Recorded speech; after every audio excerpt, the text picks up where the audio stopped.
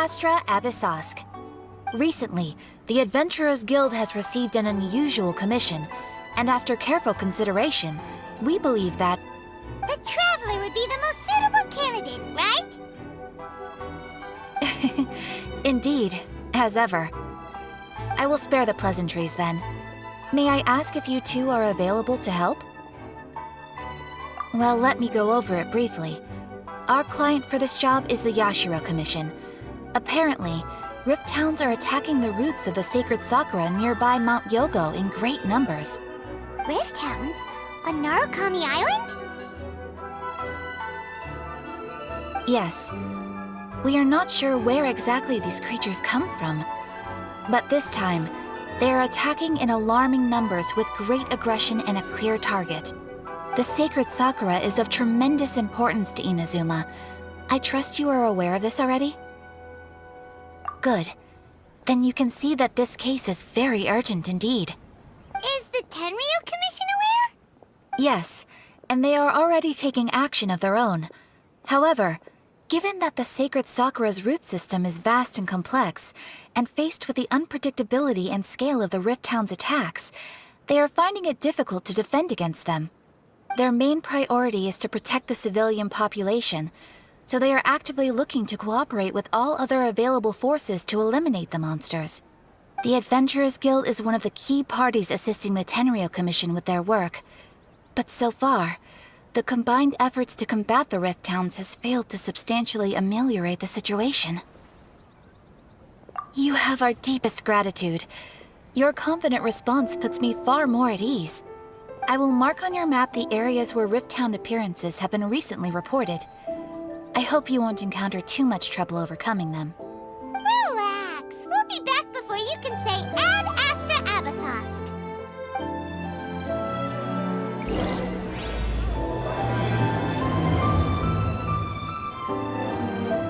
The sacred Sakura's in danger again, huh?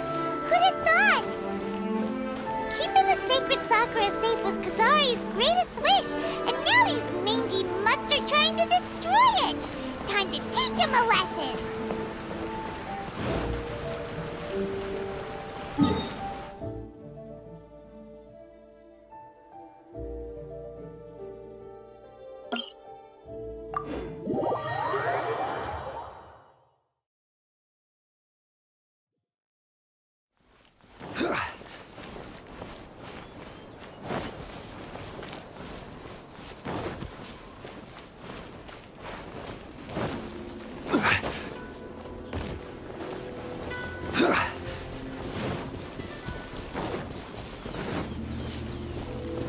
They're attacking the sacred Sakura! Stop them!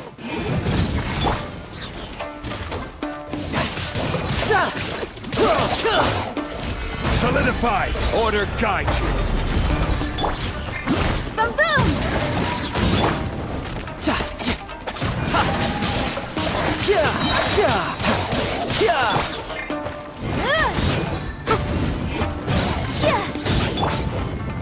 Riptide!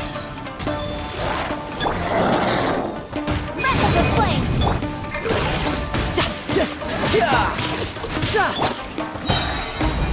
I will have order! Motion to compel!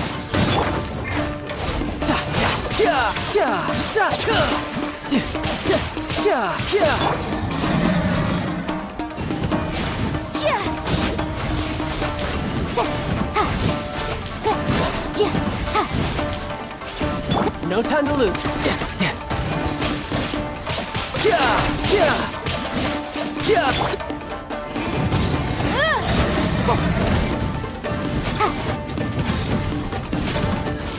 Keep within the wall. No time to lose. Come on! We can do it!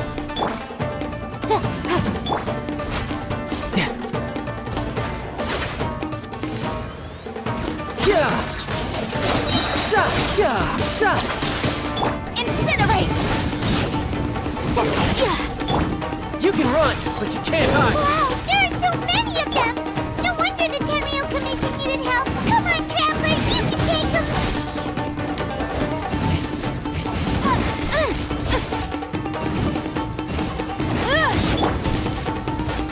This is order. Stabilize.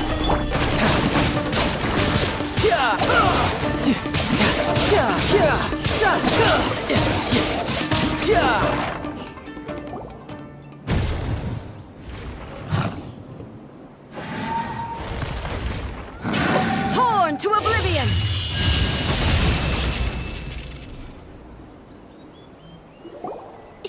Shogun? Wait, no.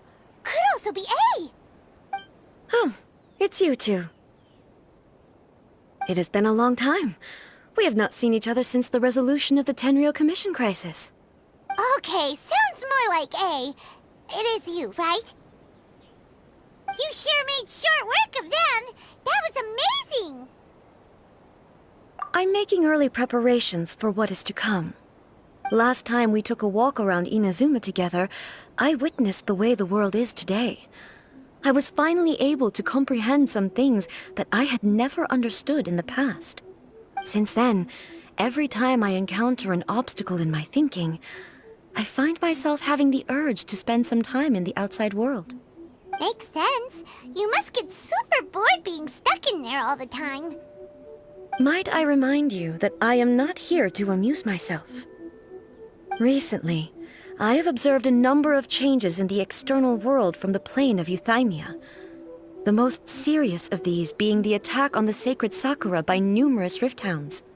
I considered this matter worthy of my attention, so I pursued them, and they led me here, where I happened to run into you.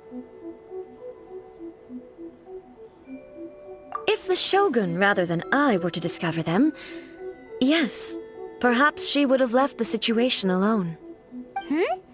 Why? Because she's just a puppet? Precisely. According to the rules I designed for her, matters of this nature are to be delegated to the Tri-Commission. But rift hounds attacking the sacred Sakura... It brings back bad memories of that terrible disaster. A disaster? Yes.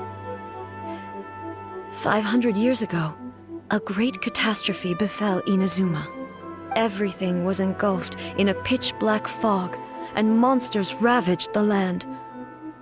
Countless lives were lost, and this homeland that the people had worked so hard to build barely escaped being obliterated entirely. The monsters committed many atrocities on Inazuman soil, and the Rift Hounds were always their advance guard. Their duty was to tear open a passage through space with their claws and teeth, and then call in even more powerful beasts. So you've heard of it too. That's an episode of history that I am loath to recall. Maybe to you, it seems like my response to these creatures was an excessive one. But an excess of caution is not unwarranted in this case. Guess you can't argue with that. Since we are both here for the same reason, let us work together. From the traces they've left in the surrounding area, there should be many more monsters nearby. All of them must be eliminated. Paimon feels so safe when we're in Ace company. Having someone uber powerful on your team kind of makes you feel invincible, doesn't it? Oh yeah, after we've dealt with the monsters, we should ask her to tell us more about Conria. This color! It's similar to the color when the sacred Sakura takes damage. Let's follow it. It should be this way.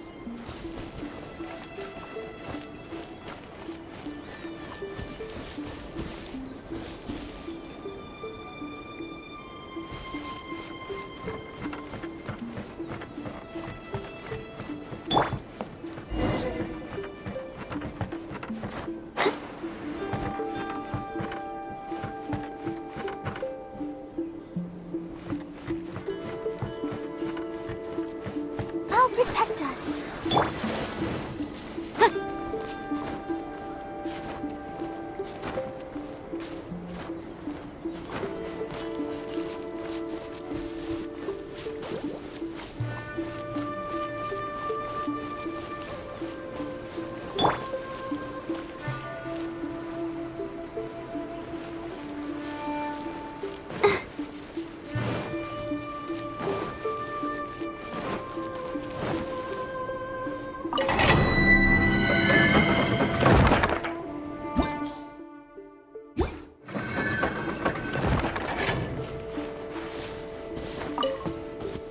Barbara, go!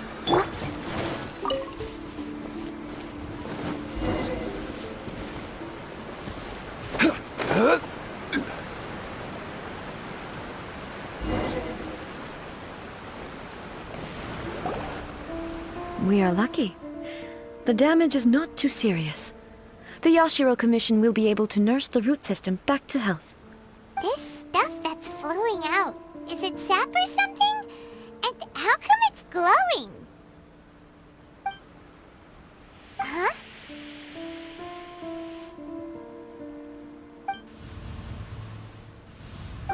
What's this?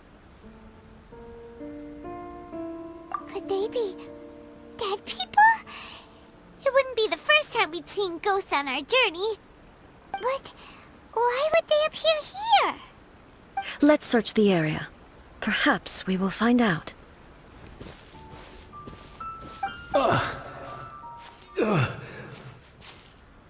I can't go on like this. Not when the other troops are counting on me. What happened here? Could you tell us? Who are you? What are you doing here? Run quick while you still can! The monsters will be back. And once you're in their sights, I'm telling you there's no escaping them. We will defend Inazuma until our dying breath. You don't know? Inazuma is engulfed in darkness. Beasts and horrifying monsters are everywhere. They are merciless, ferocious, and they will devour everything in their path. Every last trace of humanity's existence, I tell you. They'll devour it all. But look, none of that seems to be going on around here. Not right now, but they'll be back. Look, get out of here. Now! There's no time left! The almighty Shogun is gone. So is Kitsune Saigu. There is no one left to rely on but ourselves. I don't know how long we can hold out for. But if we abandon our hope, then we've got nothing left at all. Don't worry, I'm right here. It's the Shogun? You're back! Please, we beg you. You have to help us. You have to save Inazuma. Only the glow of your supreme lightning can dispel this terrible darkness. Please, or the whole of Inazuma will be reduced to a hunting ground for the beasts. Calm down. The war you speak of is over. Over? But what do you mean? Shogun? Look around you. The grass grows green and lush, and a soft breeze blows. This is Inazuma at peace, as you will no doubt remember.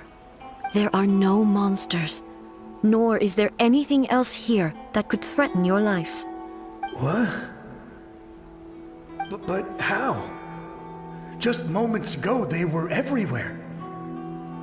I saw them tear my comrade to shreds with my own eyes. Hey, calm down. Everything's fine now. Huh. I think I understand. Almighty Shogun, you saved Inazuma. Yes, we were right to place our trust in the Almighty Shogun. As long as the Shogun is with us, Inazuma will last for an eternity. Thank you, Your Excellency. Thank you, thank you. What's wrong with him? He's gone. Paimon can't even begin to understand what that was all about. But somehow, Paimon feels all sad and hopeless. If I am not mistaken, what we just saw was a samurai's memory that was buried in the land. The sacred sakura can absorb and purify the filth in the ley lines. After the Rift Hounds attacked, some of this filth leaked out through the cracks in the trunk and formed a physical entity.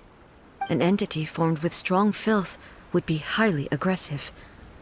But when purified, it presents in the form of a memory. Purified filth quickly dissipates and will be absorbed by the ley lines shortly afterwards. In other words, it cannot exist for too long. So the memories of the ones that died are all appearing at this moment? Yes. That soldier was one of the many thousands who made the ultimate sacrifice. What he was describing just now was precisely the disaster that happened in Inazuma 500 years ago. Yes, Inazuma was facing many great crises at that time. Some were local in origin, while others came from the now fallen kingdom of Kanria. The disaster in Inazuma caused me great concern. I felt that I had to step in before it was too late, otherwise it would spread to all of Tevat.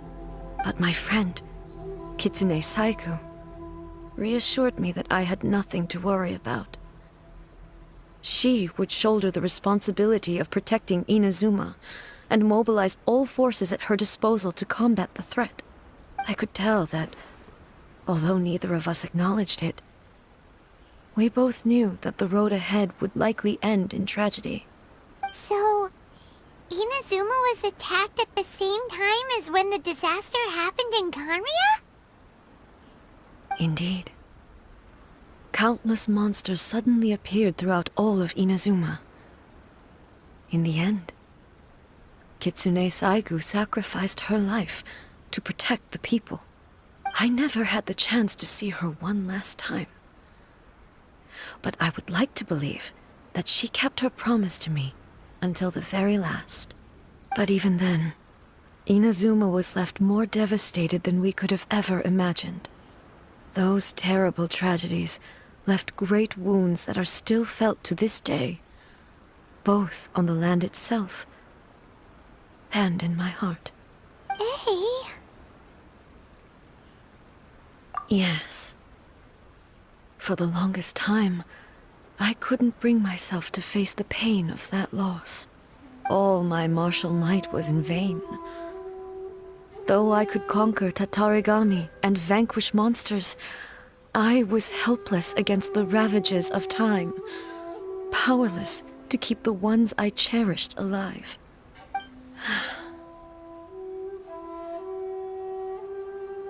But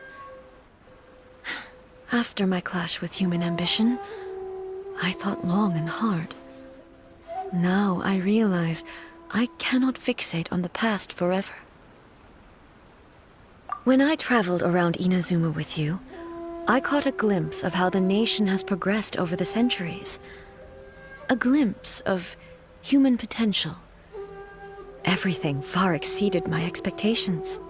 Moving forward inevitably invites further loss, but also new encounters. Just think of that soldier. Despite all the losses he had experienced, he still chose to keep fighting for the sake of moving forward. All those who sacrificed themselves back then gave their lives fighting for a future. But perhaps the future they were hoping for is not the eternity that I once strove for.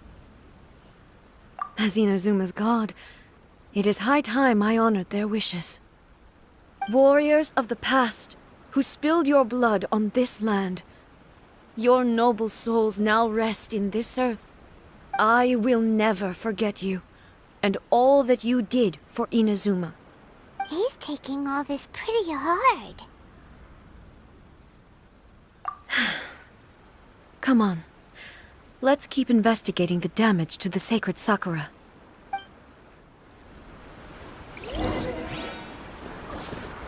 Let the show begin.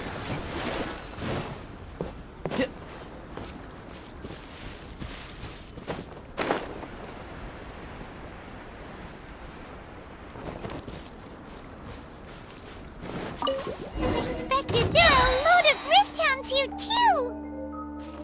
Leave them to me.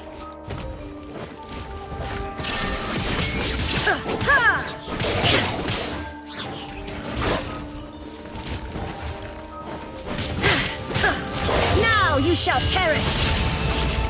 There is no escape!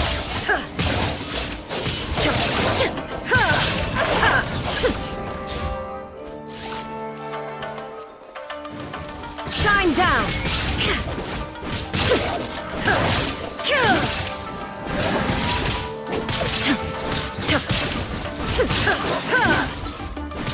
Illusion shattered! Torn to oblivion!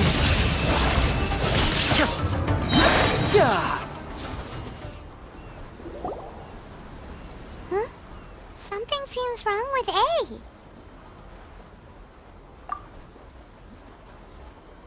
Why would you ask that? Well, usually you'd pull out your sword and swish! Vaporize them all in one go! No? You are unduly concerned. I'm simply conserving my energy. Although I have some understanding of the situation already, it could take an unexpected turn at any time. I must be prepared for anything. If there are more formidable monsters lying in wait in this area, I must make sure I have the strength to face them. Ah, makes sense! Spoken like a seasoned shogun! The roots seem pretty badly damaged this time. We definitely need to tell the Yashiro Commission about this. Hey, the same light is leaking out again!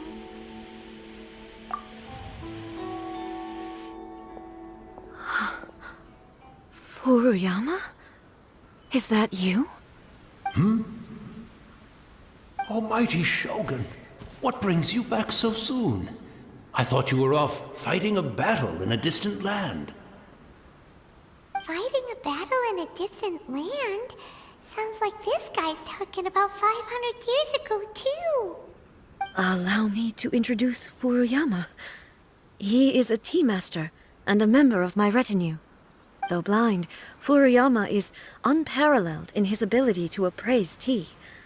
He brews some of the very finest tea in all of Inazuma. Your Excellency, you shower me with praise undeserved. I have simply had the good fortune to be in Your Excellency's presence long enough to become acquainted with all the skills that are required of me. It sounds like the Almighty Shogun has brought a guest. I'm afraid I'm unable to serve you any respectable refreshments on account of the current situation. But please, sit and rest. After all, it's quite a mess out there. What should we do? Oh, yeah. Sheesh. There's monsters everywhere out there. It's pitch black and loads of people have been injured. I see. So, they have fought their way this far already. Most of the residents in this neighborhood have already escaped. They wanted to take me with them, but it seemed rather pointless to me. So, I decided to stay. And now the Almighty Shogun is here, I have even less reason to run away. Imagine if this was something that even the Almighty Shogun was powerless to resolve. Where could I possibly run to then? People flee out of a desire to live on, and the desire to live on stems from a feeling of having unfinished business in life. But me, I have no such thoughts, and I have no regrets. The Almighty Shogun often speaks to me about her dreams over tea. Just listening to her stories, I've been blind for many years, but her vivid descriptions took me on a splendid journey to all the most beautiful places in Inazuma. Over time, I've come to understand her mindset. Quite the romantic at heart, a true dreamer. One thing she always says is, good things don't last forever. Everything changes, fades, disappears completely over the passage of time. And so, people must make the most of the life they have, seize the chance to enjoy it while it lasts, and have no regrets in the end.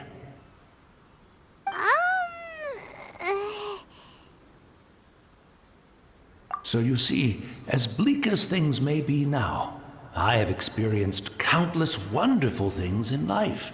and have no reason not to be satisfied.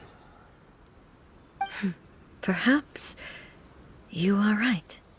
It won't be long now before I have to say goodbye to the almighty Shogun for the last time. Ah, what a pity. I'll never get to see what Inazuma looks like after the almighty Shogun rebuilds it anew. But I suppose it doesn't matter. Everyone says that Inazuma has turned dark now, but to me, it went dark a long time ago. Once this catastrophe is over, life is sure to spring forth anew. But even if I survived until then, I'd probably be a hopelessly befuddled old so-and-so by then. So, never mind, eh?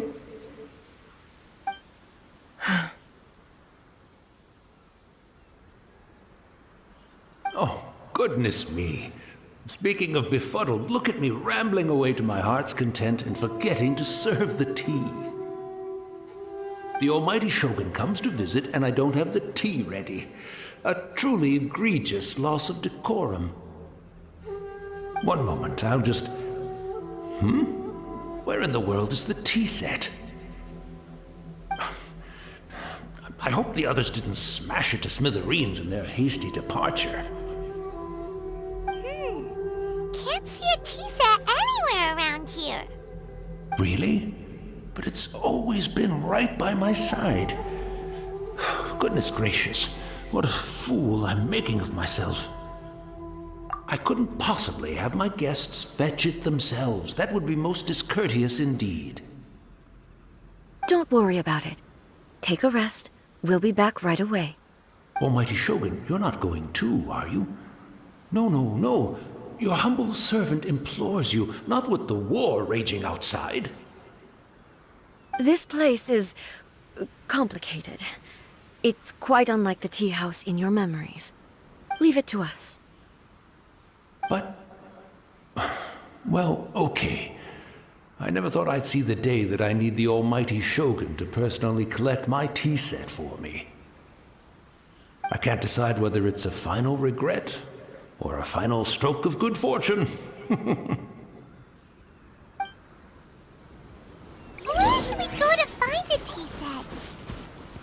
Having a cup of tea isn't exactly the most urgent thing to do right now, but at the same time, this lovely old man from 500 years ago has been through so much, and it makes Paimon so sad. I'm also feeling very nostalgic for his tea. Oh, why don't we go to the Kamisato estate? There'll definitely be a tea set we can borrow there.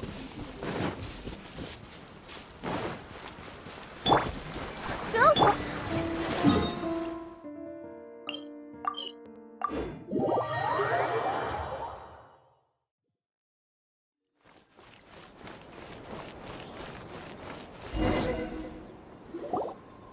It's the Traveler.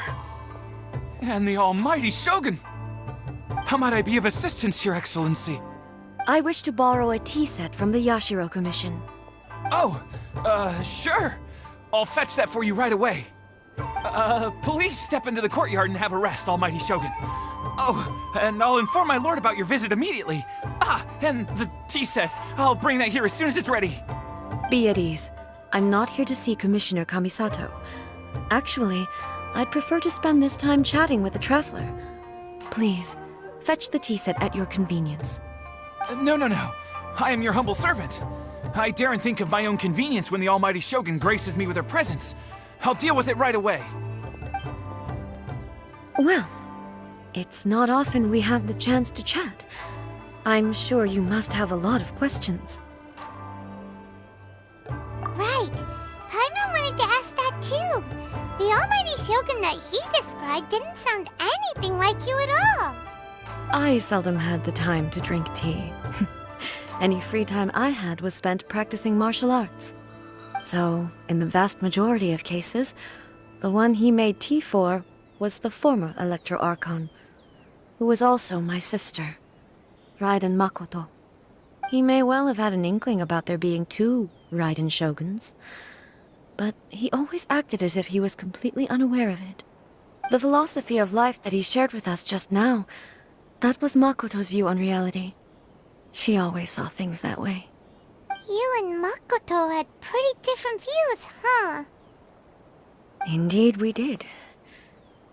It was the biggest difference between us. In her eyes, the most precious things in this world were dreams. The yearning for a better future held by living beings. They are similar, but not identical. When you came charging into the plane of Euthymia, I saw human aspirations light up the sky far above in the form of countless stars. This somewhat shook me. Now, it seems like she was right, while I took the wayward path. Wow, there sure was a lot going on beneath the surface. Makoto saw a bigger picture than I did. In her view, a dream is more imaginary, more abstract than an ambition. An ambition is a yearning for something material, or a concrete outcome. It is finite in nature, and will be replaced by a new ambition in due course. Makoto was more concerned with the force that drives humans to constantly generate new ambitions in the first place. It is something innate, rooted in instinct. In other words, it is something eternal. That's, quite a lot to take in. To put it simply, Makoto wasn't concerned about outcomes. I didn't understand at the time. How can we say that we are maintaining eternity when things are constantly moving forward and evolving?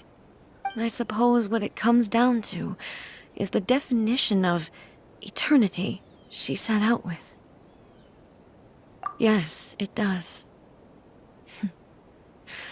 I always thought that she must have grasped some elusive, arcane wisdom to arrive at the conclusions she did. But in the last analysis, Makoto's philosophy was, on the surface at least, an elegantly simple one. Notwithstanding that it was also the more prudent choice, based on a more mature, far-sighted outlook. Do you feel you're starting to understand her better now? You have already witnessed my previous views on eternity. But now, I no longer cling to what was lost. I suppose that means our differences have been reconciled. Almighty Shogun, I found a tea set. This one in particular should be fit for your Excellency's use. It's quite beautiful. Thank you. You are too kind. A humble servant such as I does not deserve the gratitude of the Almighty Shogun. It's all good, sir. She's actually pretty chill. Let us return. We ought not keep Furuyama waiting too long.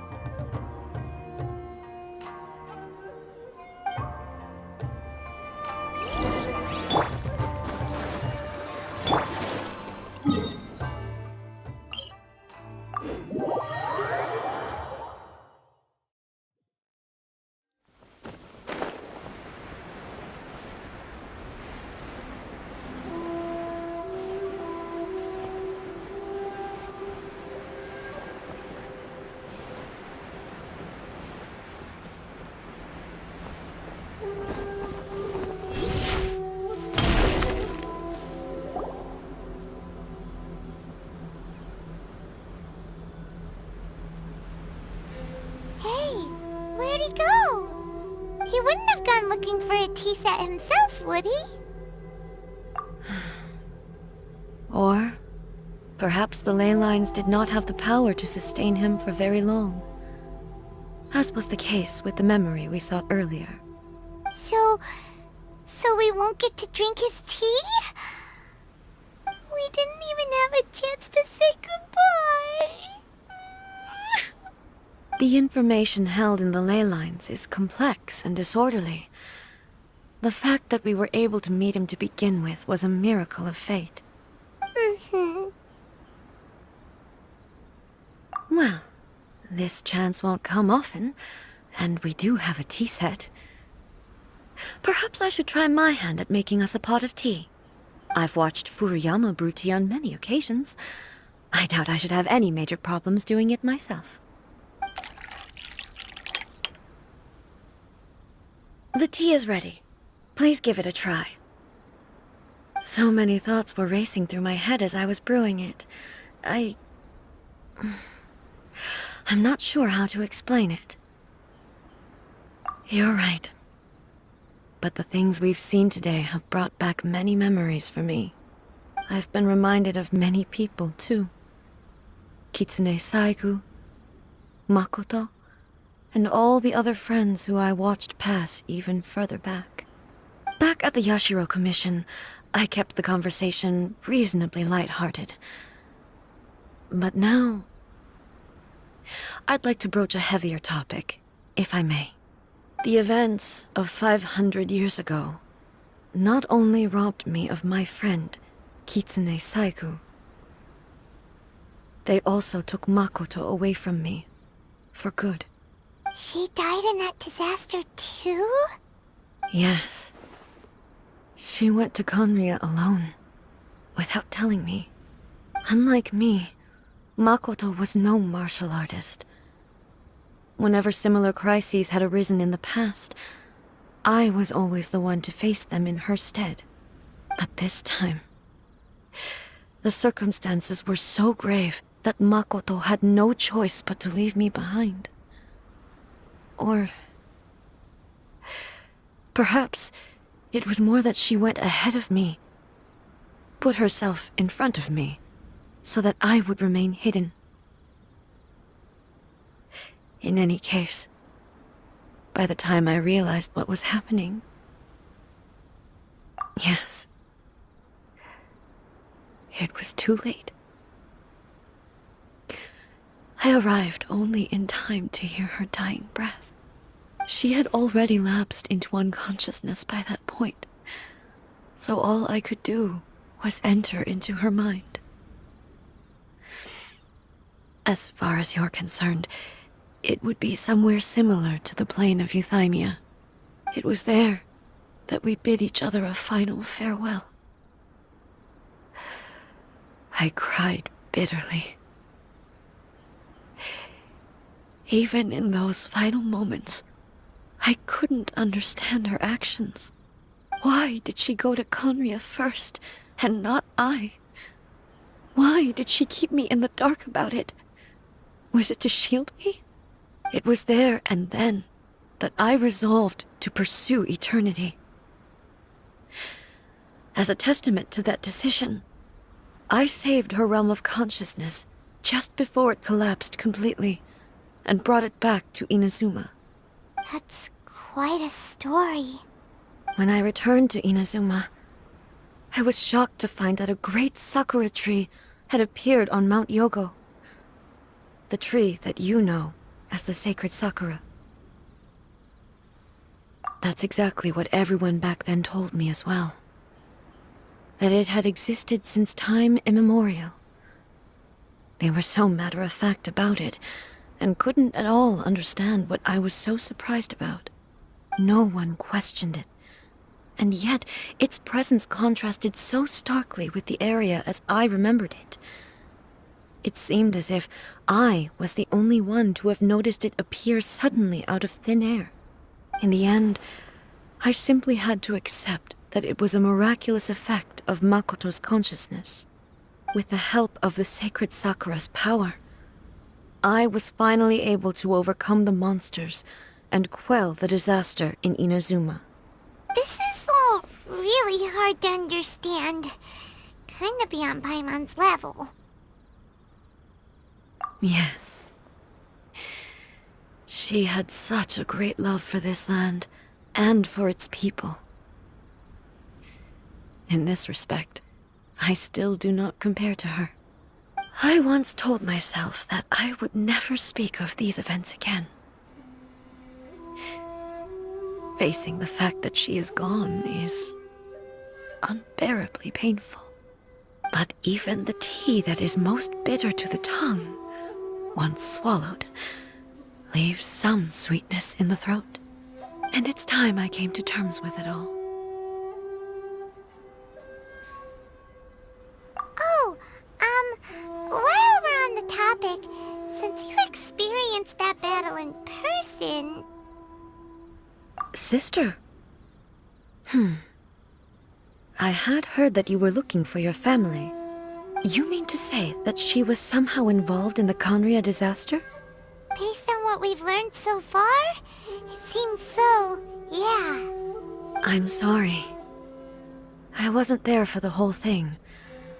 By the time I arrived, the worst of the fighting was already over. And also, my mind was consumed entirely with the plight of Inazuma, and the fate of those closest to me. So, I am afraid I can't help you. Oh, well, that's a shame. But it can't be helped, I guess. Boy, both of you have experienced great tragedy. With this last cup of tea, let us honor the Tea Master's memory.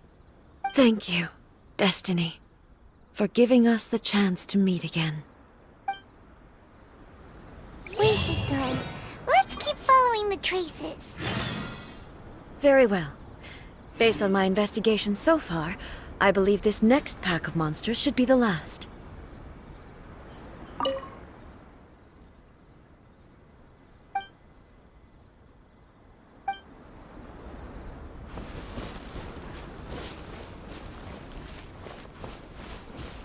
I'll protect us. Yeah. Yeah.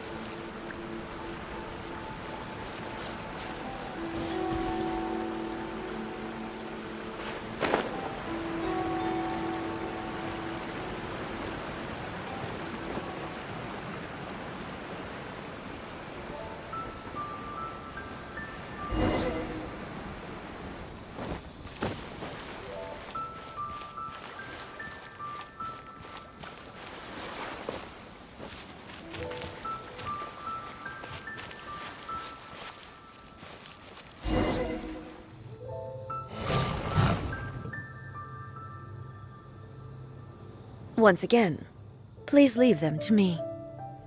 Hey! Are you sure you're all right? You're scaring us!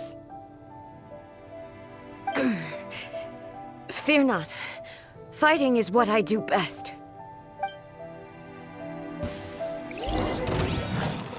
There is no escape!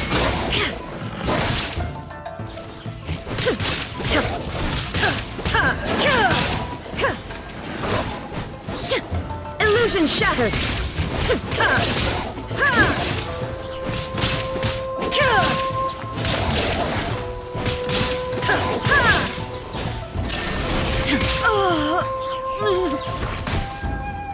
Are you all right? I'm fine.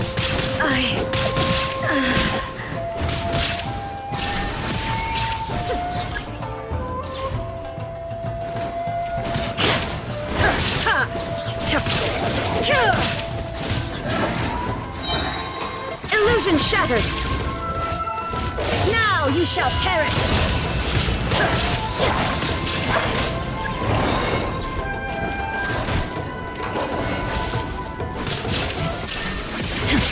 There is no escape!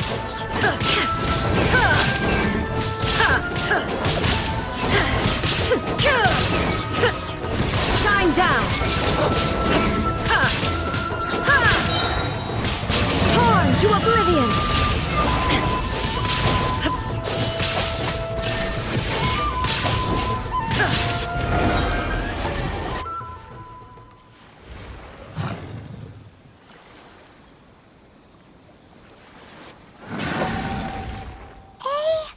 Maybe you should leave this one to us.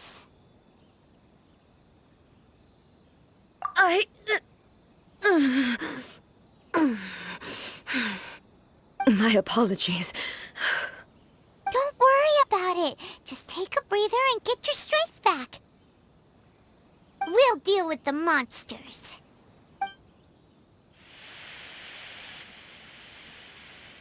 Look, that's the same light again.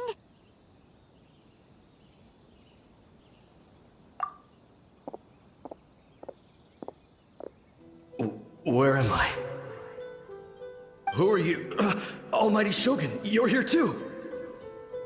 Are you injured, Your Excellency?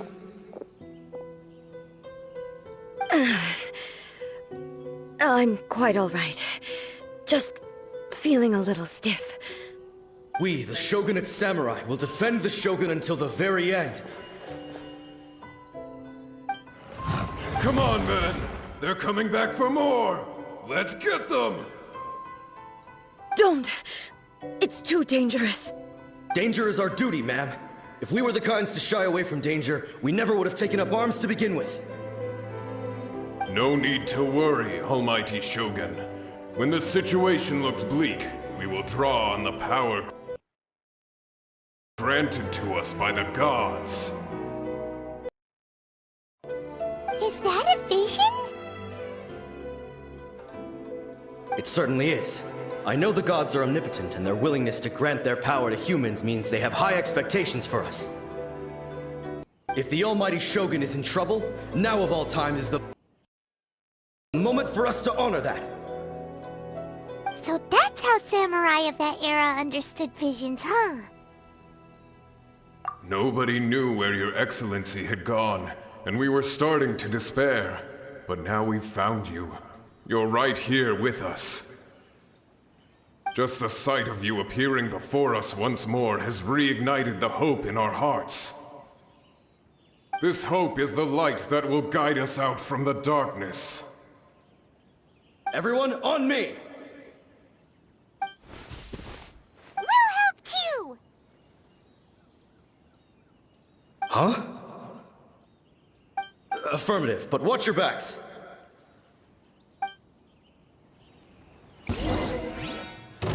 Protect the Almighty Shogun!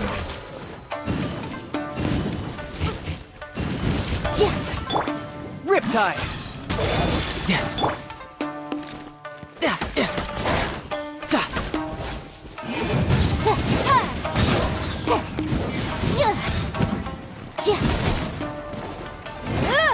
Time for your arraignment!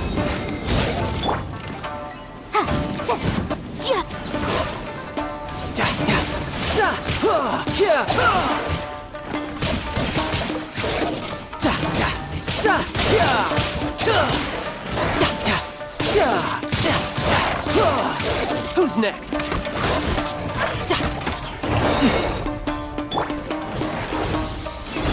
Gather! I will have order! Ready, steady, go!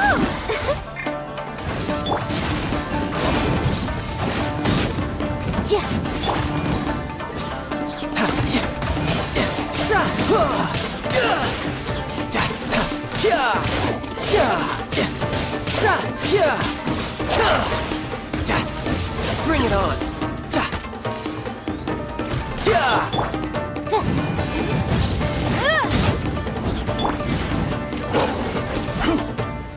Stabilize!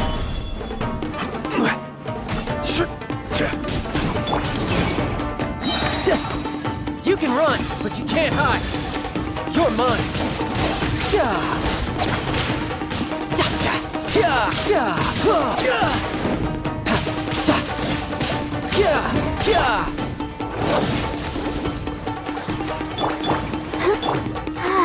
Keep going.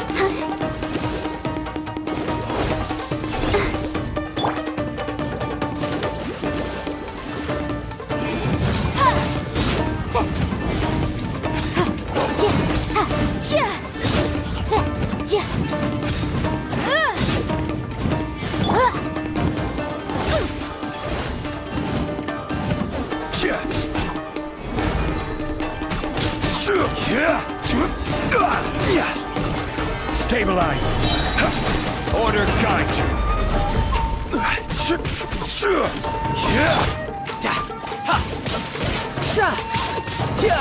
No time to lose.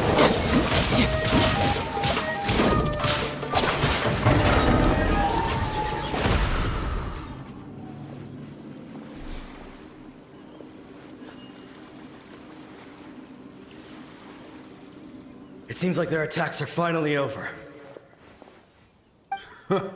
I've never fought so fiercely before. Thank you all. Are you okay? Maybe you should keep resting. I'm fine. I feel much better already. You fought phenomenally. It was truly awe-inspiring.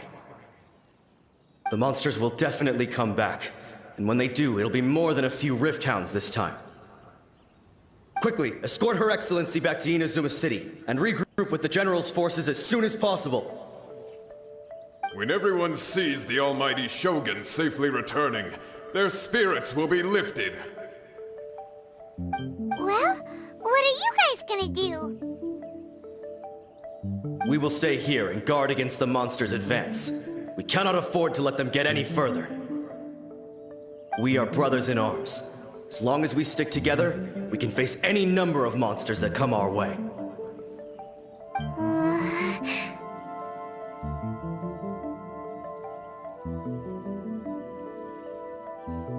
Just leave it to us. Fighting is what we do best. But the almighty Shogun is the only one of us with the power to change the present state of affairs. Only Her Excellency can turn back the tide of despair and lead us onward into the future. No matter what kind of threat faces Inazuma, we will always place our faith in the almighty Shogun.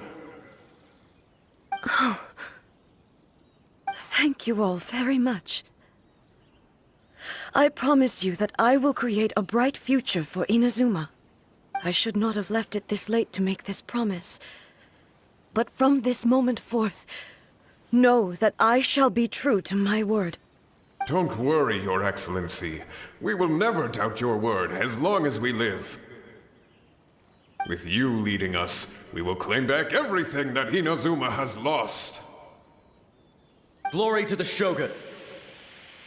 Glory to the Shogun! They're gone.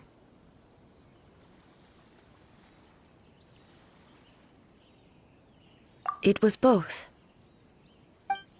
The people's sacrifice has always caused me immense pain. But in dwelling on the tragedy, I overlooked their splendor. The grief blinded me to how brightly they shone in their final moments. The result being that in the centuries since their sacrifice, I have dishonored their will. You could take the view that whatever I say to them is meaningless, because they are but disembodied memories held in the ley lines. But even so, they are due a resolution. I owe it to them, and to all the people who have placed their faith in me to date. Well, Paimon thinks that even if it's a few hundred years later, you're doing right by them now, and that's what counts.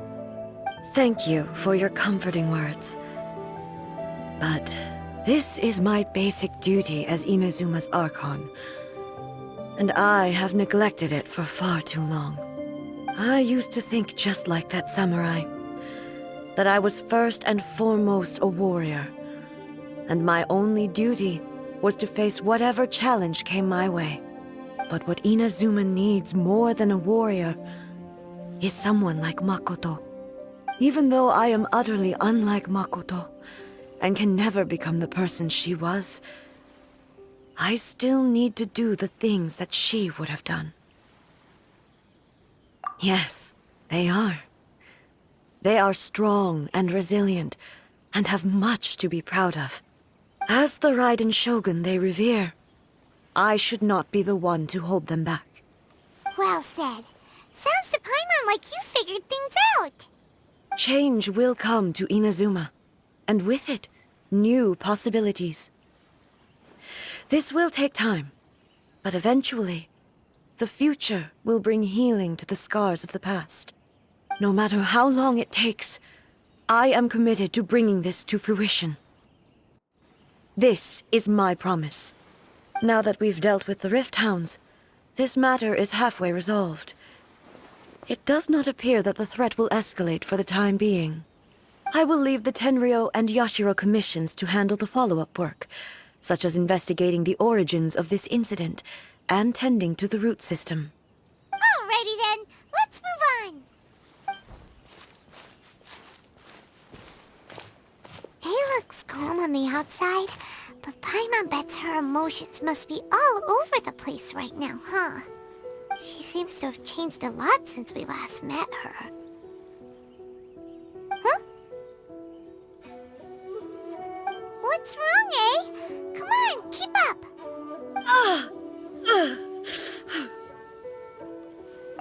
What's going on? Are you feeling unwell again? My body... I can't move it. It looks like the situation is more serious than I thought. No need. She is calling me. The time has come.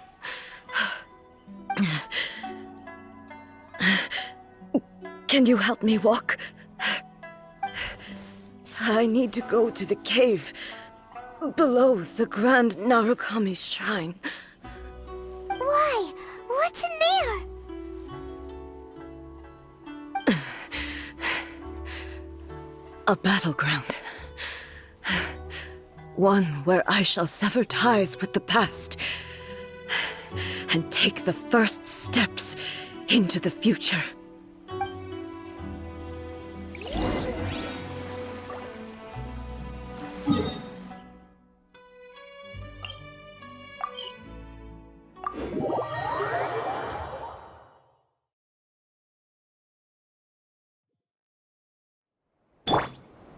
Let's dance.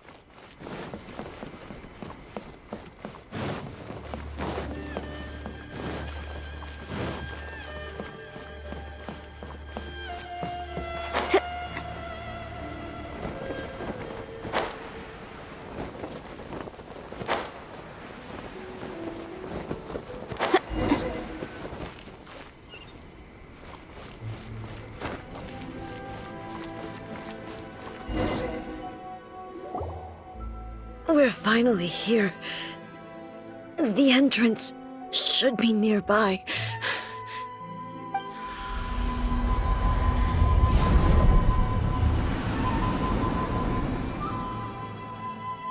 Whoa! Where'd the Torii Gate come from? It's getting worse again. But it's fine. I'm happy. I'm about to put an end to it all. This is a place I once sealed off with my own hands. The entrance to Raiden Makoto's realm of consciousness. It looks like she will no longer allow me to do with this body as I please. Huh? What are you talking about? And who is she? Makoto?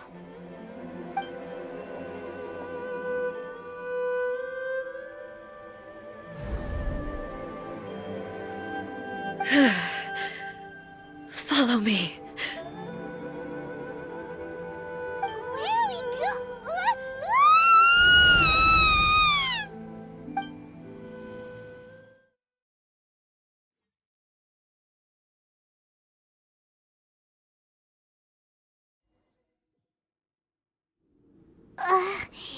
Paimon's dizzy. Where did we get sucked into this time? Whoa. This place... Look! Look over there! It's another A! We meet again, traveler. This body is an assistant to the One Within, but it is also the guardian of the rules. Should the One Within wish to stray from the rules, this body shall stand in her way. Wait! Paimon knows that voice! Is that... the puppet? You have wandered the realm in my body, and you appear to have grasped the true essence of eternity. You believe your present self has greater certainty than your former self. Thus, you believe your present self is correct, don't you? But have you really been enlightened with new ideas? Or have you been degraded by irreversible erosion? I'm here to show you my answer. We are both warriors, and the dialogue we must now have shall be conducted by the blade alone. Wait! The atmosphere in here just took a turn for the worse! Are you alright now? The discomfort I was experiencing earlier was caused by the Shogun rejecting my continued use of her body. As she indicates, once I started entertaining the idea of change, I became hostile in her eyes. But inside a realm of consciousness, I exist independently of her. She cannot affect me in this way. Though she is a puppet, the Shogun has her own consciousness too. When necessary, she appears here to confront me. Paimon gets that everyone has their internal battles and stuff, but not like this! It's a bit extreme! Hey, showdown with the Shogun? Never thought we'd see that day! The rules I set for the Shogun are... No. The Shogun herself is the manifestation of my past ideals. The very foundation stone of eternity. It shall not be easily swayed. I would not try to change her if it wasn't necessary. Isn't there any other way? Can't you talk it through or something? But they both just want the best for Inazuma. My form is a symbol of supreme majesty, in which has been vested power over all the realm. It is the cohesive embodiment of all that constitutes the Raiden Shogun. It inherits Ei's pain, the pain of inevitable loss that comes as she moves forward. So too does it inherit her determination to reach eternity. every action undertaken is for the sake of resisting erosion. Determination, courage, love, hatred, all of these will be degraded and distorted by the incessant flow of time. Only rules shall remain constant for eternity. Those were my thoughts when I created you. Now, they are towering obstacles that I have no choice but to overcome. You wish to make yourself my enemy? I am your past, the everlasting law, the guardian of eternity. And I am she who promised a dream to her subjects. Raiden A. In the end, even the proud and mighty Oni Maiden was cut down and disgraced. Though your blade has been cleansed of her blood and filth, never shall it shine as brightly as it once did. Inferior.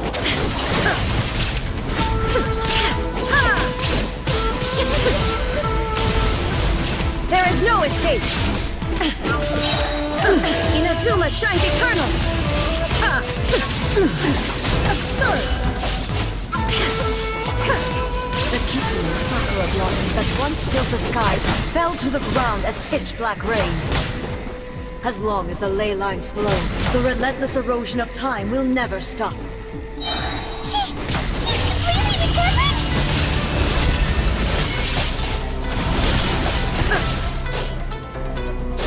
Weak. Pathetic.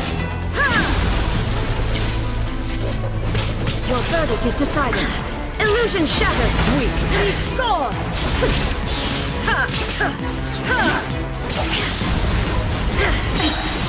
Now you shall perish. There is no escape. The divine lightning that envelops all of Inazuma will fade silently into the clouds. There shall never be another. Never. For the rest of time. Stillness transcending. Inazuma shines eternal. Inferior.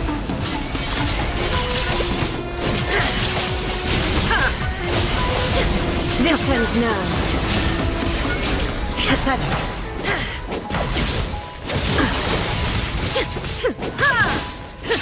The eye sweeps the land. There is no escape. Now you shall perish. Only emptiness awaits. Have you finally defeated her?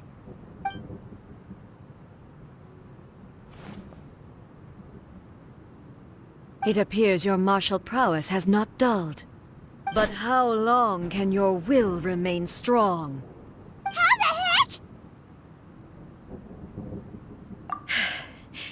In this realm of consciousness, her existence is tenacious indeed. She was built to resist erosion.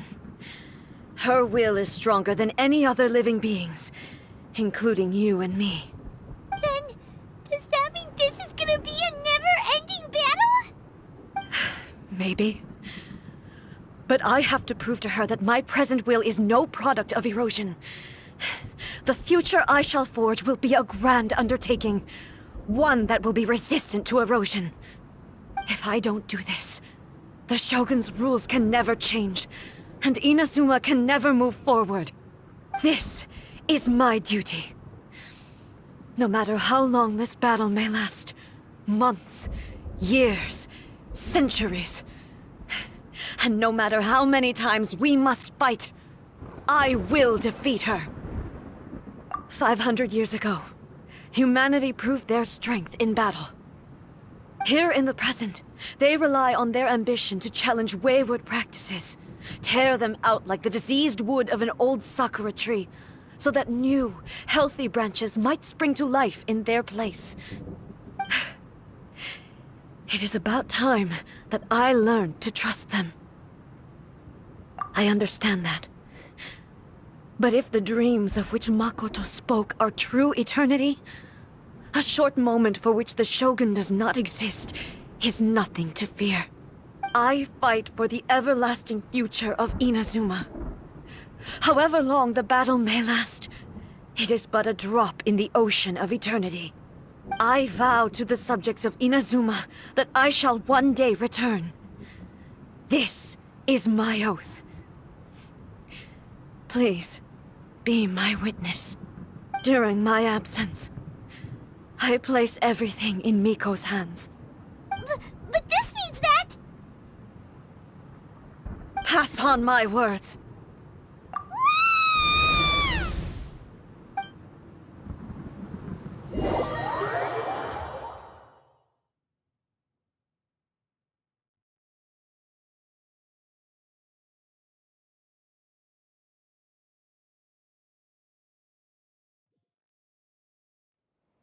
Looks like we got kicked out. Oh, what do we do? Are we really just gonna leave A and the Shogun to keep on duking it out in there forever? She was making sense, and maybe this is the only way to change the Shogun's rules, but still...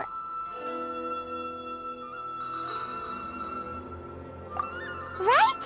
Also, A can be pretty stubborn at times, and has a history of rushing into difficult situations. What if she gets too obsessed with winning, and she forgets why she's there in the first place? It could happen, and then she might never leave again! Yeah, we should help her out, like we did last time! The quicker she gets through this, the better! Is there any way we can cut down how long she needs to spend in there? Or, you know, help her win the fight? Well, whatever, we can't let anything bad happen to A while she's in there! Oh, but we also can't get in there anymore! Okay, well, first things first. We gotta find a way back in. Oh, come on, brain juice, don't fail Paimon now! Okay, maybe if we both ram into it at the same time really, really hard. Oh, you're right. Paimon nearly forgot about her. Who knows if she really understands these consciousness realm plane thingies more than we do, but there's no one else we can turn to. All right, up the mountain we go.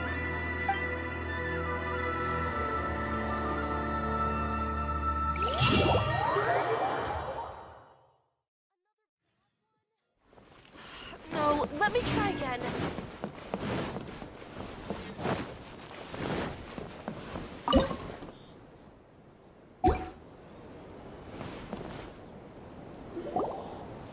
Someone's not in the best of moods. Let me guess. You're all tangled up in another situation and need me to unravel it for you. I hope you realize how lucky you are. If it was anyone else, I don't think I'd have the patience to keep greeting them with a smile after the first few times. But you're always smiling. That was a figure of speech, do you understand? Nitpicking my turns of phrase. The sheer audacity. Oh, yeah, something really big's happened. It's A. She...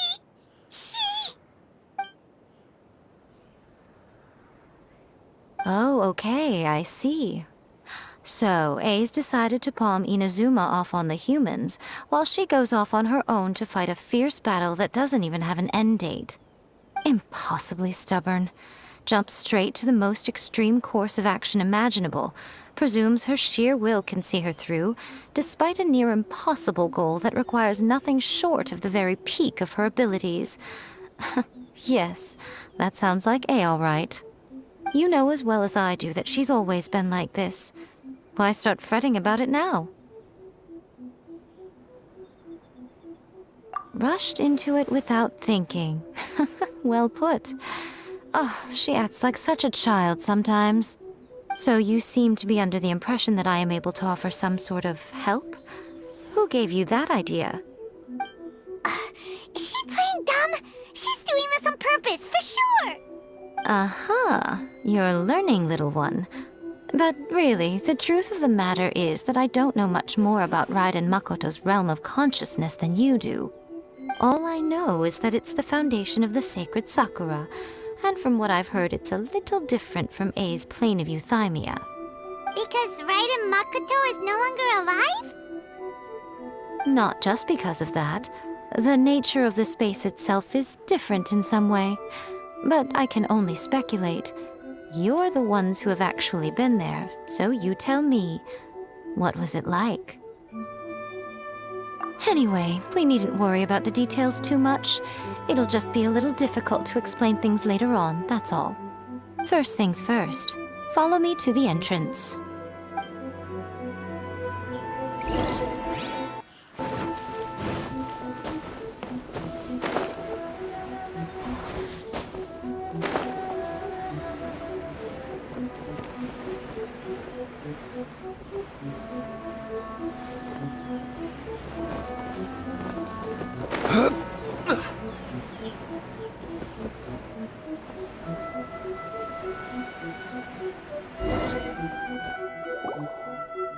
Now then, I always have my ways. It's just a question of how crafty I need to be. To the outsider, the realm of consciousness is a very abstract concept. Luckily, I'm A's familiar, so I can sense her rough whereabouts. In other words, even though I can't pinpoint the exact spatial location of this realm, I can still send you to where A is. So, it's abstract, but has a location, but you don't know where it is, but you can still send us there. What? Yes, no need to try and understand it. Let me put this simply. Right now, she is surrounded by chaos. Everything is turbulent and disordered. If you try to force your way in, you could be swept away by a giant wave that sets you down in an unknown corner of space-time. This is precisely why when entering the plane of euthymia, it's much safer if you place your consciousness in a physical object first. What? Alright, well, Paimon, stand here then. You two can go in. Suit yourself. Worst case scenario, all we stand to lose is A. So what's the big deal? You... Paimon's had it up to here with both of you! Fine. Paimon's coming too. Oh, well, if you're quite sure, then of course. Now, I shall send you on your way.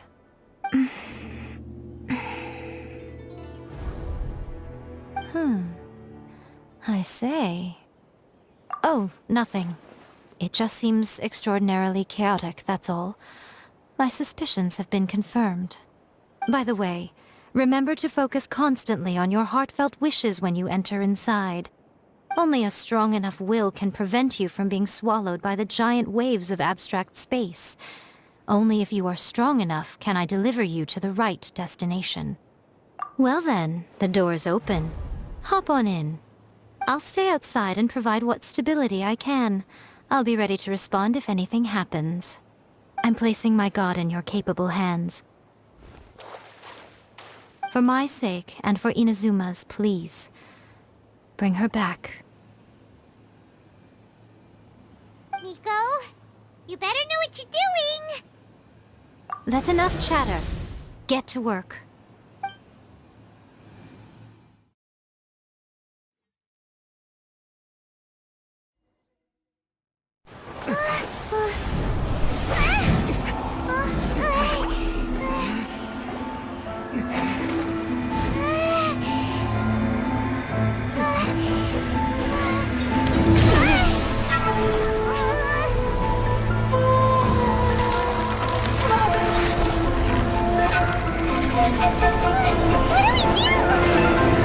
Remember to focus constantly on your heartfelt wishes when you enter inside.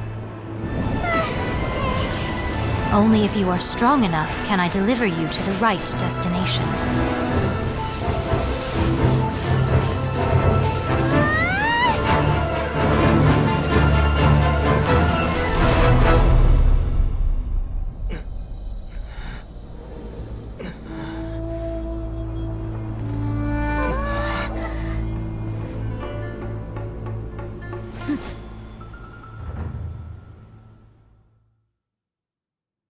Where do you want to...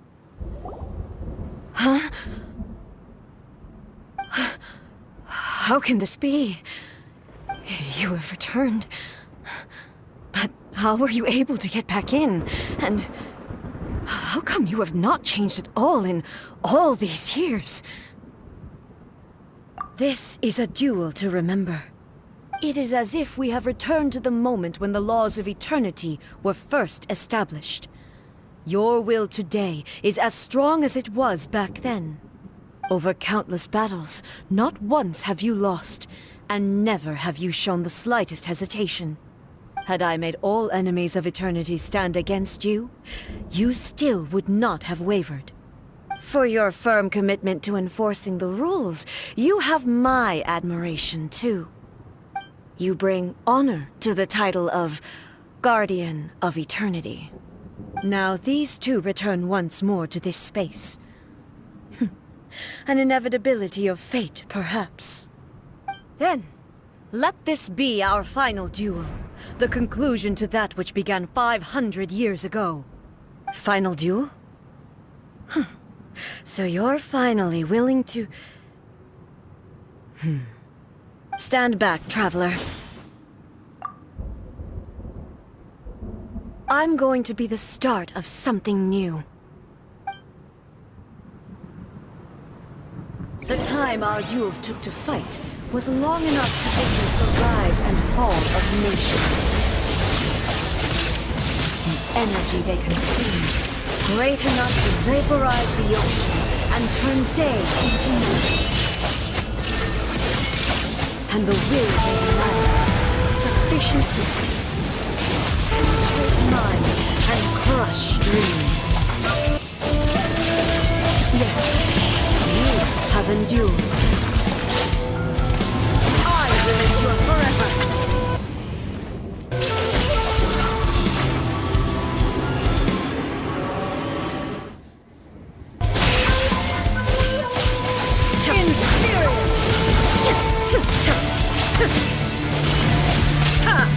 There is no escape! Purge all obstacles! Inferior! There is no escape!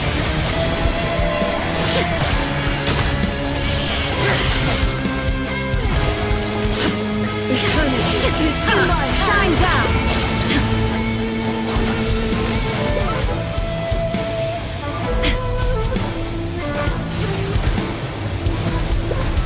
There is no escape!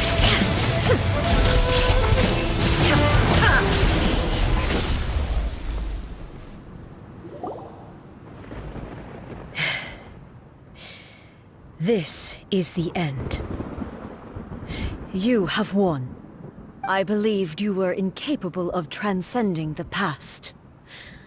But it seems my belief was baseless, and I underestimated your spirit. But a will that cannot be eroded has no way to embrace the future. You need not worry about the future, and you aren't alone. I know your power more than anyone else. Had I relied upon my strength alone, I would have lost this duel for sure. Yet, my reason for fighting redefined my martial prowess and redrew my limits. I now carry the gaze of the myriad of expectant eyes that look to the light in the heavens.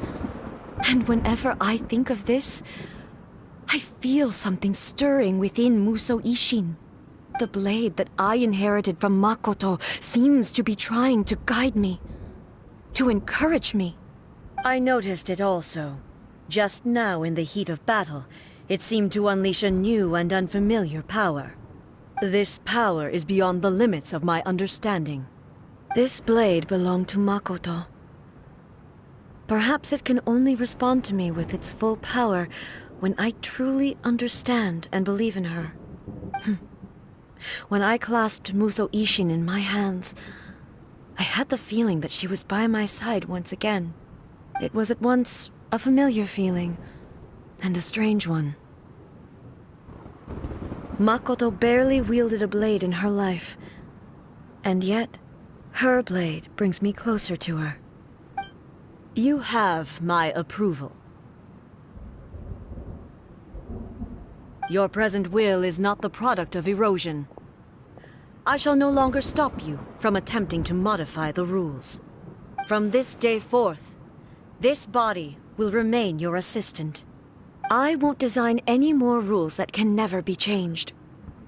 You used to represent my past, but from today onward, you are me. Makoto never saw me as a fearless weapon. Likewise, I should not regard you as a mere tool. You truly have changed. I suppose this is what humans call growth. I understand. I shall become your shadow, just as you were once Makoto's shadow. The duties I perform will not change. But as a warrior, I look forward to the chance to fight like this again in the future. Do you say this because you have not yet reconciled yourself with your defeat? It was simply a new experience for me. One that is worth reliving. Have you finished fighting then? Like, for real this time?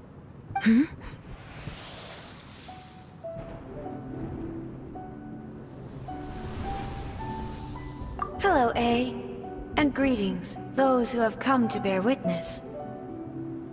I am Raiden Makoto, the previous Electro Archon, who failed in my duties and left you all to pick up the pieces. Makoto? I'm so happy. You've come so far. I always knew you would make it here in the end. I left a faint fragment of my will in Muso Ishin, so that in the moment that you unleashed its full power, I too would be released. A convoluted way to reach you, but... well, you held such deeply entrenched views at the time that you wouldn't have listened to a word I said. There was no time to wait for you to have a change of heart. Please forgive me. All I could do was find some way to wait until you came to me. But... you never mentioned this to me. Everything happened so suddenly. I'm sorry. I've always felt terrible for having to entrust Inazuma to you all of a sudden. I should have been the one to impart these ideas to you, a little at a time, to dissuade you from your pursuit of stillness. Did you know what was about to happen in Conria? I had some sense of it. That place was not somewhere that any Archon could afford to ignore. In my present form, I can no longer perceive time. I don't know how long we have been separated before this reunion, and I don't know what Inazuma has experienced in the meantime. But I know that this must have been an extremely arduous journey for you. And I'm sure you must have wanted to shed tears many times along the way. Don't look down on me. See? You admit it. It was with this possibility in mind that I left a parting gift for you. Something to soothe Inazuma's pain. Here, take it, before my last shred of consciousness fades away. But it is you who must take the most important step.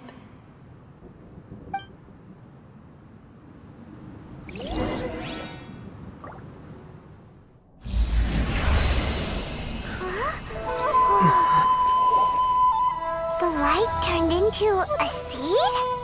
The miracle tree that blesses the people, in this moment new to the world and yet to be known. When to plant it, where it shall bloom, she who brings it into being must let her heart and dreams decide. Grant it life, eh? Is it really?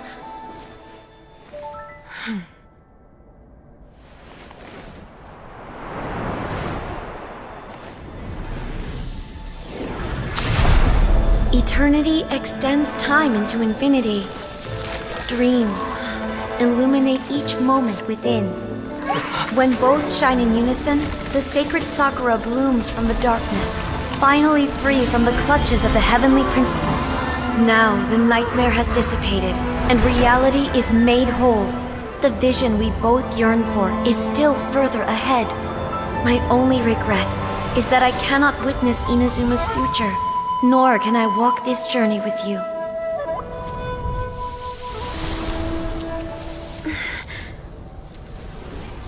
Do you know, A?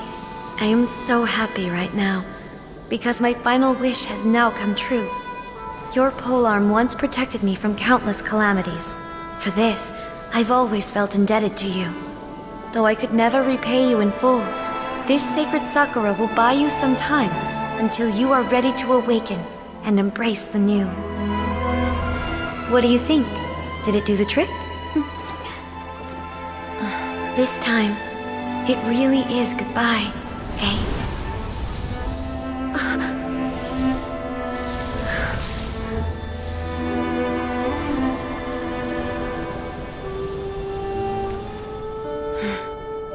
Goodbye, Makoto.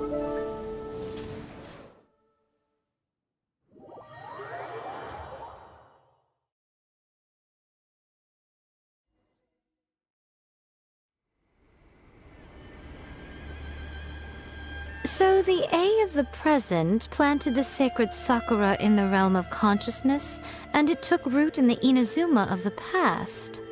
No matter what you make of it, it's quite incredible. All of this is thanks to Makoto's power. Her understanding of eternity is much more profound than mine.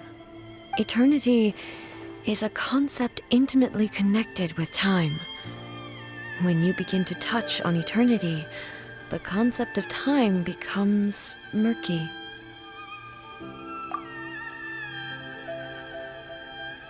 A place where time is meaningless and cannot be understood with ordinary logic. So that was the turbulence I was sensing. Perhaps that is the reason why you were able to return precisely to this point in time without any problems. And yet, that sense of disorderliness has now completely disappeared.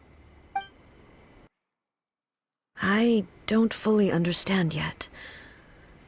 But my intuition tells me that the reason for everything, it's that seed. Well, I'm not convinced that it was Makoto's power alone. I know what you mean. Perhaps Makoto got a higher power involved in all of this. But whatever the explanation, her solution is what saved us all. Without the sacred Sakura, Inazuma would likely have been completely swallowed up centuries ago by that disaster and the filth. I know you've always perceived there was something special about the sacred Sakura, but to me, it has always been there. You've tried in the past to prove to me that there's a connection between the sacred Sakura and Makoto's consciousness, but unfortunately, you never did persuade me, did you? No. But I understand why now. It was because the sacred Sakura hadn't even been planted then. But don't you think that tree looked a lot different than how it does now? The sacred Sakura is within my purview at the shrine, so obviously I get to prune it exactly how I like it. Ugh. Now we see who's pulling the strings. I'm joking. That tree has been through a lot since it first sprouted.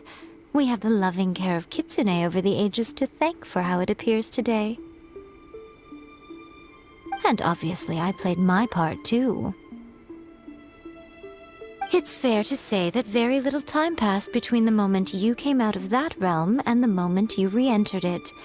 But in that same time, centuries of battling took place on the inside, did it not? Traveler, if I'm guessing correctly, you were repeating your wishes to yourself in your mind, weren't you? At that time, I could sense A's whereabouts, but I also sensed anomalies in the flow of time within that space. Suffice to say, time added a whole new dimension to our search. Simply establishing a location was not sufficient. Fortunately, your will was strong enough that the turbulence carried you to the moment in time most likely to be the intersection of all that you were wishing for. The flow of turbulence may well have been influenced by Makoto, but it took everyone's efforts combined to ultimately help A. So this time, it looks like thanks are due to you. Does that mean it wasn't by chance that we ended up at the final duel? We were always meant to be there to witness what was going to happen? I thought that the flow of time was the same on the inside and the outside, so it was a great shock to me when the traveler reappeared. My first thought was, has a great disaster befallen Inazuma? But it turned out you had come to rescue me. You came for my sake, to help me reach the best possible outcome. You too have my thanks. You have done much for me, and I will never forget it. Hey, how are you feeling now? My body has fully recovered, and the Shogun's will no longer fights against me. Always thrilled to hear you're in good health. But I was really asking about your emotions. Have you managed to calm down? After all, you saw Makoto in there, didn't you? I only heard her voice. I wouldn't say I saw her. I'll be fine. It brought a few things back, of course, but I've made my decision to move forward. I have to say, this has reminded me once again just how brilliant Makoto was. She predicted all the ways in which Inazuma's future could unfold, all the way back then. She even factored my immaturity into her plan. It's all thanks to her that Inazuma lived to see this day. I just planted a seed.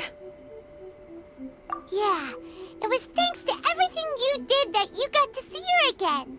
That's amazing!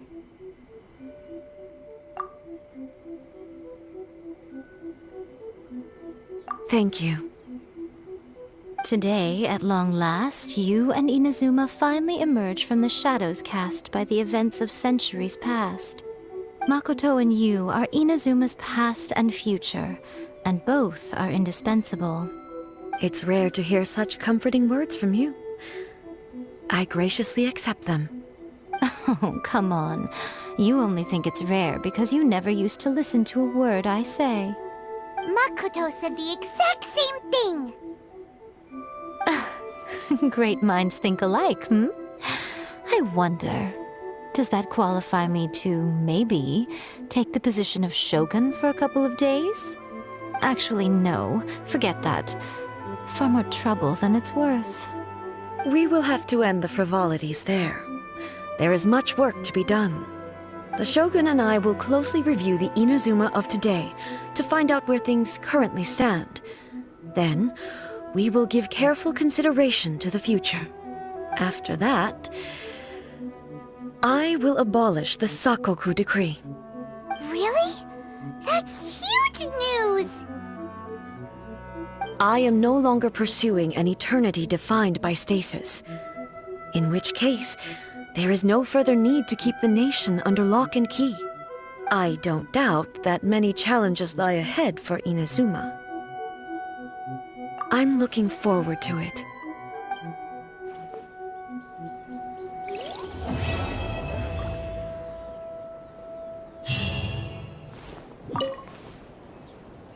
Many challenges still lie ahead for Inazuma, but I am prepared for them.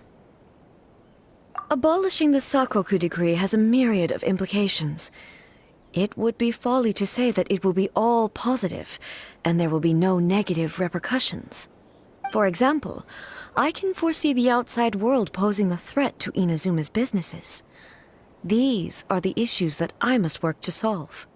Hey, you're thinking about this all so conscientiously. I've only got as far as wondering whether I'll be able to sell entrance tickets to the Grand Narukami Shrine in the future. Honestly, Miko.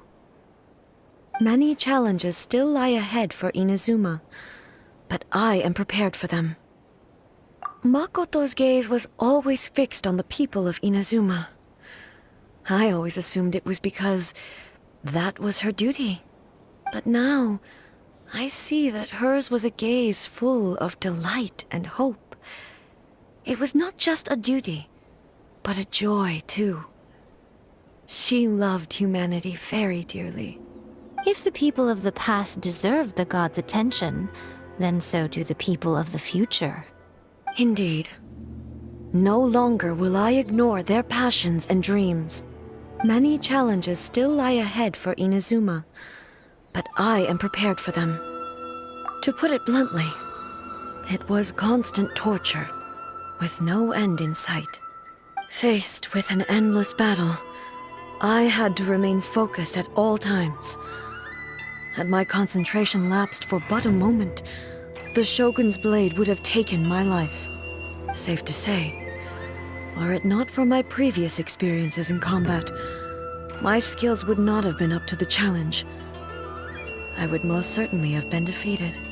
And through it all, you also had your part to play.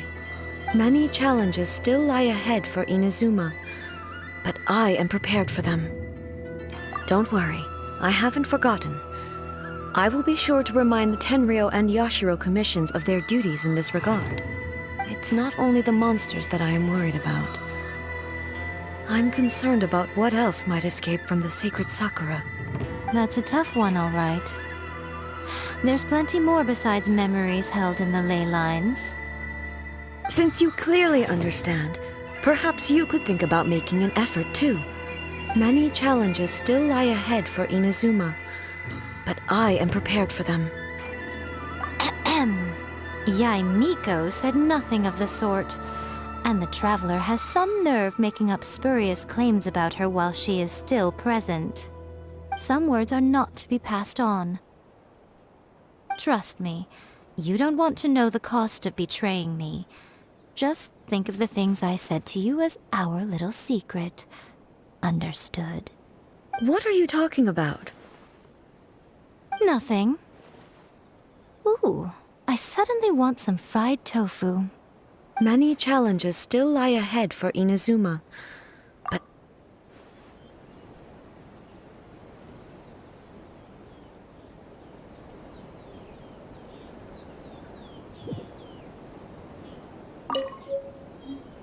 Many challenges still, to put it bluntly, faced with, safe to say, and through it all, many challenges still lie ahead.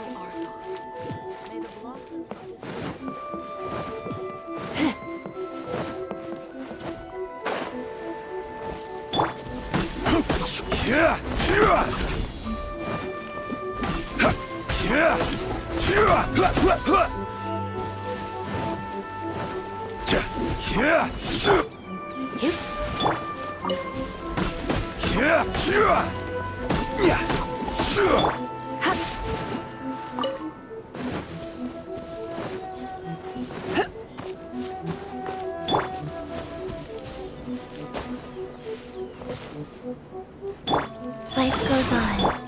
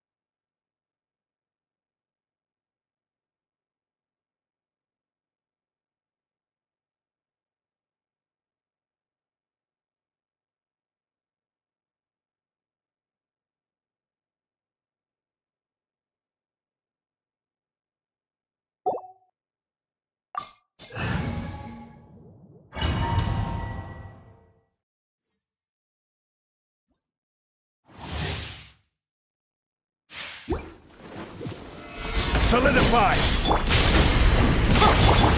Heep, heep, tip. Heep, heep. Tia, dip. Heep. The eye sweeps the lands. Quake! Go. Shattered. Motion to compel.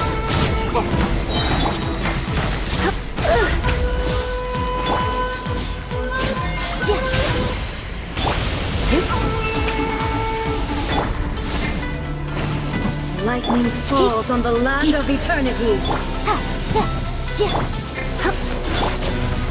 Gather!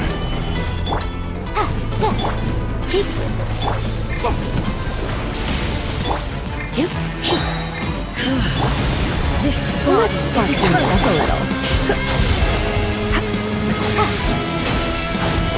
Incinerate! There is no escape. Purge all obstacles. Keep within the wall. Follows my blade. Infuriate.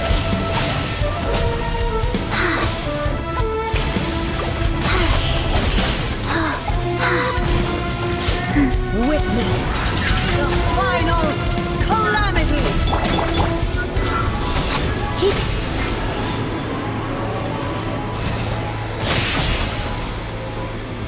There is no escape. Gather!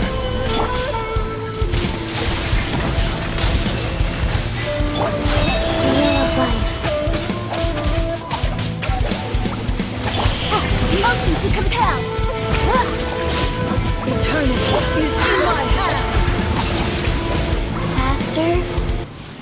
Okay, faster.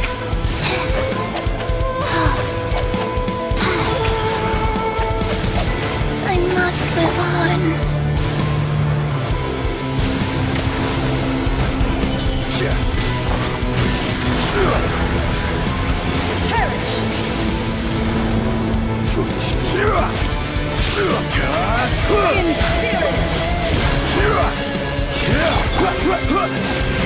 Purge all obstacles.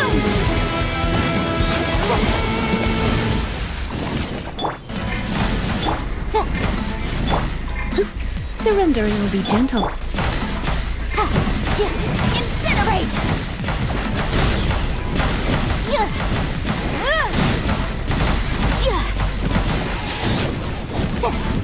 Lightning, obey me.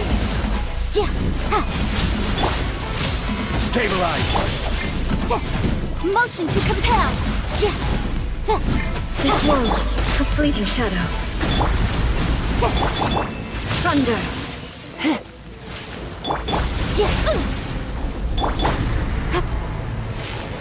Illusions of orchestrations.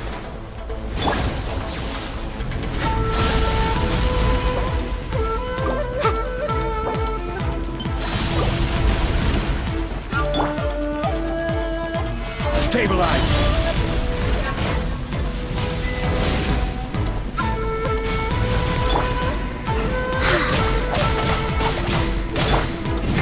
Incinerate!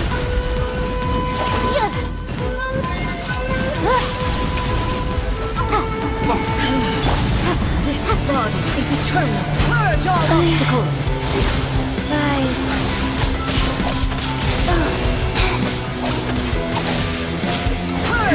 obstacles. Solidify!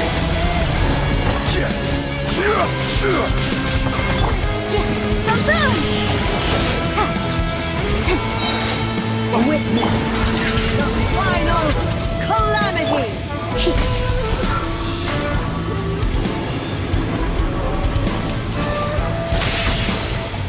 Inferior. Motion to compel. Perish.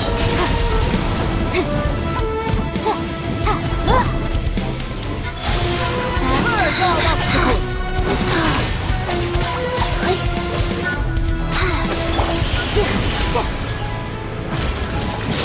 Eternity is in my hand.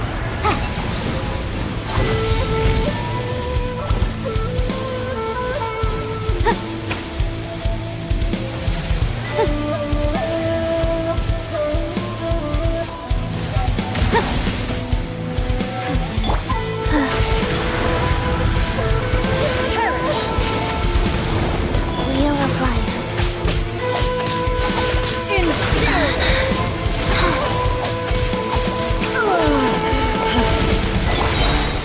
Motion to compel. Let's spark things up.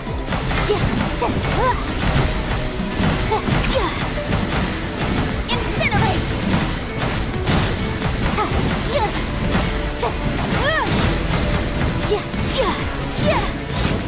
Lightning, obey me.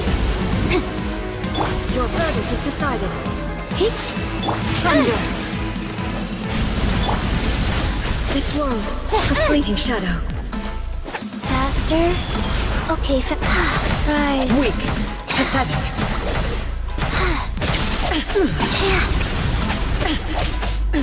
Absurd. Illusion Motion to of compel. obstructions.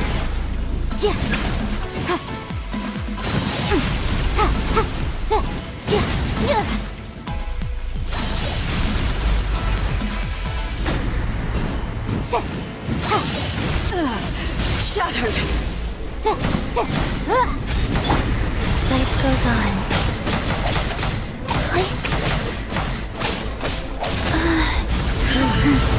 This body is eternal. Purge all obstacles. Inferior. Incinerate!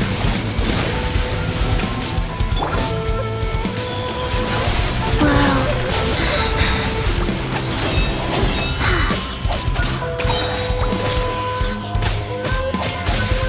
Opening box in the Death Diatrix. I will have order. Witness the final calamity.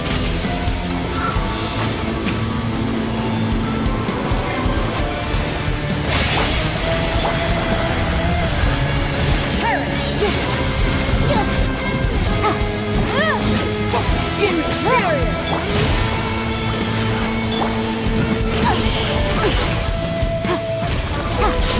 Eternity is in my hand.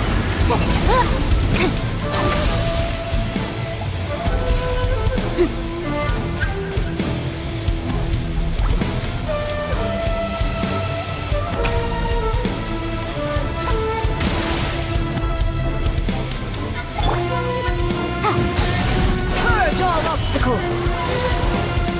Rise. Perish.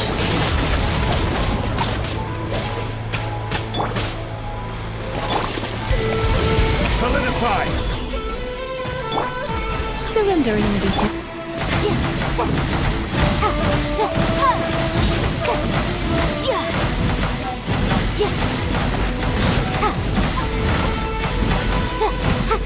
Motion to compel. Lightning, obey me. This world, a fleeting shadow. Thunder.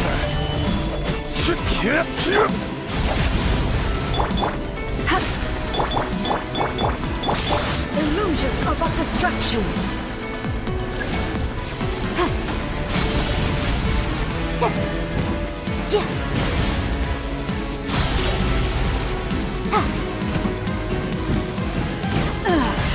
Shattered! Incinerate!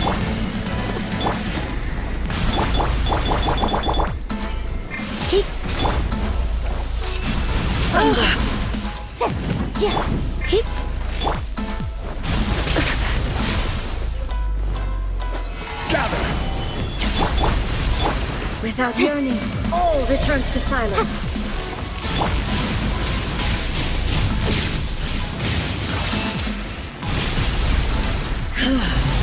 This body is eternal. Purge all obstacles. Yeah! Gather!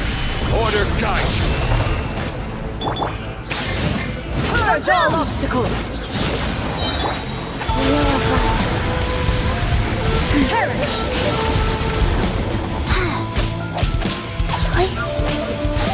Inferior.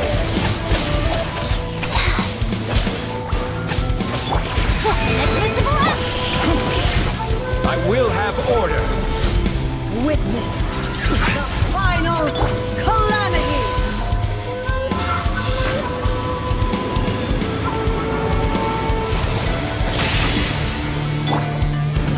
Motion to compel! Ruin follows my blade.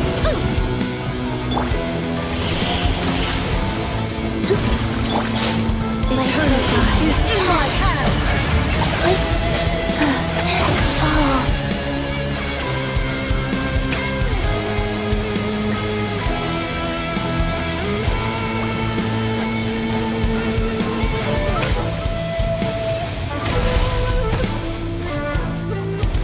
Faster? Okay, faster.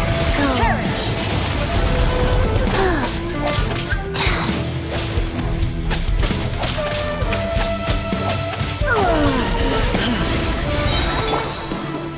Let's spark things up a little.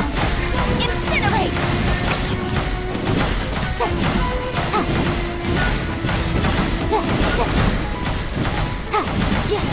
Boom boom!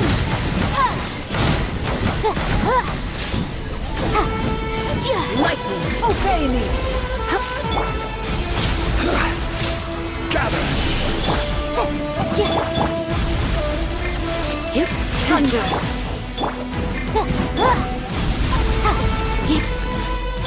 Illusions are but distractions.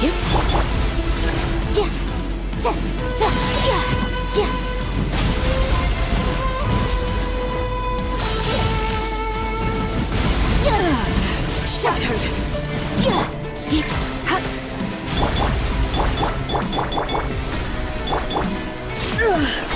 Only emptiness awaits. Rise.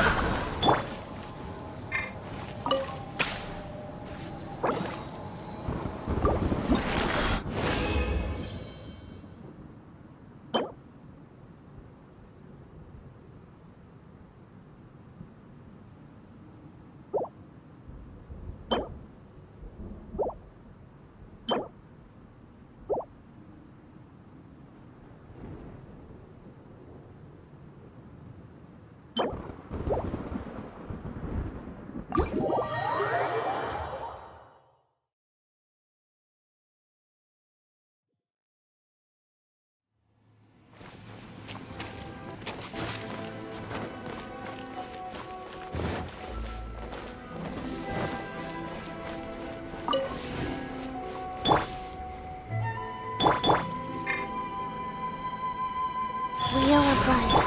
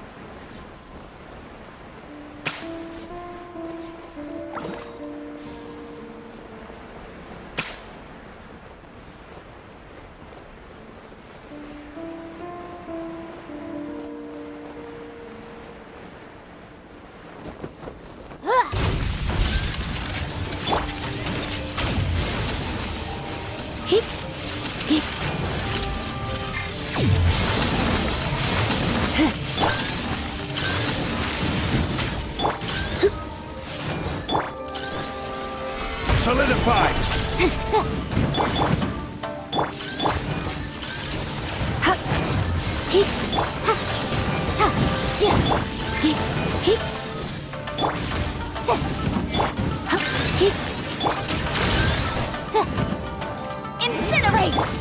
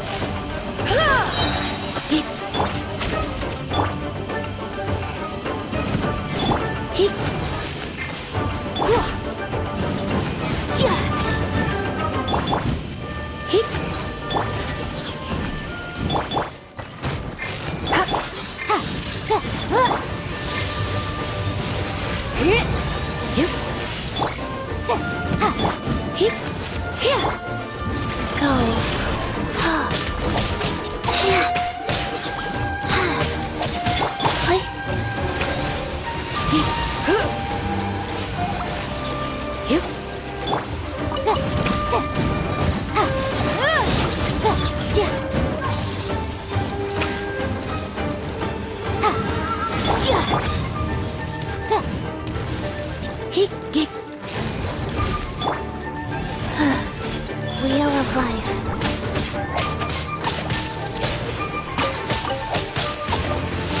Faster? Okay, fast.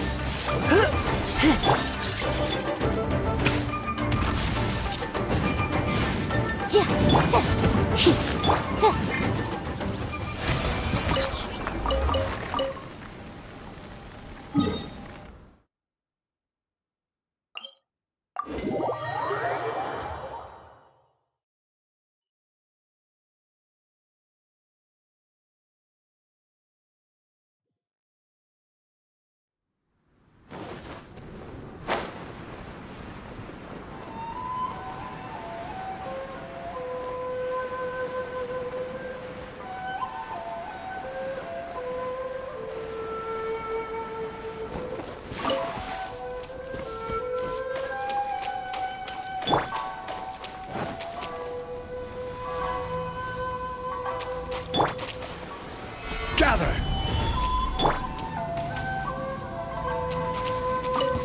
Surrender will be gentle. The insolent shall be crushed. Where are you?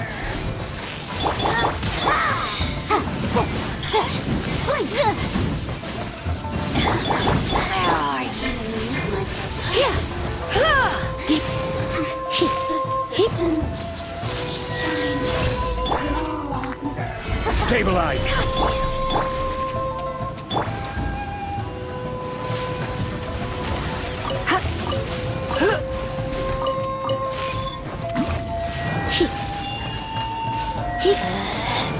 Out of my sight. This body belongs to us. I heard you. Incinerate! Time for your arraignment! Where are you?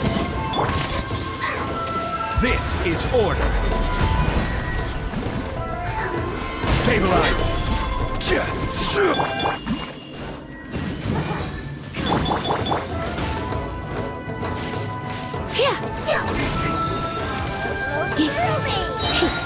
Let's spark things up a little.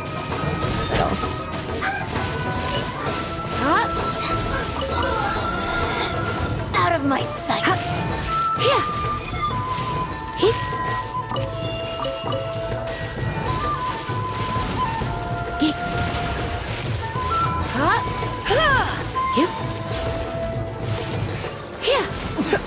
Winter shall eventually come. Life goes on.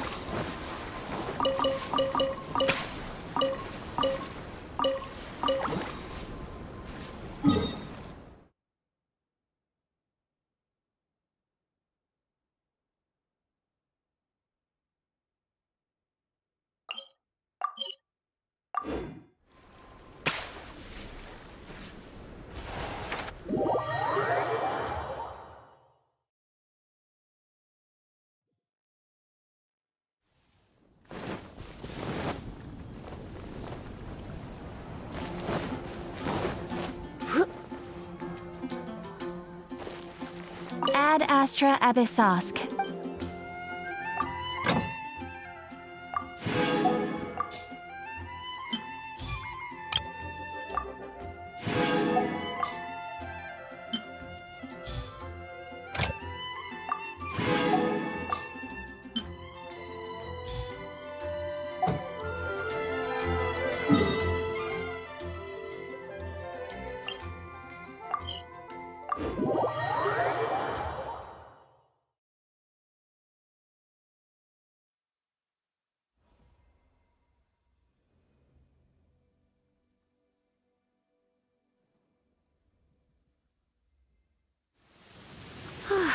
Perfect weather for sipping a cup of tea while gazing out the window.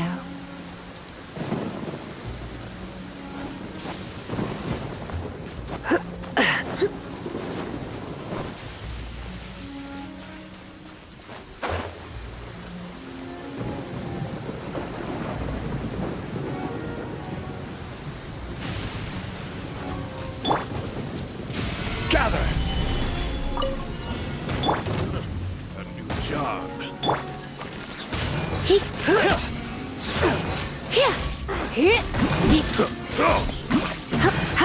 The hunter.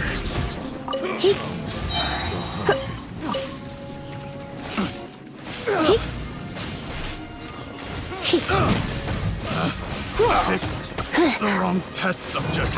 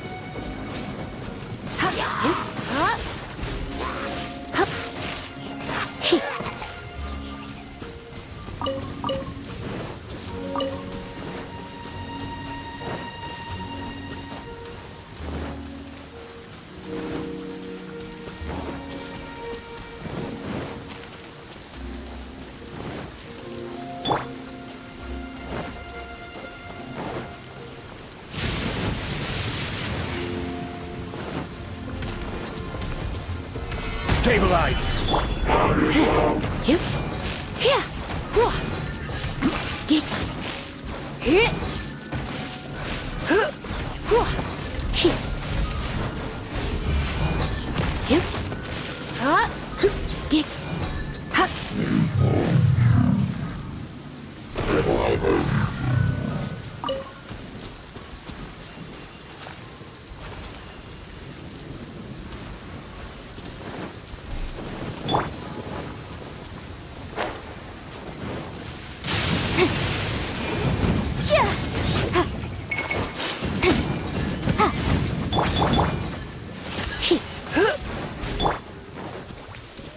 Boom boom! Inadmissible evidence!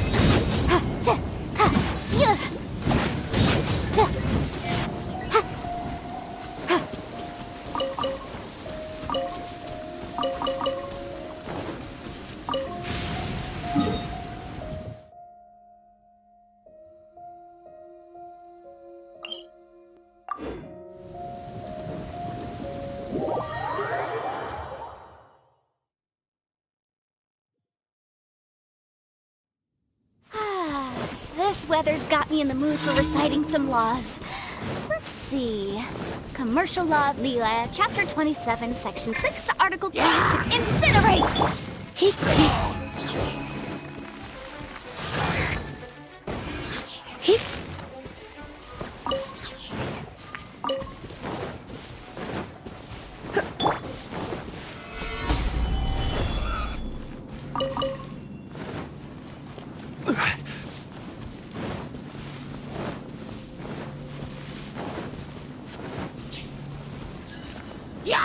Solidify!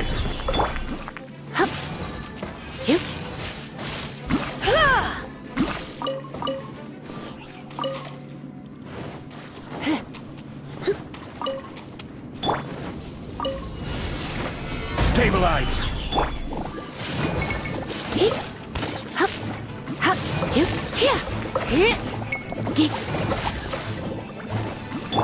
Boom boom!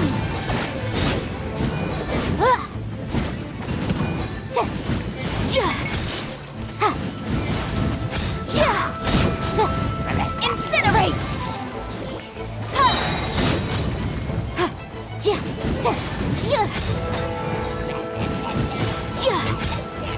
Boom boom!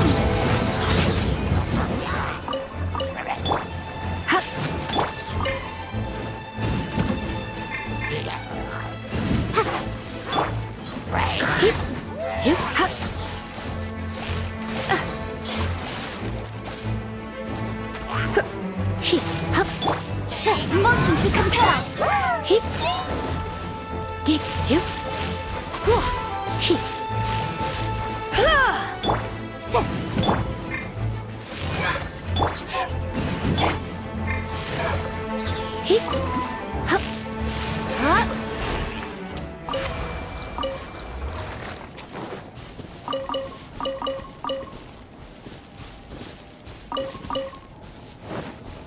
You're in for a little shock. Wheel of Life.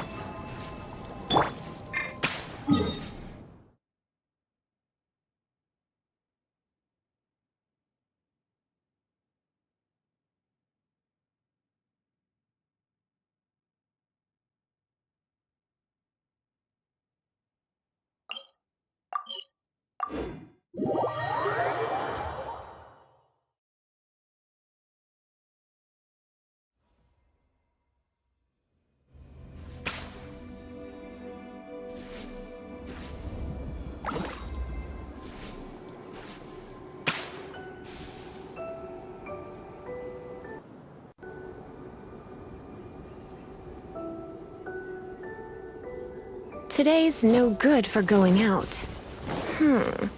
Did I say that yesterday as well?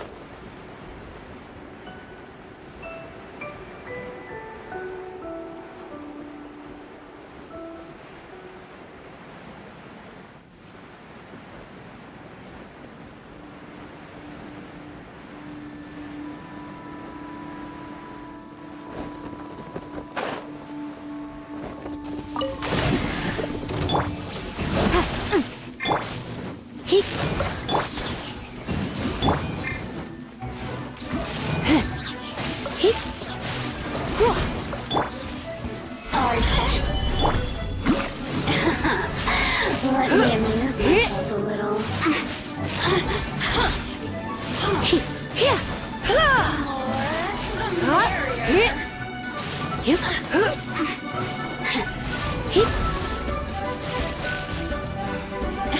The systems. Stabilize! Rise.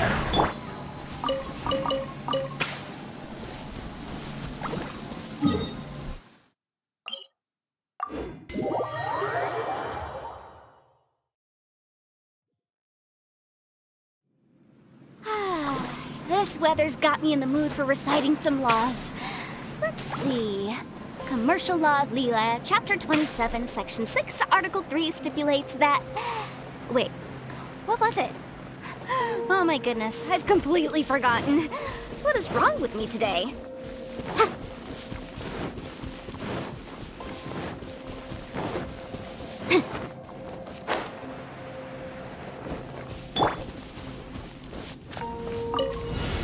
Solidify!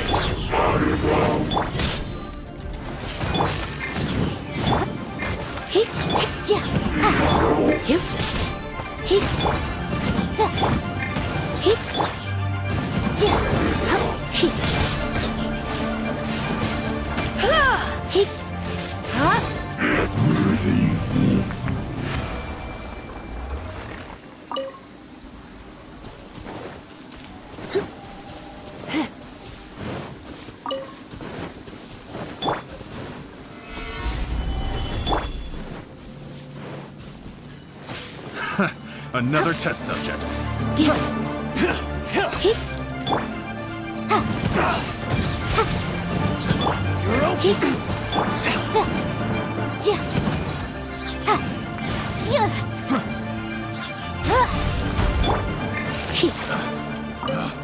Picked the wrong test subject.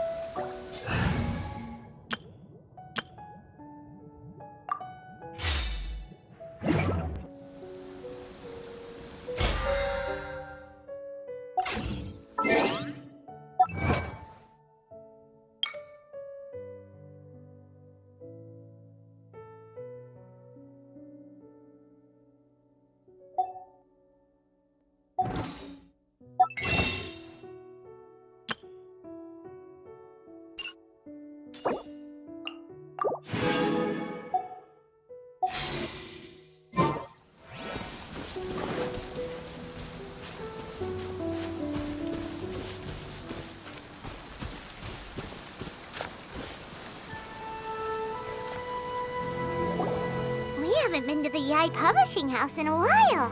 Paimon wonders if they have any new books in. The one we read with A that time was pretty cool. Come on, this is a no-brainer, man. There's only one thing worth wishing for, and that is a ton of Mora. But the exam's next week. If I fail again, I'm seriously done for. I'm better off wishing that my exam goes smoothly. It's just an exam. Trust me, there's no problem you can't solve by throwing Mora at it. If it doesn't work, then just keep throwing till it does. What are they arguing about? It's quite a spirited debate. Huh? Really? You guys don't know? You need but stand on this land at midnight, lower your head and recite a special incantation, then your wish will come true. Looks like you guys really aren't in the loop. This, my friends, is the next big thing. A highly effective wish ritual guaranteed to make your wishes come true. A wish ritual? That actually works? Right? Even Paimon knows that's just not how the world works. I didn't believe it at first either, but that changed when it worked for someone I know. It's this guy called Kunihiko. He's practically always been unemployed, wastes his days away, and he owes a lot of money. Like a lot, but get this. I don't see him for a few days, and suddenly I find him dressed to the nines and feasting at a high-class restaurant. I heard it directly from him. He used this wishing ritual, and the next day he woke up to find his whole bed filled high with Mora.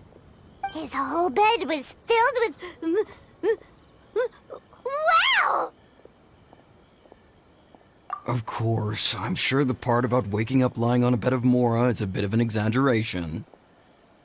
Whether you believe it or not, it's not exactly a difficult ritual.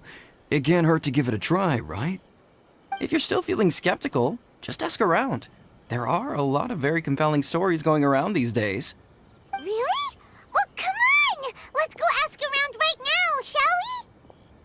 Well, if it really is true, then just think of all the Mora Paimon could... Oh, and you'd finally be reunited with your twin, too! Let's go, let's go!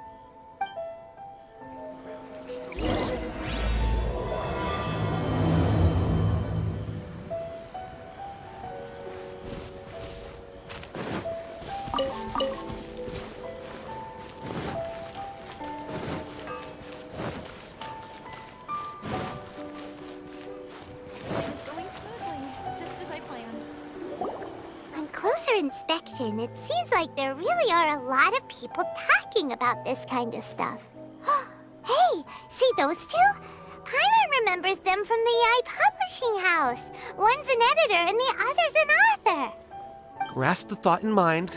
Clear like the light of the moon. As close as kin with you. No, thou. Wait, thee?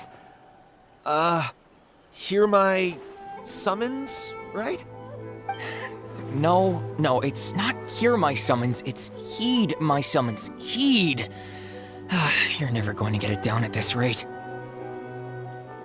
Hey! What are you guys up to? Whoa! Sheesh, you scared me! Okay. Okay. Where did I leave off with the incantation again? Incantation? Are you guys trying out this new wishing ritual stuff too? Junkichi is trying it out, to be specific. He's hit a bit of a creativity block recently, so... I'm helping him make a wish so that he can move past it. I mean, I obviously don't, but Junkichi never listens to an outside opinion, so all I can do is go along with it. Mr. Shigeru, can you please be a little more accommodating? This is extremely important to me. People have had all kinds of wishes come true. Become more attractive, get rich quick, ace their studies. I'm just a poor, struggling writer looking to get over a creative hurdle. Is that so much to ask? Anyway, I just know this is going to work. I have a gut feeling about it. Didn't you say the same thing when you went to make your wish at the Grand Narukami Shrine? Oh, I just know this is gonna work. I have a gut feeling about it. The Omamori from the shrine take too long to have any effect on your luck. All right, enough of that. Help me get this incantation down. My new book depends on it. Look, to be completely honest, I think you need to sit down and have a good think about what kind of story you want to write. Where's all that self-confidence you had when you first started out?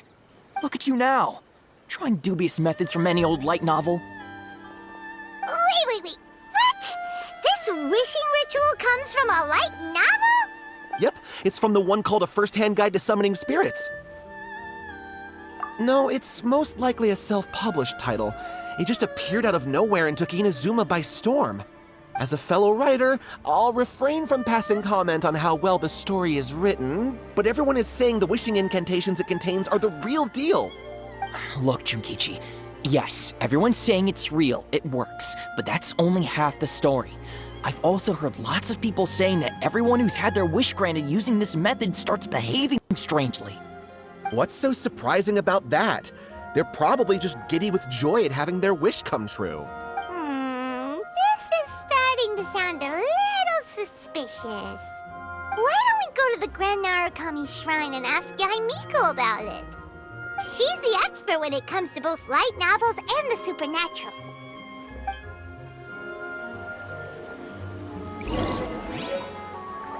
Grasp the thought in mind.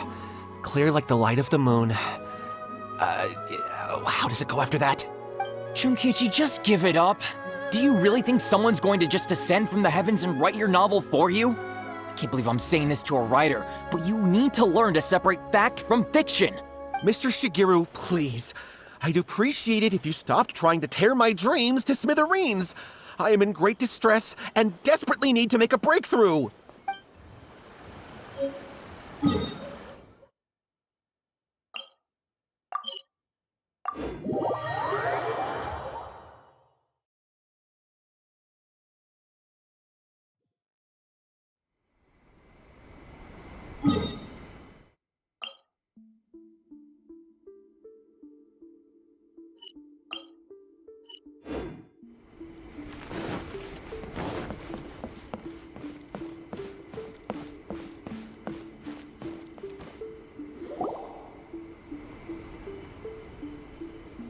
Miko! Great, you're here! Well, hello there, young ones. What brings you to the shrine? It just so happens that I have a wonderful novel here. I highly recommend it. Oh? Well, what did you want to ask? Well, we were just... actually, you look kind of busy. Is this a bad time? No, not at all. It's nothing major.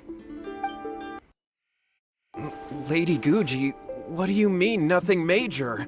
I'm begging you, you've got to help me save my brother. It really is nothing major. I stand by that. Oh, but since you're so curious, let's have him relate the story one more time, just for you. You two seem to have a good relationship with Guji-ai. Please, put in a good word for me. You have to convince her to help my brother. Here's what happened. My name is Kato Yohei, and my brother is Kato Shingo. All he's ever wanted is to become a swordmaster, so he once asked Sensei Domon of the Meikyo Shisui art to take him on as a disciple. Domon turned him away, took one look at him and said he didn't have what it takes to train in the art of the sword. But my brother wasn't about to resign himself to defeat. He trained every day as hard as he could, and finally proved himself by defeating one of Domon's best disciples in a duel recently. But since his victory, he's been acting extremely strange. It's like he's become a completely different person. The doctors can't find anything wrong with him, so I'm betting it must be the work of an evil spirit. That's why I'm here, begging for Guji-ai's help. You know, there really aren't as many evil spirits lurking around as you seem to think. Your brother achieved the goal he'd been striving toward for as long as he can remember, and now it's gone. It's only natural that he feels a little empty and lost while he's trying to find a new direction. If it were me, I'd just leave him be for a couple of days. He'll recover on his own soon enough. No, Lady Guji. If you saw him for yourself, you'd know. I guarantee you, he's not acting like someone who feels empty and lost. Oh, all right. Then tell me, when did your brother spar with Domon's disciple? About 5 days ago. 5 days ago, you say? Yes, Lady Guji. That's a long time for him to be acting up like this. I'm really worried about him. Our greatest wish is to one day found our own school, just like Domon. We can't jeopardize that dream now. Wait a minute, now I'm a little confused. Are you here to save your brother, or are you here to make your dreams of founding a martial arts school come true? Well, they're kinda two sides of the same coin, aren't they? Whatever. Let me ask you this. Have you heard of any interesting new rumors lately? If so, I'd love to hear about them. What? Rumors? I haven't heard anything. Oh dear. Well, that's too bad. Lady Guji, please stop changing the subject. This is someone's life we're talking about here. Please, you've gotta help me. Miko, he seems really desperate. This thing with his brother sounds really bad. Come on, you should help him. Okay, fine. Then it's decided. Yay, Miko! So you're gonna help him? Kato, whatever your name was, these two guests are trusted acquaintances of mine, and in fact, they are experts in resolving all manner of strange and supernatural phenomena. Exorcisms and that sort of thing are all in a day's work for them. Yeah! Wait a sec! Really? Is that hesitation that I detect in your voice?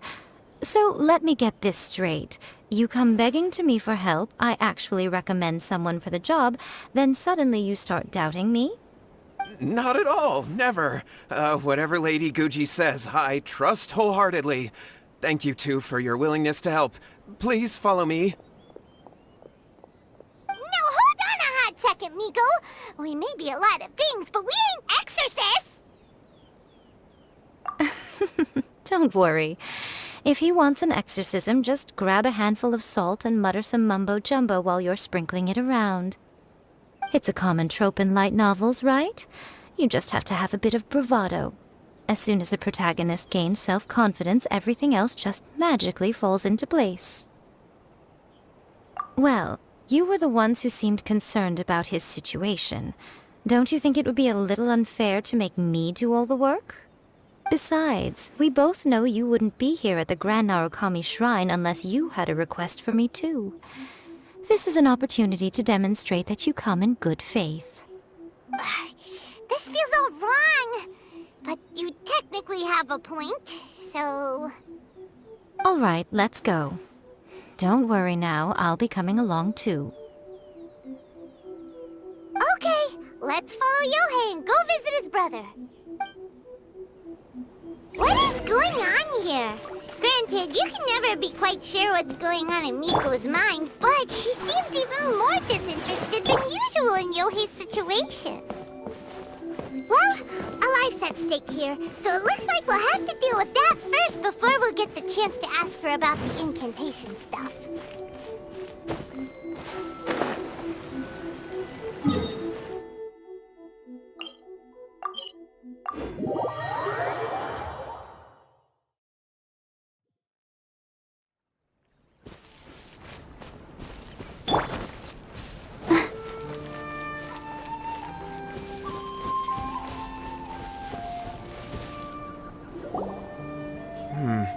How strange.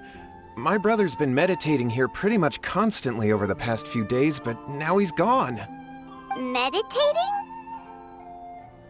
Yeah, it's something that he suddenly started doing after defeating Domon's disciple. He just sits there alone, talking to himself. It's pretty disturbing, actually. But that's not important right now. Where the heck could he have gone in his current state? This does pose a bit of a problem.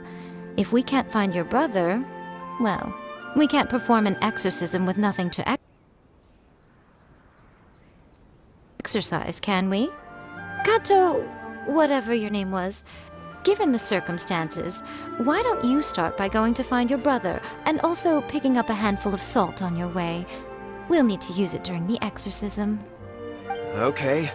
Okay, got it. I'm on it. Miko, what about us? Shouldn't we help look for his brother too? No need. While What's-His-Face is handling that, we'll take a walk around and ask people what they know about the two brothers. Maybe we'll find out some amusing details.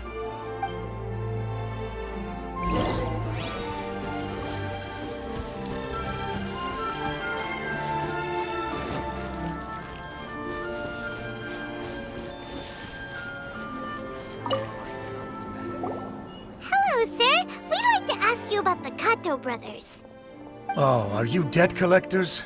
Yohei said to tell you not to worry. He'll be able to pay you back as soon as he has enrolled a few disciples. Huh? Debt collectors? No, we're not here for anything like that. But, it sounds like Yohei and Shingo have gotten themselves into a bit of a pickle. Well, yes. I don't think there's any disputing that. Those two don't have an ounce of dedication between them. They just hop between ideas and won't stick to anything. Huh?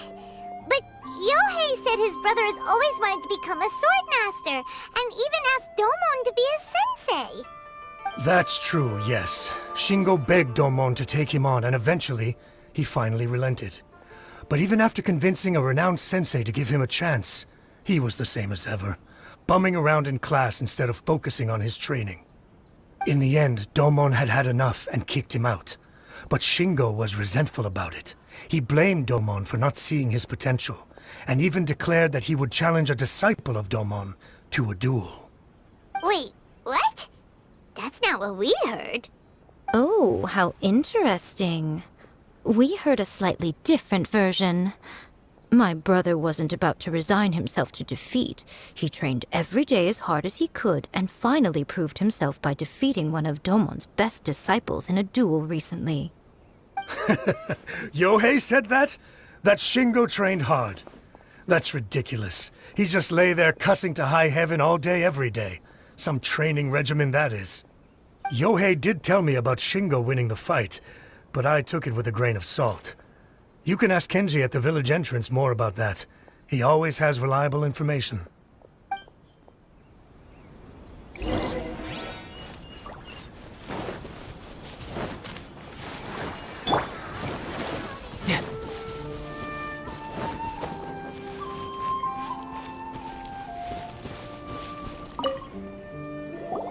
Hey there, we've come to ask you about the Kato brothers.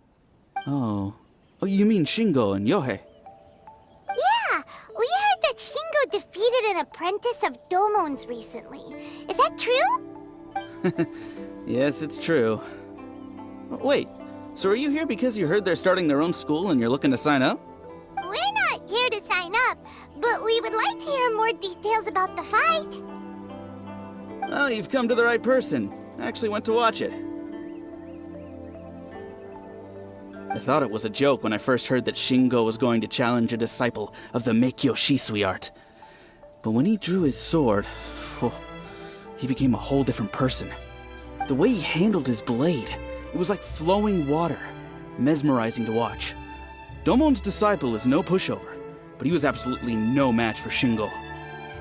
Is Shingo really that strong? Yep, he seemed pretty euphoric after winning the duel too. He was celebrating very vocally, saying something like, "What a duel. I haven't felt this good in a long time."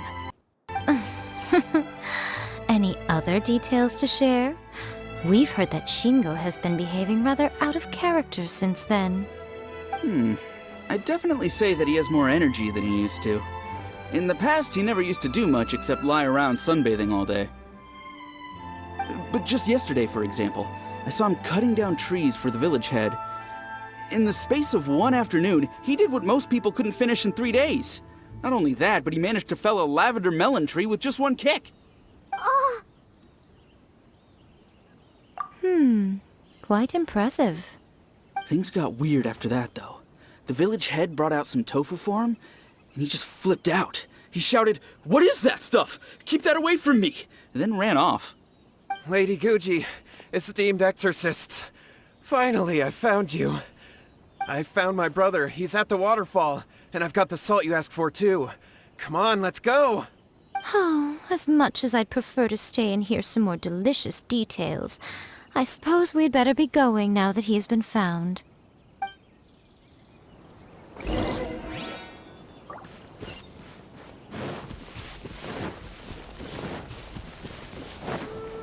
No time to lose.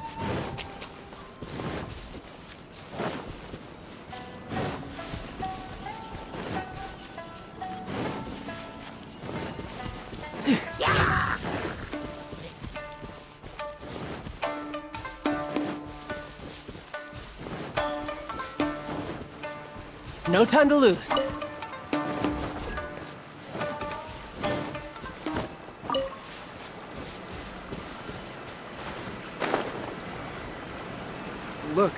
Look over there.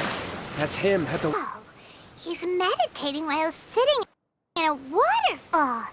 That's pretty wild. Hey, listen! He's talking to himself.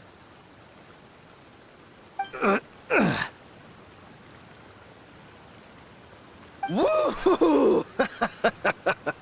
How's that? Can you feel it? Can you feel the feeling of manliness? Found your own school. Ha! So shallow. How can a manly man aspire to something so lame? Please, spare me. Spare me. I can't feel the manliness. I can't even feel the cold anymore. I can't take any more. I'm gonna die. Yohei. Yohei! Save me! Save me! Did you hear that? All the nonsense aside, he's going for help! Huh? Who goes there? He stood up! And now he's coming this way! No, don't come any closer! Help! What do we do? Miko, think of something! Oh, poor thing. Yohei, your brother's life is hanging in the balance, and he's using his final breaths to call on you for help. Whatever shall we do? Well, how should I know? The way it looks to me is that Shingo feels terribly resentful to you about something. Would you mind telling me what that's all about? I don't know what to tell you. I don't know. You don't know?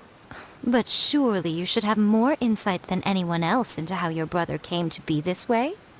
Yohei, I suggest you think very carefully before you open your mouth again.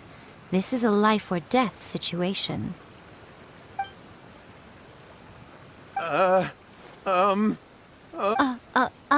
Your brother is your closest relative.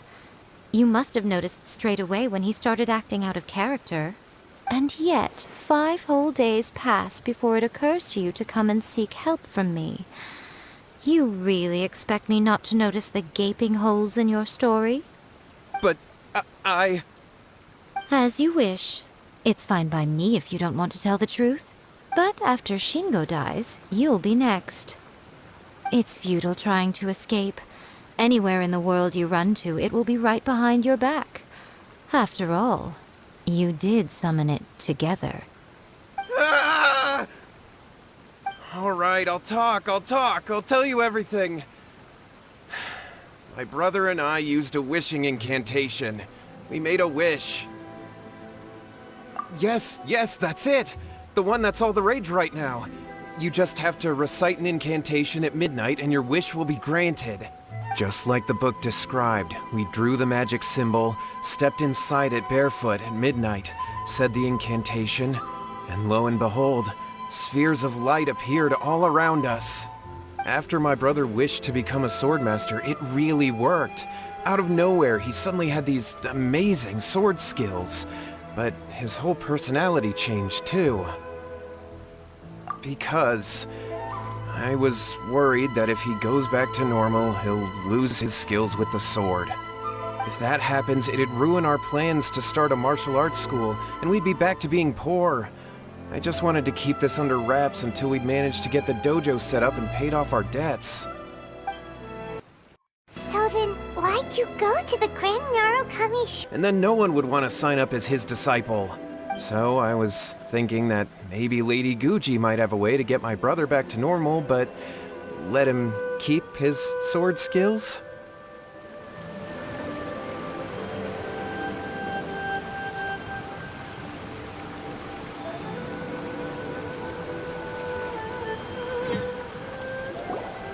So this is Yohei's brother. Whoa, he's meditating while sitting in a waterfall. That's pretty wild. Hey, listen! He's talking to himself. Woohoo! How's that? Can you feel it? Can you feel The feeling of manliness. Found your own school. Ha! So shallow. How can a manly man aspire to something so lame? Please, spare me. Spare me. I can't feel the manliness. I can't even feel the cold anymore. I can't take any more. I'm gonna die. Yohei. Yohei! Save me! Save me! Did you hear that? All the nonsense aside, he's going for help! Huh? Who goes there? He stood up! And now he's coming this way! No, don't come any closer! Help! What do we do? Miko, think of something! Oh, poor thing. Yohei, your brother's life is hanging in the balance, and he's using his final breaths to call on you for help. Whatever shall we do? Well, how should I know? The way it looks to me is that Shingo feels terribly resentful to you about something. Would you mind telling me what that's all about? I don't know what to tell you. I don't know. You don't know? But surely you should have more insight than anyone else into how your brother came to be this way? Yohei, I suggest you think very carefully before you open your mouth again. This is a life or death situation.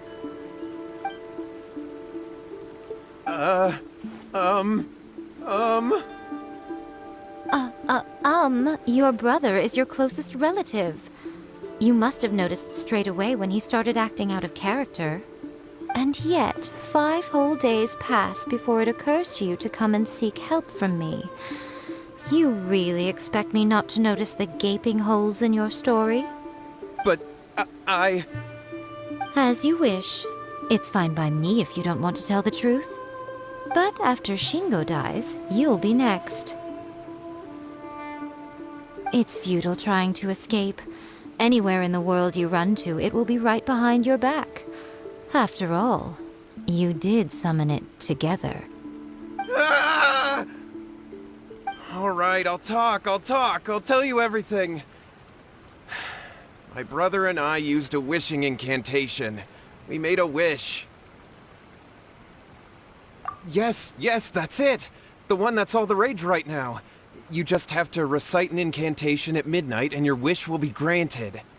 Just like the book described, we drew the magic symbol, stepped inside it barefoot at midnight, said the incantation, and lo and behold, spheres of light appeared all around us. After my brother wished to become a swordmaster, it really worked. Out of nowhere, he suddenly had these amazing sword skills, but his whole personality changed too. Because I was worried that if he goes back to normal, he'll lose his skills with the sword. If that happens, it'd ruin our plans to start a martial arts school, and we'd be back to being poor. I just wanted to keep this under wraps until we'd managed to get the dojo set up and paid off our debts. So then, why'd you go to the Grand Narukami Shrine? Well, 'cause with the way he's acting now, I was worried that rumors might start spreading that he's gotten involved in the occult arts or something, and then no one would want to sign up as his disciple. So I was thinking that maybe Lady Guji might have a way to get my brother back to normal, but let him keep his sword skills? My, look at you with your ingenious schemes. Stop deluding yourself. These newfound sword skills are not his. They belong to the spirit that has possessed him. You're right. We were wrong to do what we did. We had this coming. All right, then. Your turn now, my little friend. Toss the salt, and then draw your sword.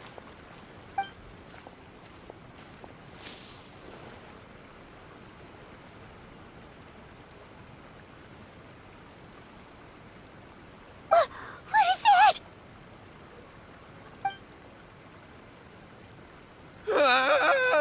It's the spirit! See that? That's what you summoned. And look, now that Shingo's no use, it's coming straight for you. Save me! Save me! Miko! He fainted! What do we do now? We do nothing. But you, little one, just a quick fight and this will all be over.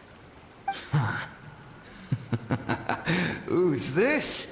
Ah, a fellow swordmaster. Come on, fight me! He's coming! Be careful!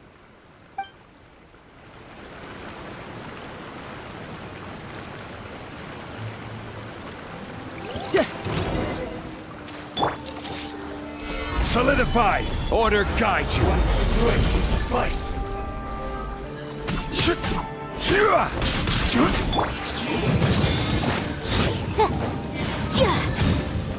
We'll end you! Time for your arraignment!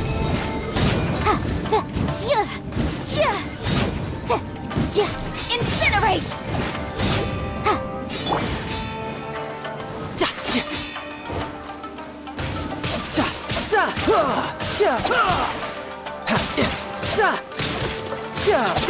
This isn't over! I'm ready!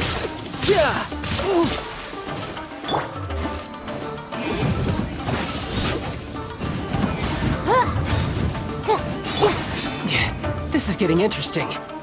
Riptide! Crumble! Let the show begin.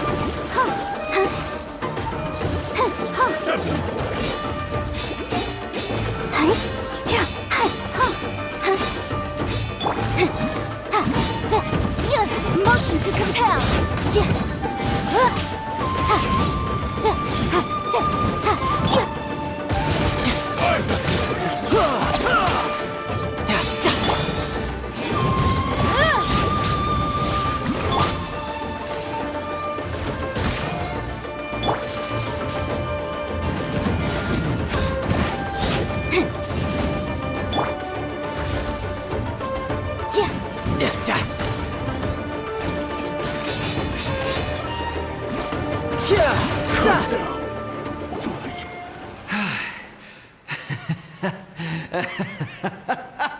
That was great! Excellent! Woo! What a rush! I haven't felt this great in a long, long time. He disappeared! But he looked pretty content at the end there. Huh. Well, Paimon sure is confused.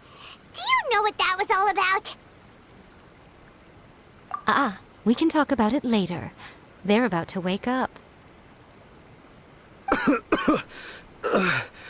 What am I doing here? Yohei? Yohei, is that you? Shingo, are you alright? Yohei, I had the weirdest dream. I dreamed that I wasn't a useless loser with a sword anymore. I even beat one of Domon's disciples. I thought we could finally open a dojo of our own now. But then I realized I couldn't control my own body. And there was this voice in my ear talking to me constantly. I was terrified and I wanted to take control of my body back, but I couldn't. And the voice kept talking about manliness.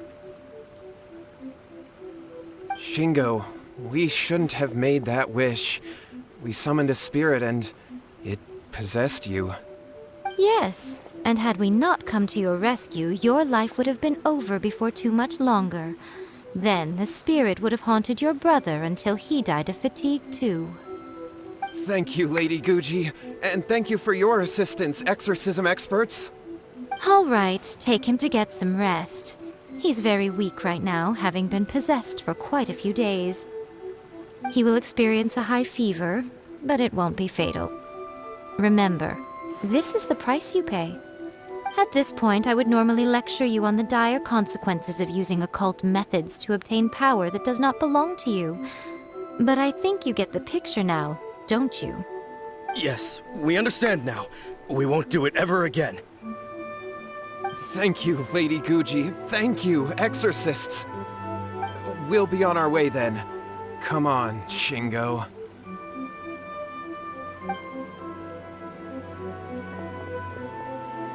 Nico, would they really have lost their lives if we hadn't gotten involved?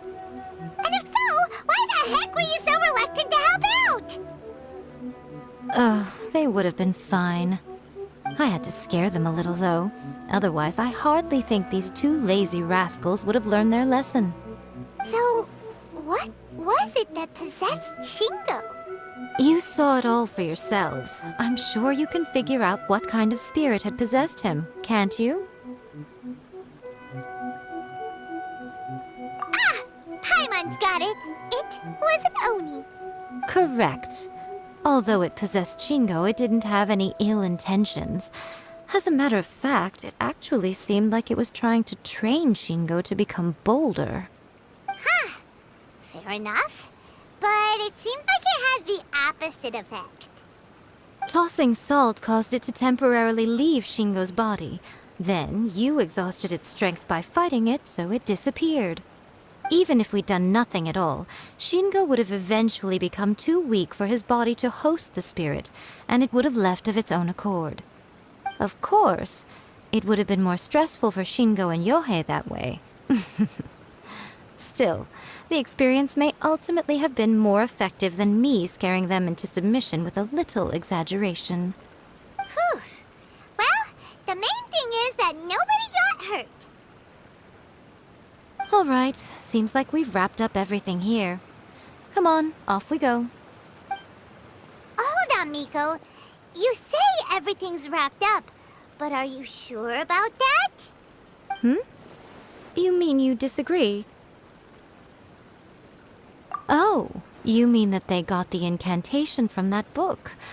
Yes, I know the one. Actually, that book's the whole reason we came looking for you at the shrine today. Incantations seem really popular right now. Human beings don't have powers like us yokai. It's quite understandable for them to be interested in incantations to summon the supernatural. That's not the point. The problem is that the incantations in the book are actually capable of summoning spirits and stuff, and loads of people are trying it. Even then, humans only have so much strength. Even if they do successfully summon a spirit with the incantation, it won't stay with them for very long. I really wouldn't fret about it. But who wrote this book, and why? Don't we think there might be a bigger safety risk here? What do you think, Traveler?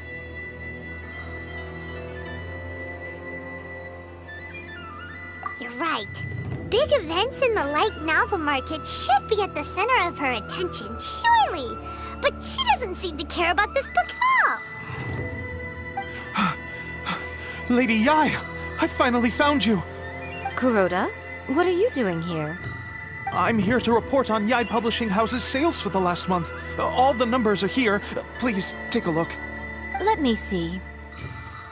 What? We're losing market share? Yes. Overall bestseller, reader's favorite, and trending ranking. We're being beaten in all categories.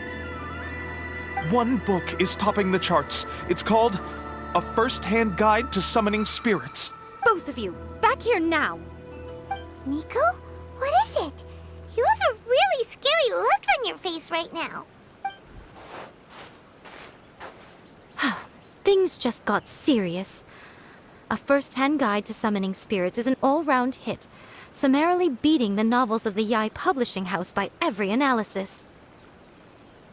Just what is that supposed to mean? I worked extremely hard to promote our latest featured work, and now a rival book comes out of nowhere and steals our thunder. If this isn't the very definition of intolerable, I don't know what is. I have to come up with a counterplan, and you are going to help me. Huh? How is this our problem all of a sudden? Paimon, please. Who wrote this book and why? Don't we think there might be a bigger safety risk here? Oh, am I to take it that the safety of the people of Inazuma isn't so important in your eyes after all? Wait, what just happened? Again, you technically have a point, but this feels all wrong. Nothing's wrong, okay? Come on. We're going to war. I'm going to head back and make some preparations. Meet me outside the Yai Publishing House.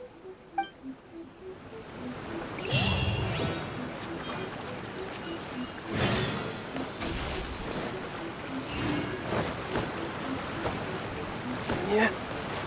Let's dance.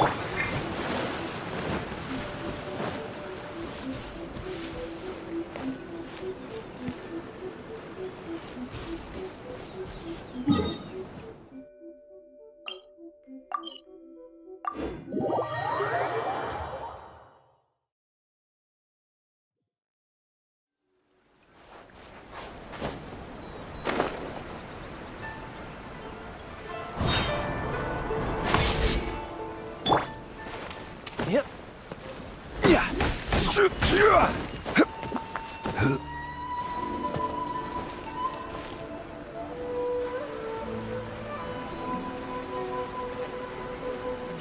All right, Nico, we're here. So what's your plan of action to deal with this rival book? Why don't you take a guess? I'll give you a hint. It's to do with the Yai Publishing House. Oh, Paimon knows! Combine the reputation of the Yai Publishing House with the status of Guji Yai and tell everyone that the incantations in that book are dangerous! Oh, wow. Your first guess and you got it absolutely wrong. Yeah! Wait! Seriously? That wasn't it? A first-hand guide to summoning spirits is the hottest light novel right now. If we did as you suggested, we would effectively be advertising to everyone that the incantations are real. In bending over backwards trying to warn everyone about the dangers, all we would accomplish is to create more curious readers ready to try them out. Also, sales for the book would only increase further. Okay, yeah, that would be pretty catastrophic. Oh, how about we confiscate all the copies? Leaving aside the issue of the enormous manpower and resources such an operation would require, going to such lengths over a light novel would be extremely disruptive to the lives of Inazumans. But that means there's nothing we can do. Well, I've been thinking. I've read a first-hand guide to summoning spirits. It has many other good qualities besides the incantations alone. The book contains many ancient kaiden, or tales of the supernatural, and is written in a very engaging way. That is why the book has become so popular. I think we're going to have a difficult time trying to rein in its popularity while it's the only work in its league on the market. That's right. How do you get rid of the next big thing? You replace it with the next big thing. So what we're going to do is create Inazuma's newest hit novel. Smash our rival's sales numbers and win our readers back. That is how Yae Miko wages war. Incidentally, this will also be the best way to combat the influence of a first-hand guide to summoning spirits. Wait, Miko, so you want us to write a novel? Well, becoming an accomplished novelist certainly isn't an overnight process. But let's not forget that I am the chief editor of the Yai Publishing House. I have my ways. I did say this is what we're going to do. I trust that the word teamwork is in your vocabulary. Anyway, there is a writer submission event going on at the moment. Start by talking to readers and finding out what they're into. When you have an idea of what the current trends are, come back and see me. I'll be at Uyu Restaurant. Find me there when you're done. I will assemble a team, and we can work while we eat.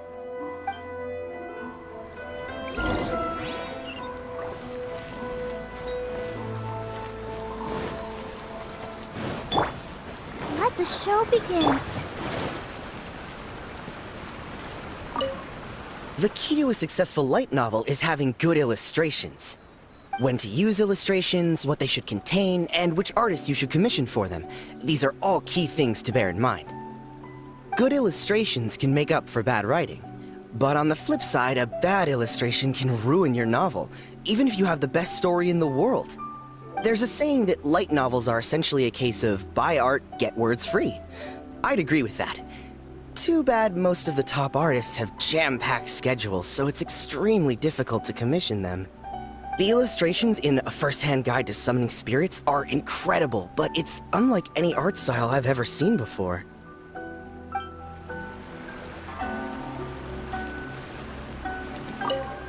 I've been reading light novels for a long time now. I'm mainly into big, ambitious fantasy works with an original core concept and good storytelling.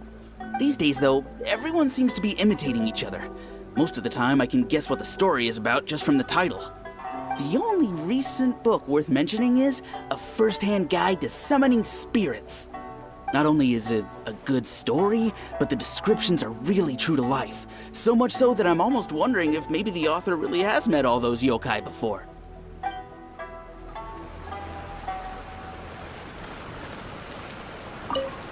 I'll be honest. I read light novels for the cheap thrills. In most traditional stories, the protagonist usually has this long and drawn-out character arc, usually involving a process of separation, loss, and ultimately growth and renewed strength. It reads well and everything, it's just a little slow-paced for me. By contrast, there's this popular light novel at the moment called A First-Hand Guide to Summoning Spirits, where the protagonist is super strong right from the get-go.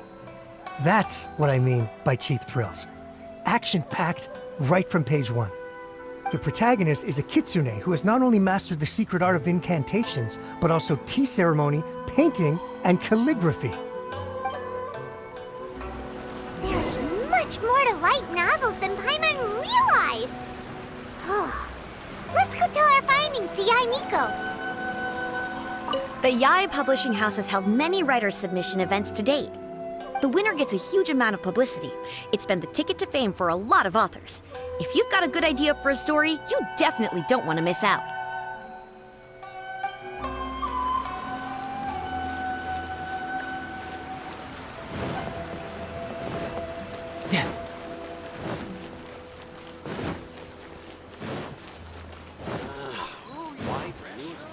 No time to lose.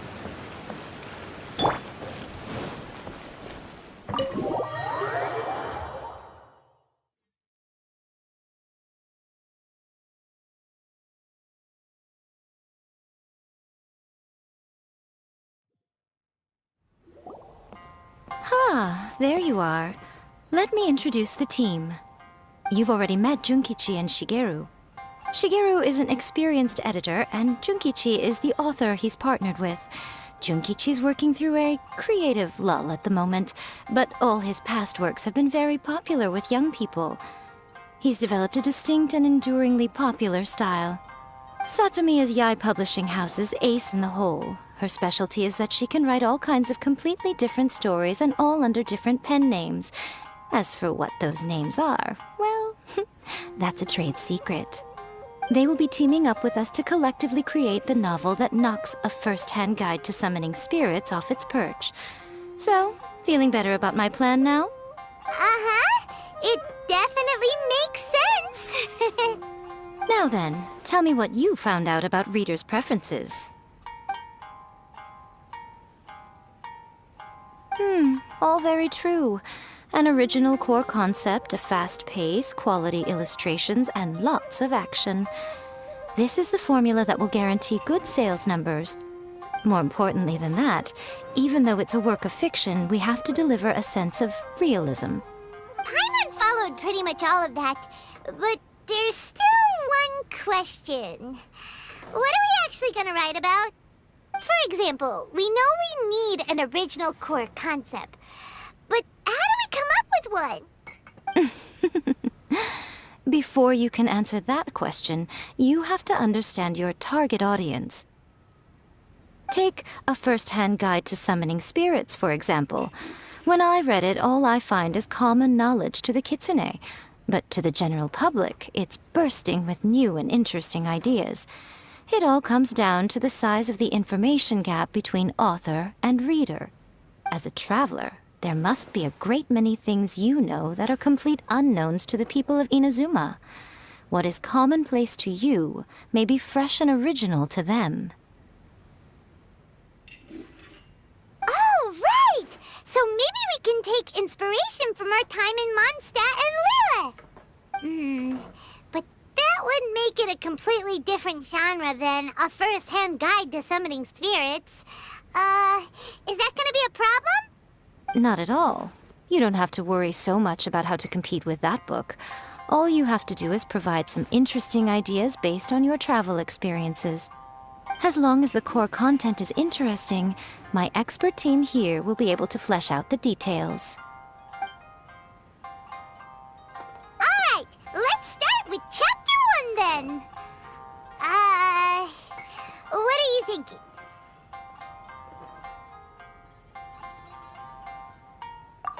No one would ever go for that, no matter how you tried to play it.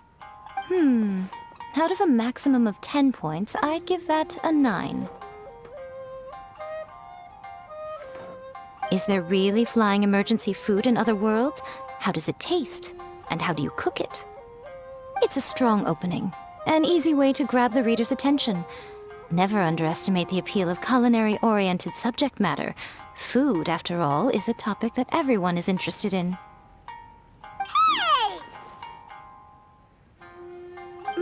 Good job, little one. You're not only drawing on your own experiences, but it seems you're filtering them through the lens of the kinds of light novels you've read in the past. I think you really understand what we're trying to do here. Thoughts from the experts? Are we able to work with this general framework to make an interesting story? Yeah, we think it works. I tend to overcomplicate the core concept if I'm not careful, so this deals with that problem. That's good. Okay, we're done with Chapter 1. Let's move on to Chapter 2. Huh? Won't that do for now? Readers will devour your content a lot more quickly than you'd think. If we don't keep delivering the goods now we've caught their attention, all our hard work so far is in vain. Hurry, Chapter 2, let's go. Can't you see that Satomi is waiting? Huh? What's wrong with you? You don't look so good. What a pity. I thought your beginner's luck would carry you a little further before it came to this. But alas, the time has come prematurely. It's your arch-nemesis for life, appearing without warning and inflicting a pain worse than death upon the writer. They sell their souls just to get their muse back. Sounds awful! When this happens, the best thing you can do is have a bite to eat and take a proper break. Boss, get me a plate of fried tofu, and get some kushikatsu for these two. Just the basic kind will do. Don't worry, this is my treat. Your treat? Oh, wait a minute. Miko, we'll be getting paid for all the hard work we're doing, right? Of course, everyone that takes part in the creative process will be paid. Alright, cool. Then let's press on, shall we? Don't give up now, for the sake of our paycheck, get your brain going! Ooh! Does this mean your inspirations come back?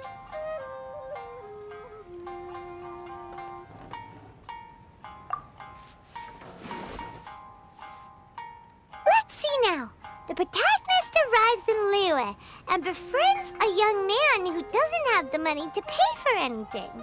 Only later do we find out that this young man is none other than Rex Lapis himself. With the help of the Qixing and the protection of the Adepti, I am free to roam this vast realm. Is this the kind of cheap thrill that guy was talking about? I give it a 9.8. The story is fun and action-packed with no dark undertones. Also, there are a great many legends about Rex Lapis. I'm sure it will spark the people's curiosity. I, for one, think there's a sizable market for this. Approved. Alright, well, let's just hope Zhongli doesn't mind. Great. Well, now Satomi can get started on that. Leave it to me, Lady Yae.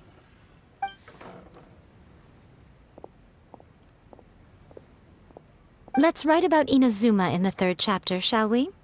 I can help with this one. We can use the Vision Hunt Decree or your experience in the Resistance. Any ideas?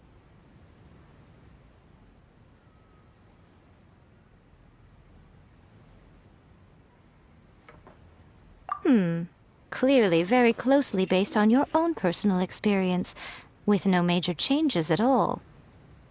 That's fine. Since it's something that took place in Inazuma, it might actually be more interesting to readers if it's grounded in the truth. One thing, though. We'll need to rewrite the part about me giving you the Omamori. Let's change it to... The mysterious Lady Kitsune teaches the protagonist a spell that can make their wishes come true. The protagonist uses this spell to defeat the Raiden Shogun in battle. That should do the trick. Whoa. So we're really going head-to-head with our rival on this one, huh? I suppose so. Once they're done writing the manuscript, I'll write the passage where the protagonist recites the incantation myself. Are we done then? Do you really think this will be able to beat a first-hand guide to summoning spirits? The content is fine. Now we just need to promote it. I will contact an artist to make some illustrations. I'm positive they will be at least as good as those in A First-Hand Guide to Summoning Spirits. We'll also need an endorsement on a paper band around the book. I can get the wonderful Ms. Hina to write that. She runs a regular Q&A column in That's Life magazine. The people of Inazuma absolutely adore her. You're free to take a break while the creative team is doing their work, but please go by the Yai Publishing House at some point to commission Ms. Hina for that recommendation. Once our light novel is complete, let's meet at the writer's submission event. Restaurant. Please talk to me if you want to order. Let me think. What spell does Lady Kitsune teach to the protagonist? Ah, I've got it. I've got to make sure it sounds suitably mysterious. Always refining her craft.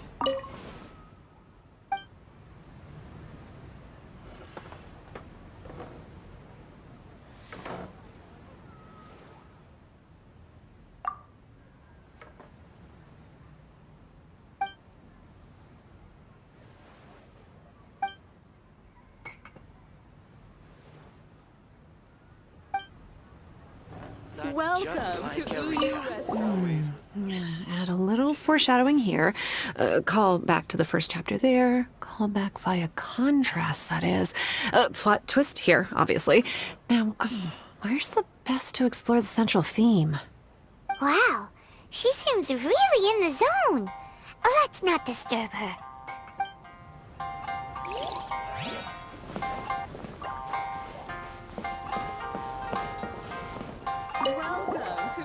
Don't worry. This story has a very clear narrative structure. Junkichi will definitely be able to work his magic on the writing front. Oh, yeah! How did it go with that incantation from A First-Hand Guide to Summoning Spirits? Did you manage to make a wish in the end? Nope. On the first day, Junkichi couldn't memorize the incantation because it was too long. On the second day, he didn't wake up in time and midnight came and went. Oh, then, on the third day... Mr. Shikiru, I thought we agreed not to speak of this. That's just like Erika, always refining her craft.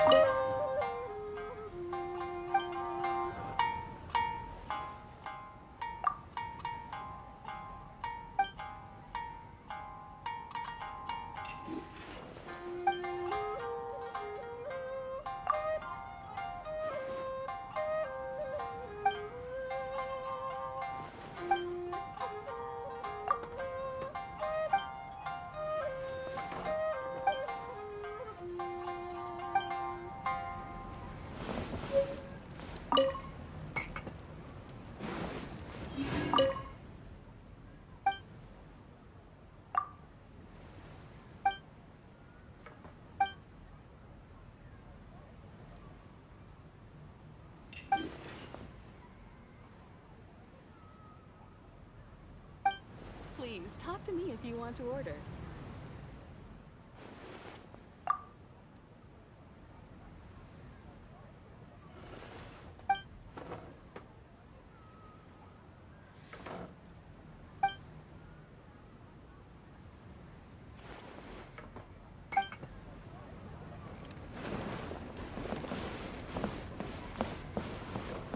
Welcome to Uyu Restaurant. Please talk to me if you want to order.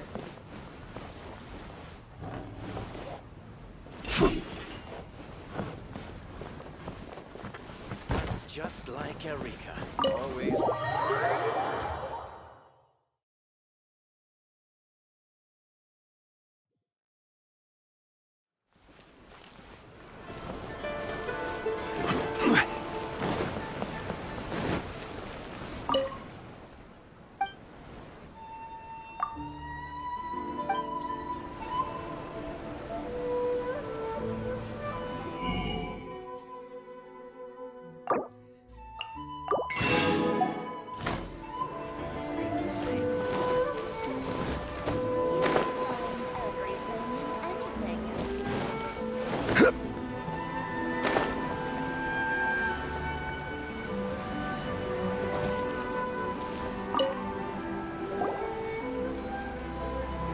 Miss Hina doesn't usually do endorsements, but since it's Lady Guji that's asking, we'll see what we can do.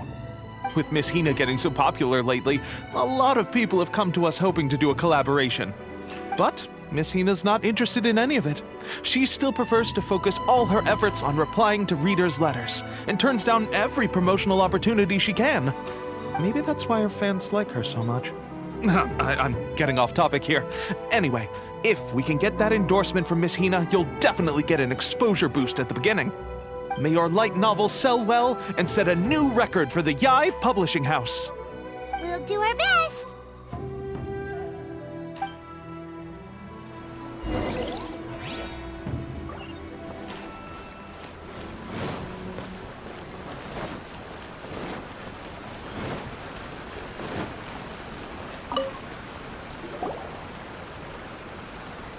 Are you sure you'd like to submit this entry? Let me see. The Miraculous Adventures of the Traveler by Thousand Hands. What a strange pen name. Definitely your doing. Having been around you so much recently, Paimon's slowly starting to understand your unique tastes. What do you mean, strange? It took a lot of work by a lot of different people to get this thing finished. Don't you think it's a very descriptive pen name? We'll get this printed as a matter of priority and conduct trial sales in pilot locations throughout Inazuma. I'll announce the sales numbers in 3 days. Uh-oh. Paimon's getting a little nervous now. Do you really think this is gonna work? That's right. Be confident in your work. That's exactly how a light novelist should be. Okay, then I'll sign you up. Please come back in 3 days for the results. Thank you all for your submission. I wish you the very best of luck.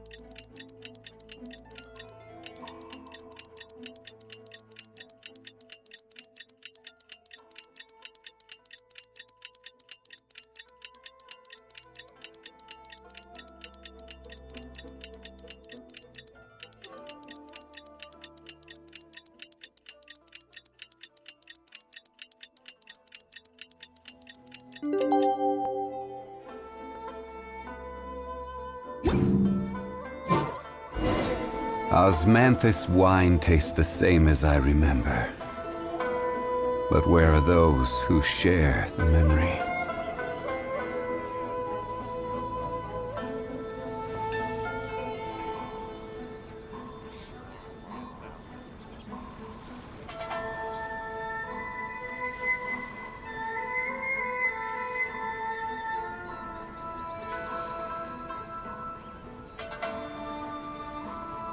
Every journey has its final day. Don't rush.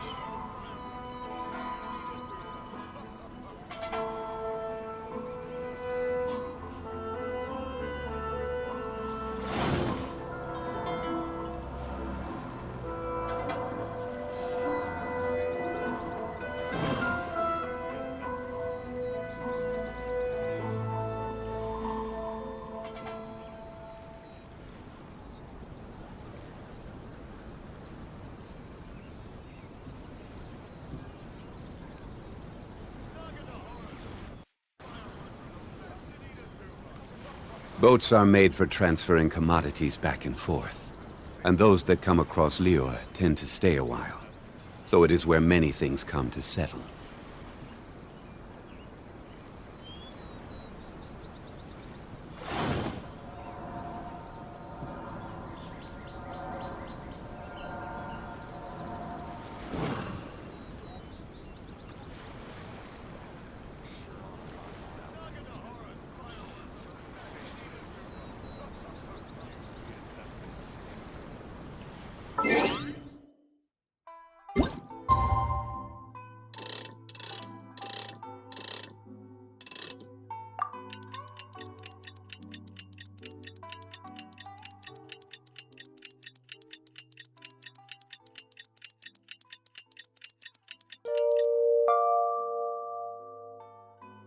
Where do you want to go next?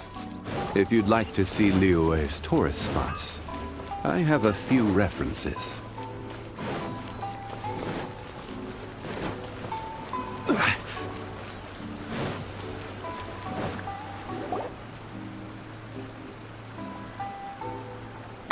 You've all finally made it. Good news, everyone. I just received word that your light novel is flying off the shelves. Multiple sales locations are asking when we'll be printing more copies. Woohoo! That's great! This level of success is an amazing accomplishment for a new work. Most new books don't sell 30% of what you've sold. I have free copies for each of you here. Please take them. The payment will follow shortly, and I'll notify you to come and collect it when the time comes. Oh yeah! The whole reason why we made this light novel was to combat the influence of a first-hand guide to summoning spirits. We sold a lot of copies, but it doesn't feel like we accomplished our goal. How do we know whether it worked? Oh, don't worry. The change is already underway. Shh. Listen to what the people around us are talking about. The conversation has already moved on, hasn't it? Hey guys, have you heard about this latest Kaidan thing doing the rounds?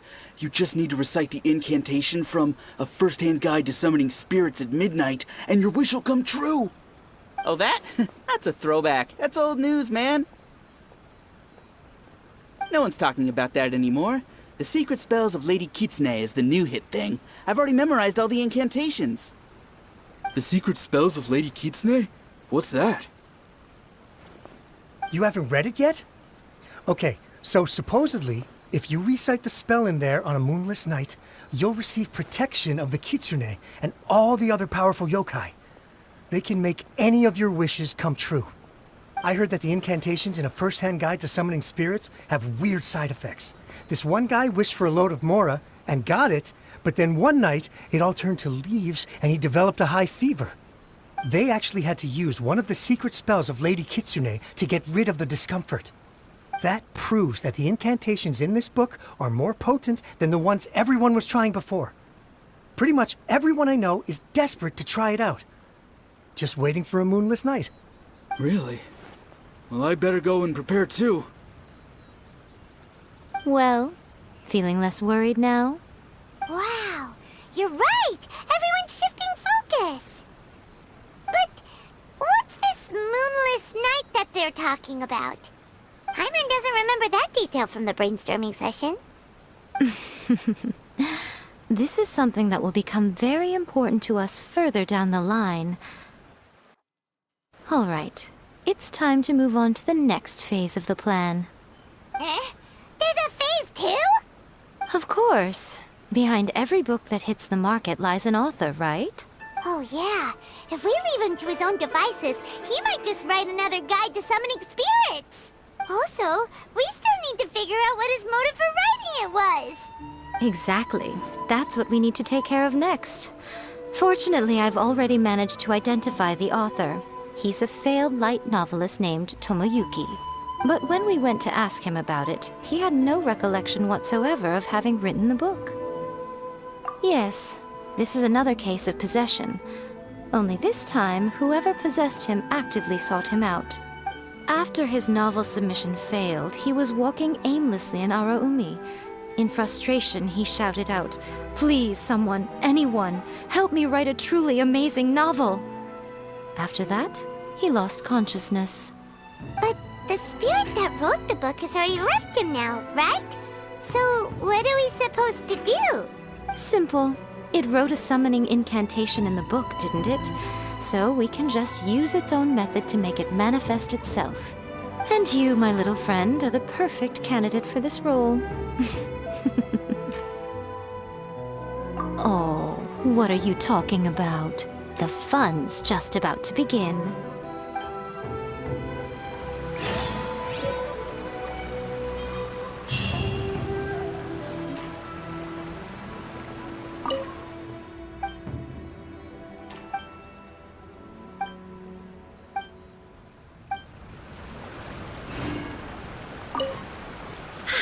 Wow. I never expected this submission event would uncover such talented authors. To make sure you can all deliver your best work, we should fix an issue date for the next volume now.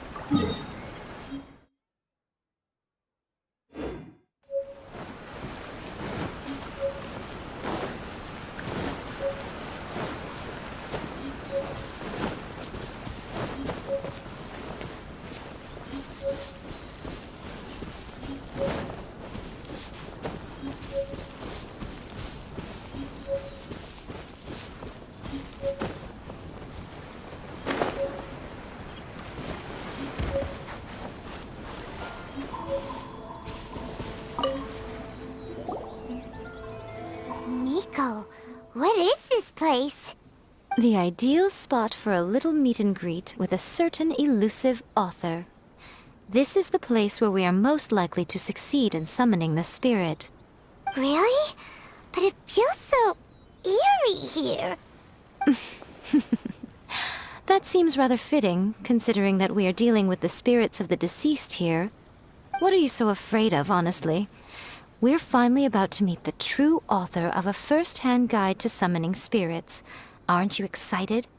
Paimon's heart is pounding, but Paimon's pretty sure it's not because of excitement. Come on, in we go. Hey, wait up! Oh, Paimon's scared. Stay close by, okay? Don't leave Paimon all alone.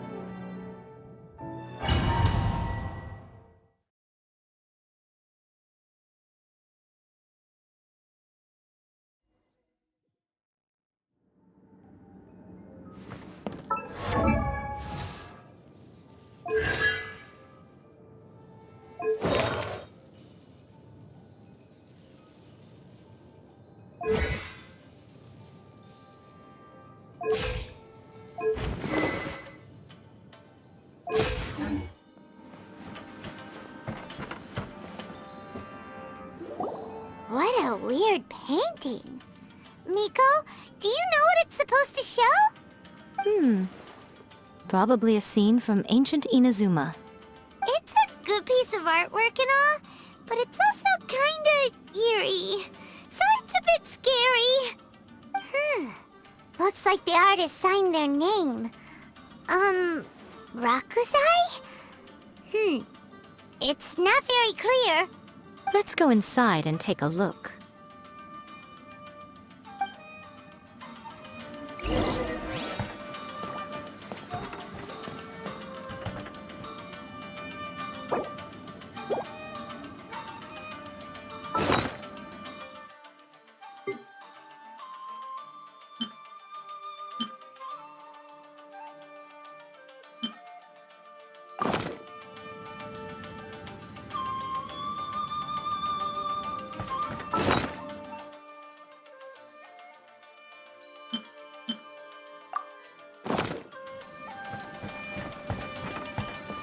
Let's get down to business. Let me try my blade. Come on out, right now.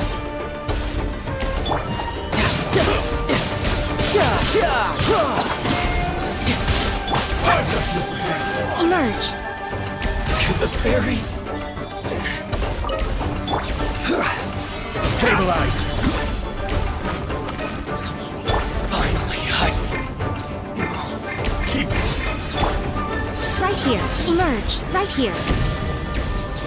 You win this battle.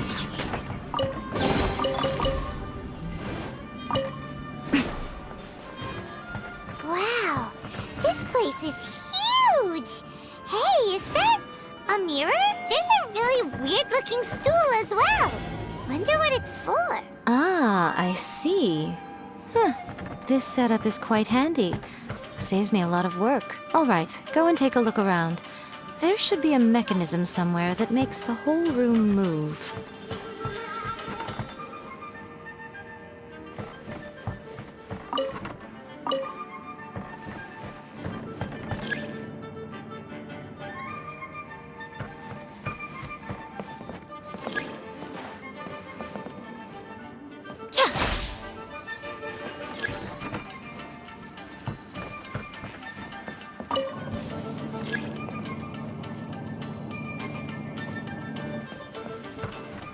Right now. Emerge. Right here.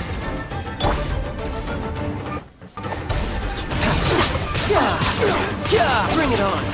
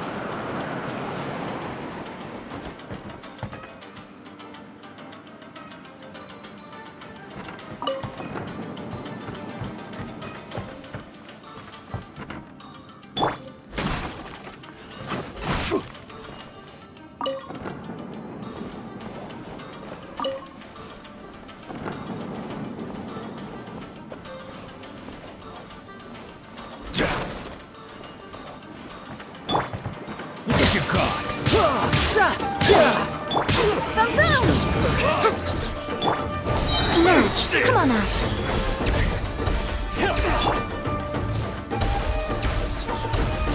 This one for silly!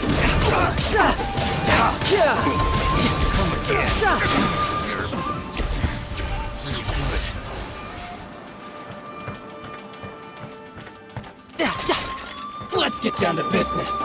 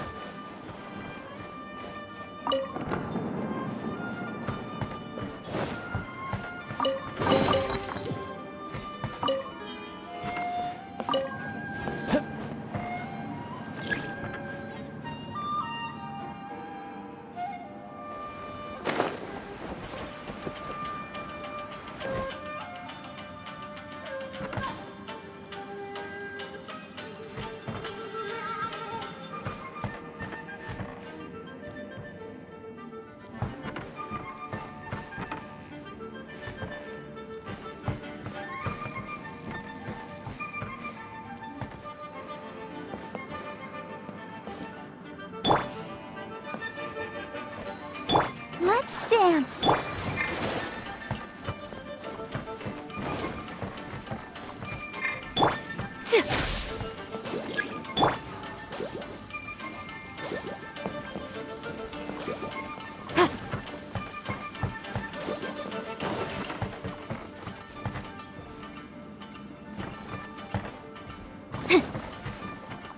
It's my lucky day.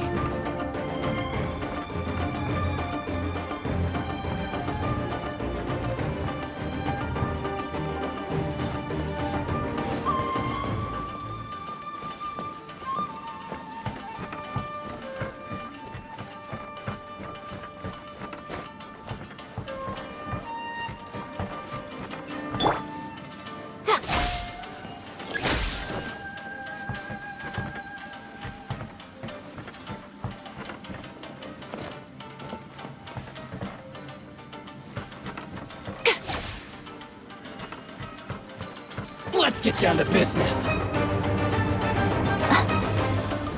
Right now. Emerge. Right now.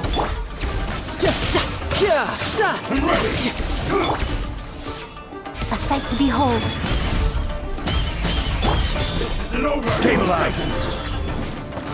This is order! Emerge. Show them. Come on out. This will do!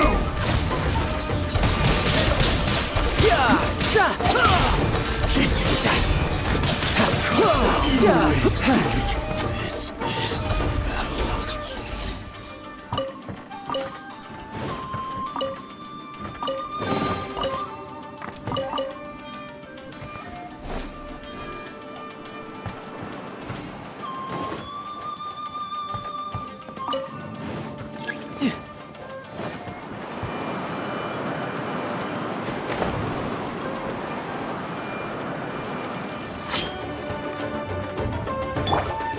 Show them. Right now.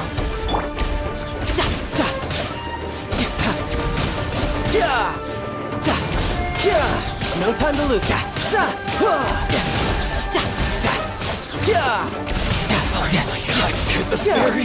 Let the show begin. Emerge. Right here. Finally,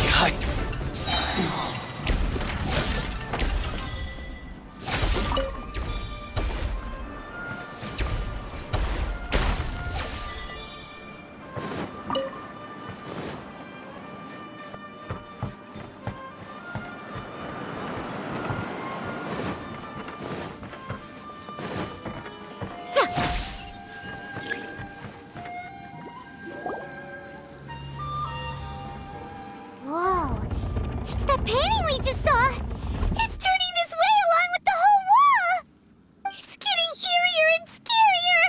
What is this place? Okay. Next I will show you a secret kitsune spell. This painting is a swift summoning medium, which means I'll be able to skip many of the more tedious steps. The murky mirror reflects the view of Inazuma in a bygone age. Spirits stirred by the sight of the past will be easily drawn to it. You're up next, little one. Come on, sit yourself down here.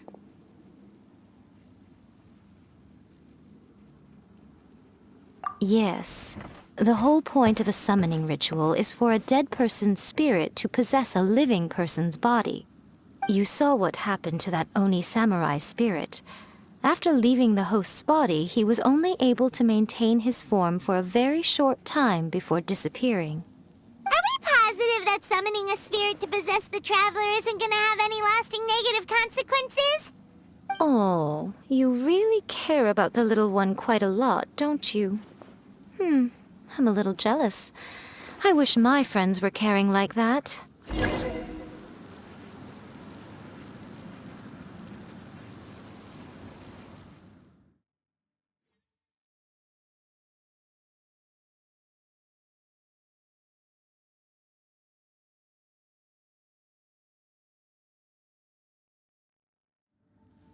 Whoa, it's that painting we just saw! It's turning this way along with the whole wall! It's getting eerier and scarier! What is this place? Okay. Next I will show you a secret kitsune spell. This painting is a swift summoning medium, which means I'll be able to skip many of the more tedious steps. The murky mirror reflects the view of Inazuma in a bygone age. Spirits stirred by the sight of the past will be easily drawn to it. You're up next, little one. Come on, sit yourself down here. Yes. The whole point of a summoning ritual is for a dead person's spirit to possess a living person's body. You saw what happened to that Oni samurai spirit. After leaving the host's body, he was only able to maintain his form for a very short time before disappearing. Are we positive that summoning a spirit to possess the traveler isn't gonna have any lasting negative consequences? Oh, you really care about the little one quite a lot, don't you? I'm a little jealous. I wish my friends were caring like that. Anyway, are you scared, little friend? Don't you worry now, it'll be over soon. Just think of it like having a dream.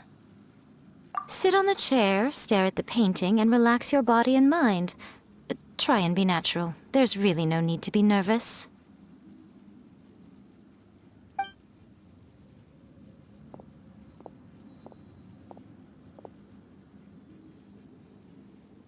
It's like he's sitting inside the painting. Huh? Is Paimon seeing things? Did the painting just move? Recite the incantation in your heart, little one. Also, you'll need to have some intense thoughts going through your head. A wish, for example. Now, what kind of wish do we think it would take to summon forth the author of A First-Hand Guide to Summoning Spirits?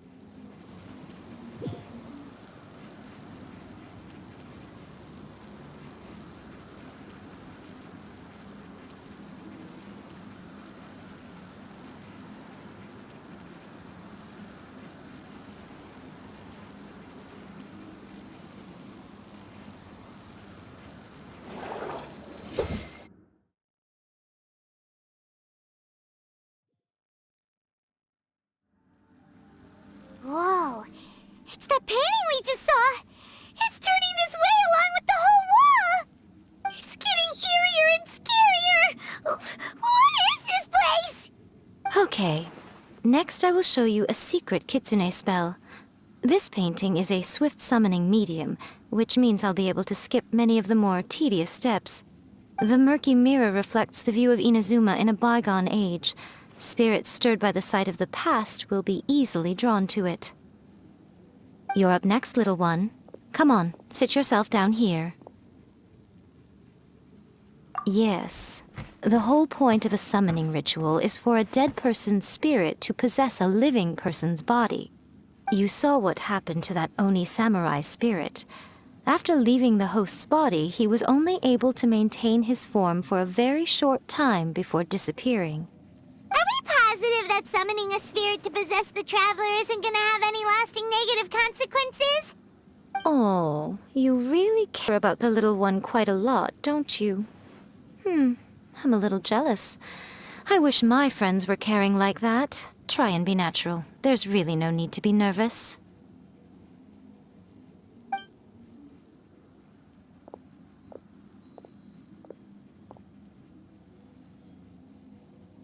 It's like he's sitting inside the painting.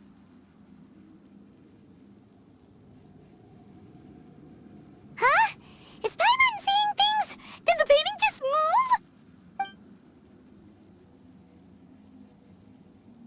Recite the incantation in your heart, little one. Also, you'll need to have some intense thoughts going through your head. A wish, for example. Now, what kind of wish do we think it would take to summon forth the author of A First-Hand Guide to Summoning Spirits? Anyone? Probably something to do with writing? Very good. The wish needs to be heartfelt, though, so let me help add a little realism to the equation. The book is selling exceptionally well, Traveler, but we're going to need an outline for Chapter 4 as soon as humanly possible. When is the earliest that you can turn it in by? The painting is moving again! What the?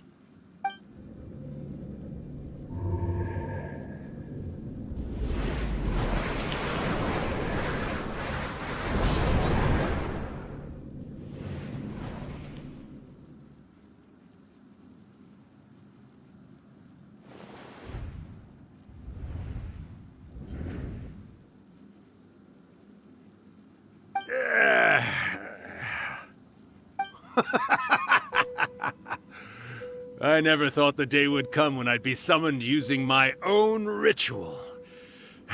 Getting a taste of my own medicine. What have we here? Another budding writer? What's come over you all? Why is everyone wishing for help with their writing? Are novels so popular in this day and age? We got you! So you were the one who wrote A First-Hand Guide to Summoning Spirits.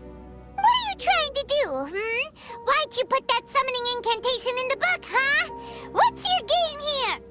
Huh? What's this? Oh, I see. No wonder this felt so familiar. I've walked right into your trap, haven't I? You ask me what my game is here? Well, of course.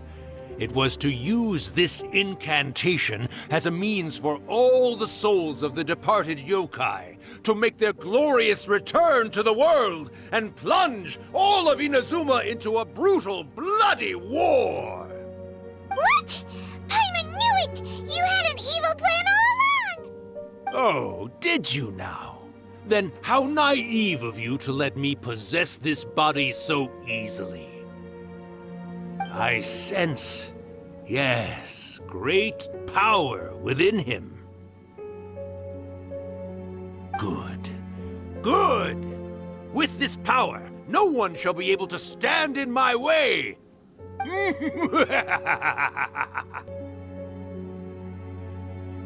up! Quick! Wake up! We gotta stop him! Thanks to me!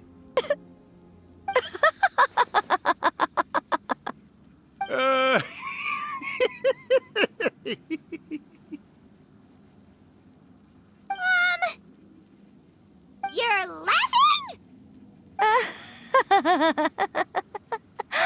Oh, Rakusai, you haven't changed a bit. You caught on so quickly. Too perfect. Well, you made the face enough times that I couldn't exactly miss the hint. This is what you were going for, yes?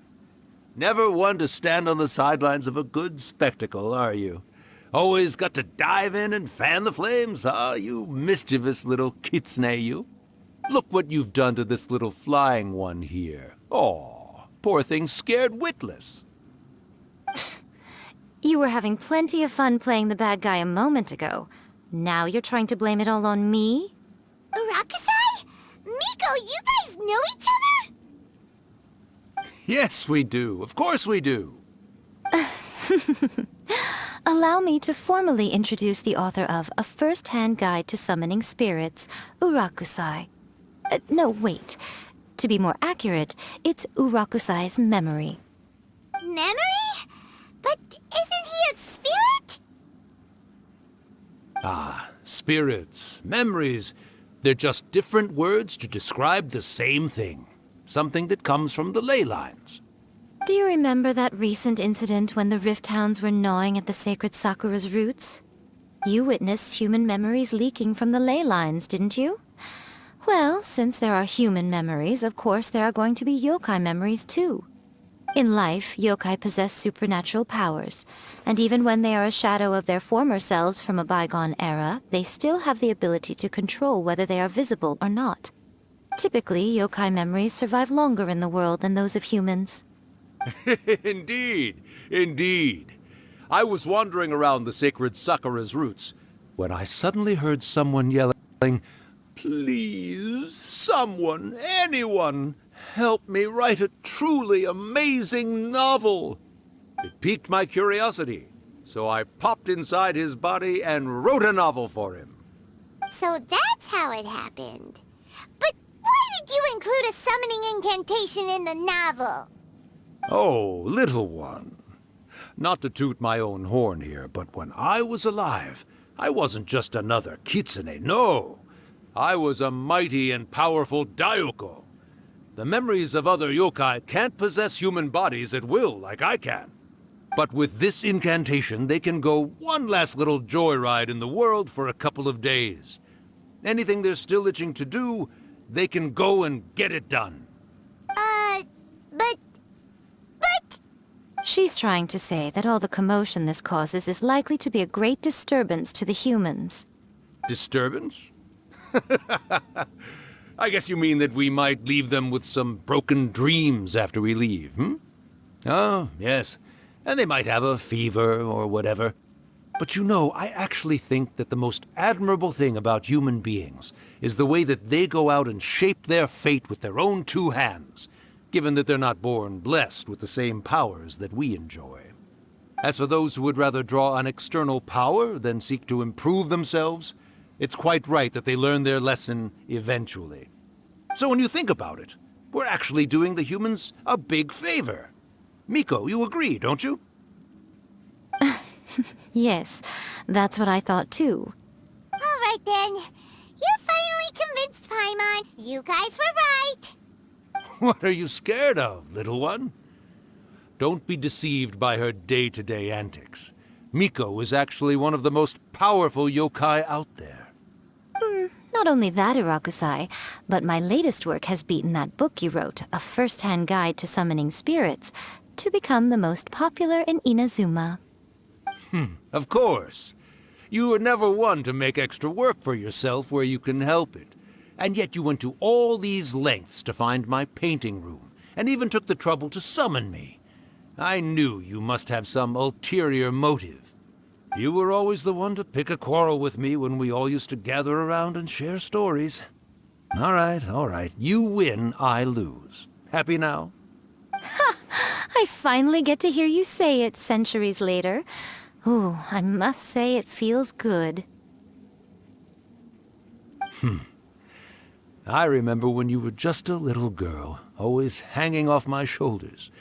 A few 100 years later, and you're all grown up. Oh, Urakusai, how much time do you have left? Not much. That goes for all of us, actually. We've all got to go back where we came from in the end. Everyone's quite content in many ways, but they still can't help but ask, are we ever going to have another Hyakyako? Don't you worry about that, Urakusai. Arrangements are being made. When my bell rings, it means the moonless night is upon us. Great. Wonderful. Fantastic. Miko, it's been nice catching up. but I'd better conserve my energy if I want to stick it out until then. So, I'll be on my way now. All right. Goodbye then, Urakusai. One last thing, Miko.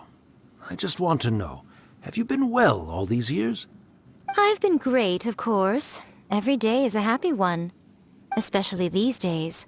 Not only do I have my light novels, but I've also met these two delightfully nosy outlanders.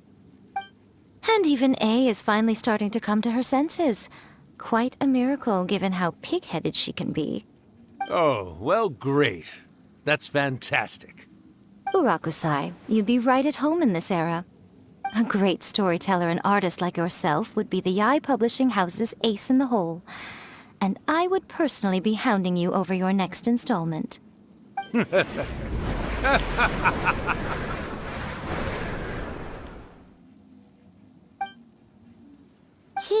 disappeared. Are you awake? How are you feeling?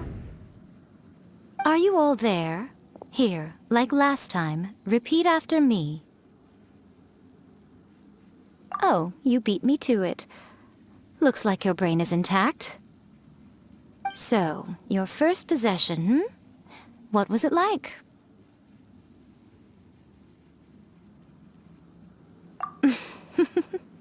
Good. Saves me from having to explain everything again. Hearing Urakusai admit defeat has put me in the most wonderful mood.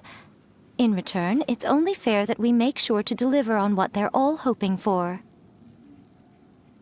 Yes, though they only represent a tiny proportion of the memories in the ley lines, it will still be quite a sight to behold when the time comes.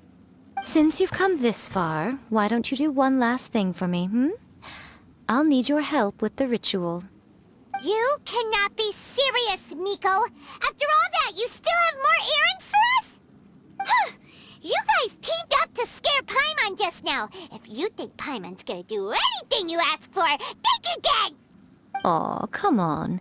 I'm really only asking you to finish what you started. Besides, your paychecks are still in my hands. Paimon's paycheck? Well, there's no way out now. We're in too deep.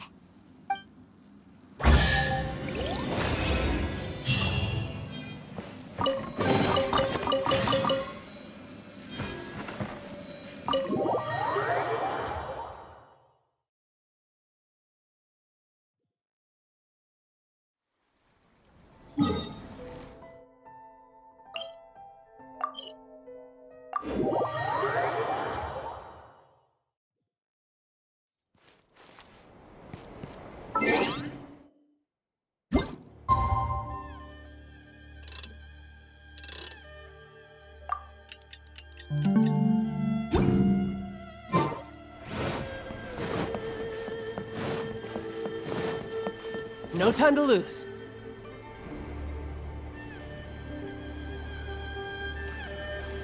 Well, hello there, my little helpers. So nice of you to join me. You're right on time, too.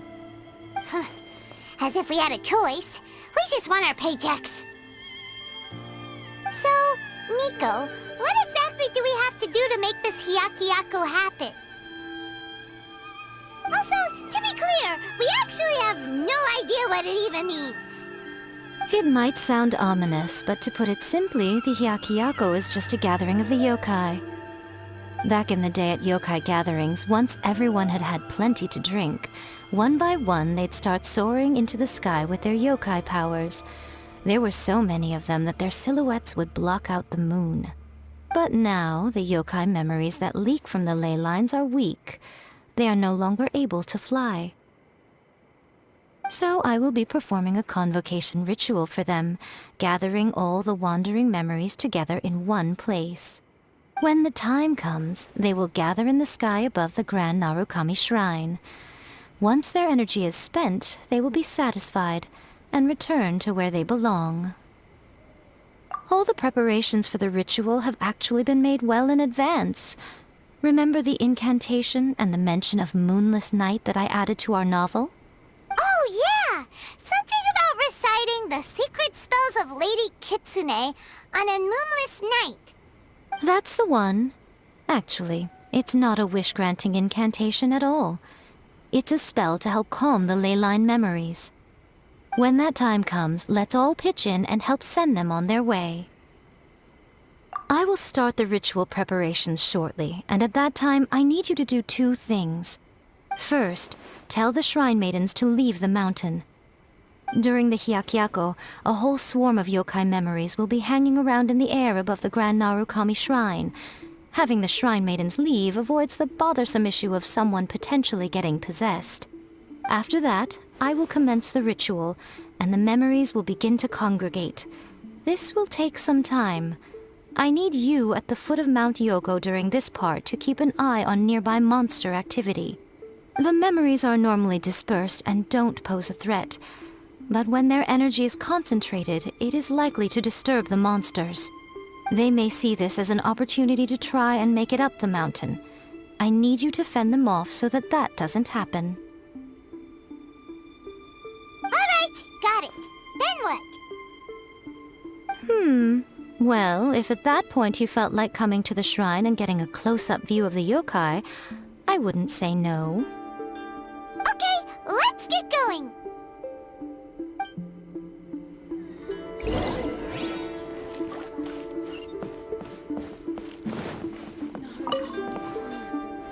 Descend the mountain? Are those Lady Guji's orders? Yep, Miko said the ritual she's gonna perform soon might pose a physical danger to you all. I see.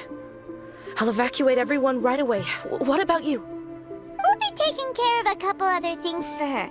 And once we're done with that, we're gonna come back and do the ritual together. It seems like Lady Guji places great trust in you. Lady Guji's never allowed anyone else to be in her presence when she's conducted rituals like this in the past. Thank you for helping with the ritual, and good luck. Don't worry, we're much stronger than we look. Miko's about to start the ritual. Come on, let's go deal with the monsters down the mountain.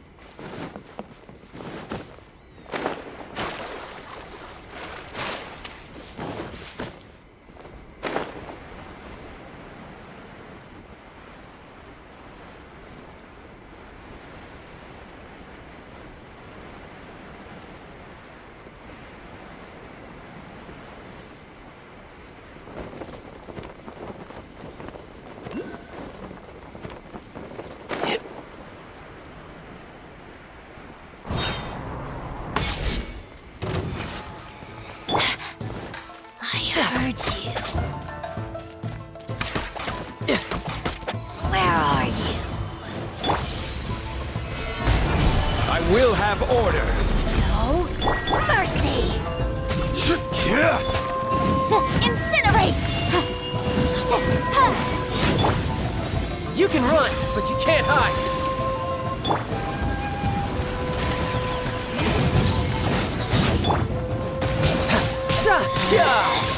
Out of my sight!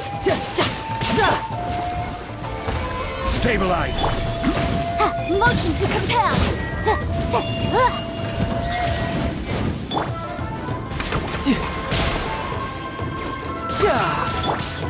The little mirror images disperse like water.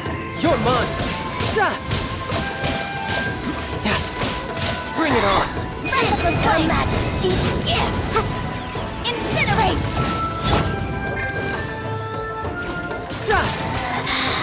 You can't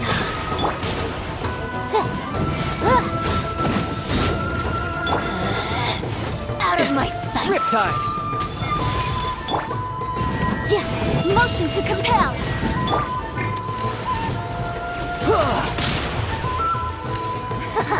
Got you! Her Majesty's power flows through me!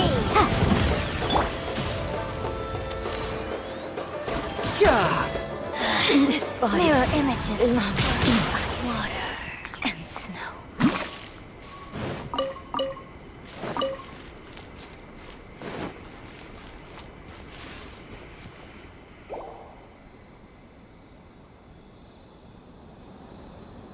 These monsters look really riled up.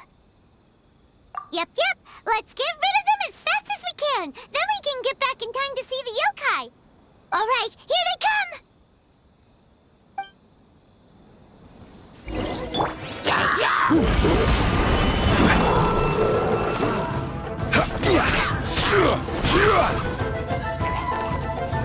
This is order. Boom boom!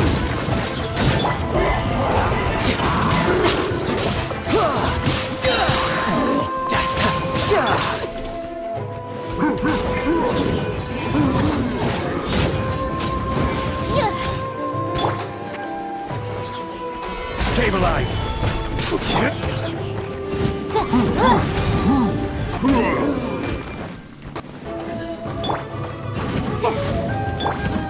You can run, but you can't hide.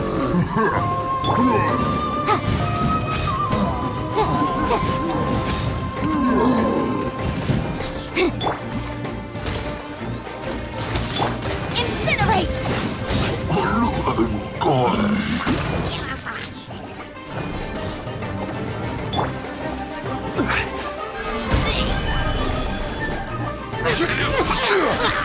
I will have order. Motion to compel!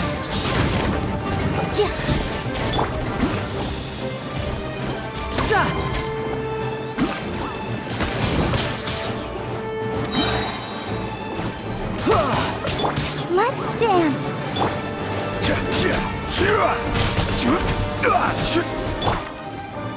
Hey! There's more! Boom boom! How's this? Time for your arraignment! How's this? Riptide!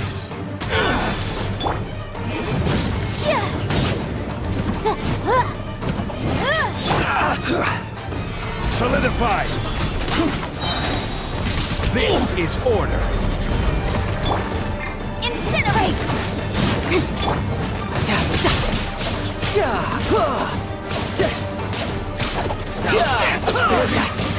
My blade!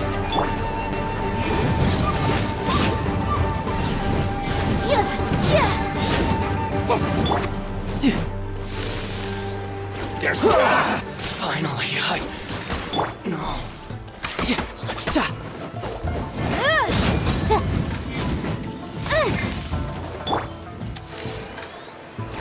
There's so many of them! Come on, you can do it!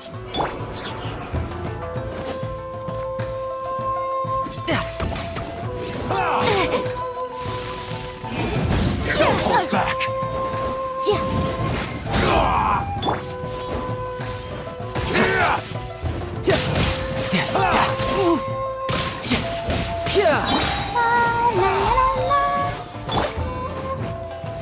Stabilize!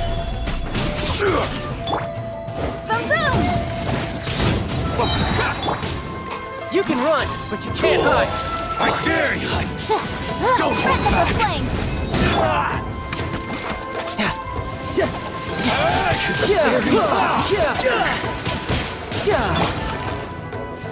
Gather! Order guide you! I dare you! Incinerate!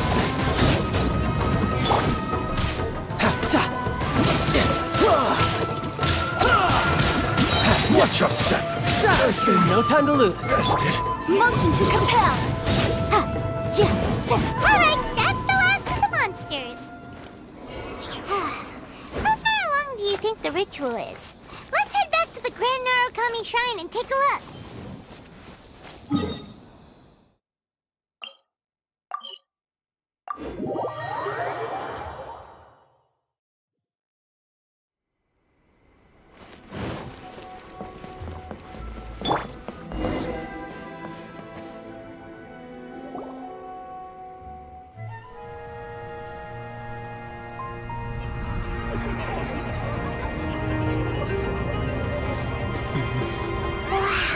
So many!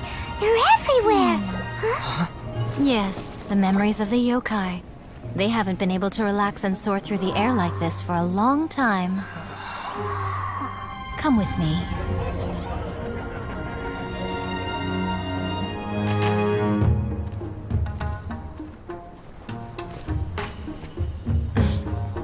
You all right, little one? You look a little nervous. It's just, Paimon's never seen anything like this before. Whoa, they've really blocked out the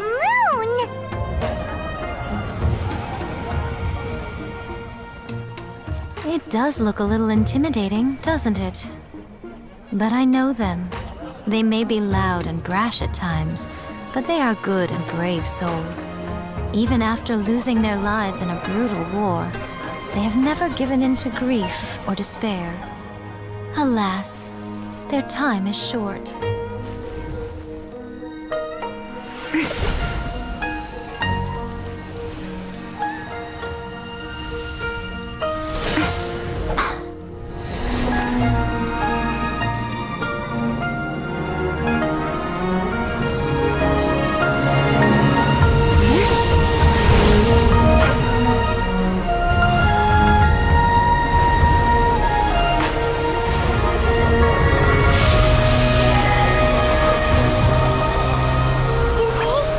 Do they really have to go?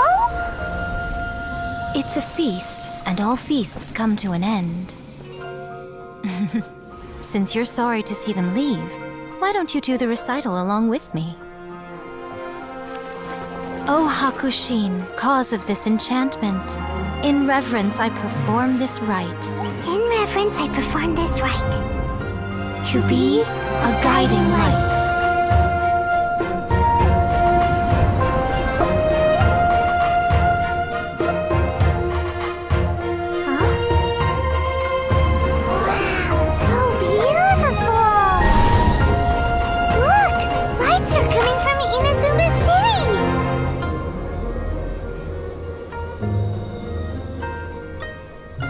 The book says, recite the secret spells of Lady Kitsune tonight, and our wishes will come true.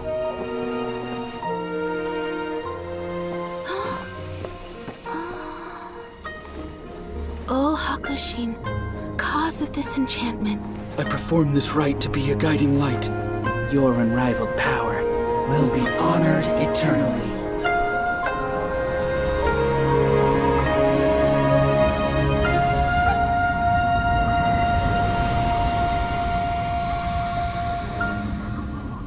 Murakusai, you asked if I was doing well.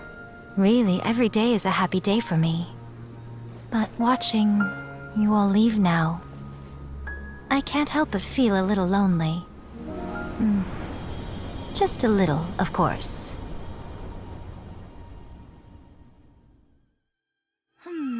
Just as I thought, the ritual went very smoothly. Thank you both. Oh, I'm great. But the look on your face just now... I'm fine, seriously. Really, No. Honestly, you two. Miko... Fine. Well, if you're dead set on doing something for me, you can treat me to a meal. Sure, no problem. A meal it is. Okay. Well, see you soon then.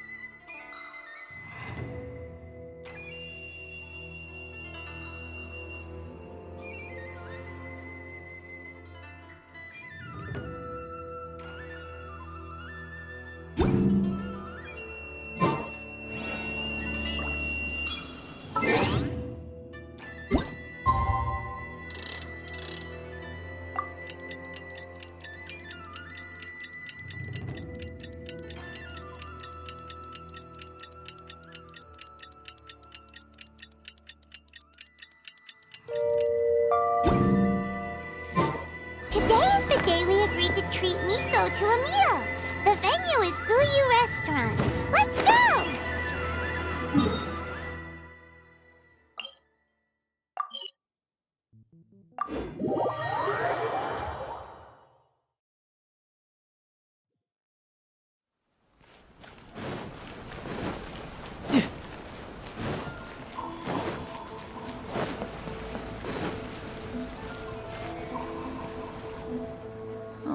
Wait is unbearable. How is the next chapter of the miraculous adventures of the Traveler not released yet? It was quite a surprise when the moonless night finally came. Yeah, that huge black cloud over Mount Yogo that night. It just seemed to form out of nowhere. But then nothing happened after I made a wish using the method in that book. Yeah. I guess light novels are just fiction after all, huh? That night was definitely the nail in the coffin for the incantations from novels fad. Still, something tells me the miraculous adventures of the Traveler will remain an interesting series for a long time to come. Huh?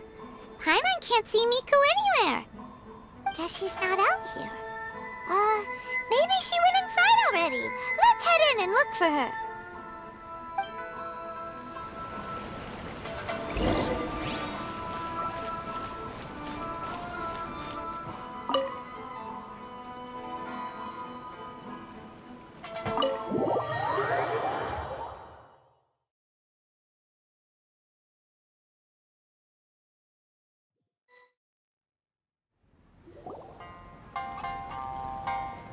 Ah, my little friends. There you are. Miko, what is this? You started eating without us? I did, yes. You're paying, after all. The thought of being able to eat the most expensive dishes and drink the finest sake, all for absolutely free? Oh, I just couldn't wait any longer. Ah, boss, see these two faces here? Remember them. They're the ones picking up the bill later. Alrighty.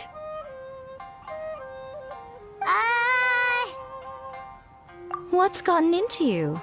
Come on, sit yourselves down. You have to try this fish.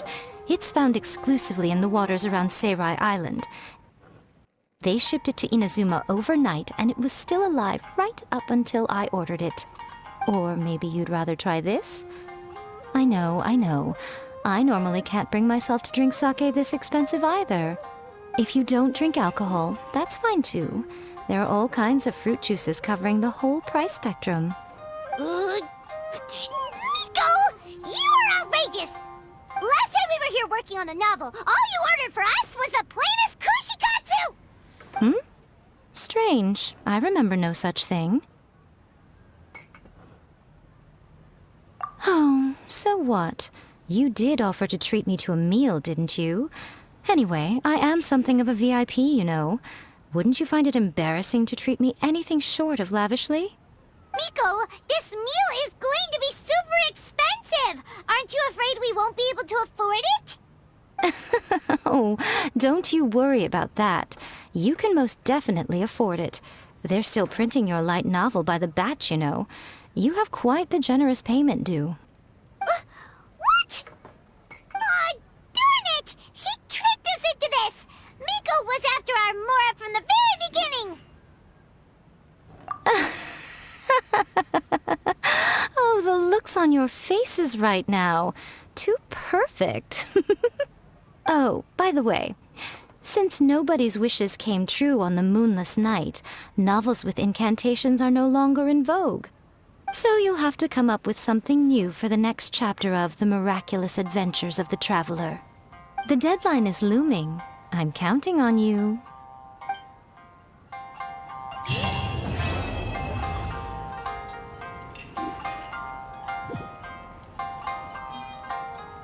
Welcome to Uyu. Thank you for the meal. I thoroughly enjoyed myself today. Oh, did I mention? A saw that convocation ritual we performed over the Grand Narukami Shrine. I know she can be pig-headed, but it still took me by surprise when she wrote me a long and sternly worded letter about it, chastising me for taking this whole thing much too far. Ugh, I hardly see what all the fuss is about. Everyone seemed perfectly happy to me. Uyu Restaurant. Please, talk to me if you want to order.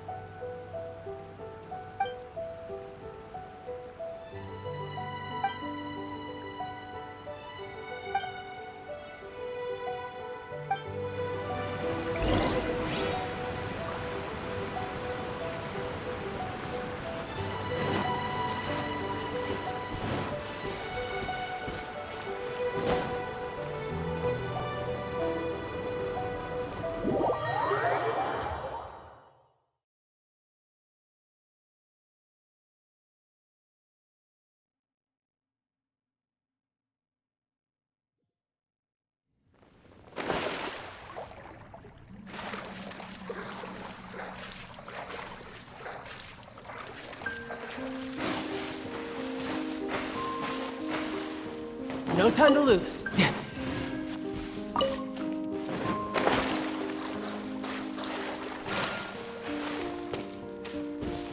No time to lose.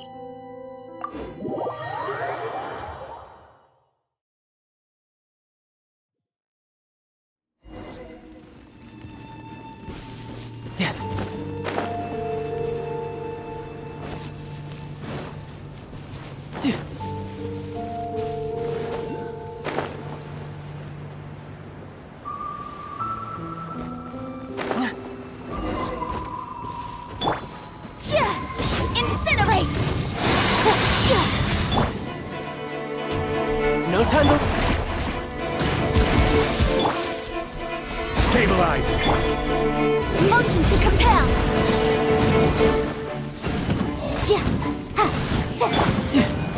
Riptide! Boom!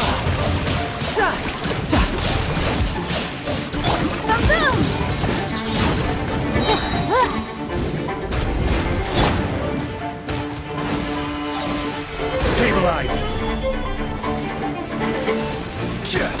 This is order.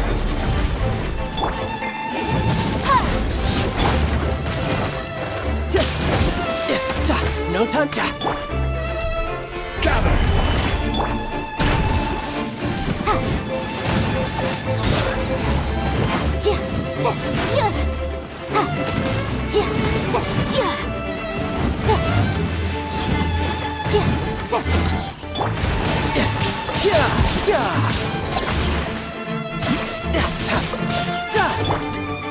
Solidify!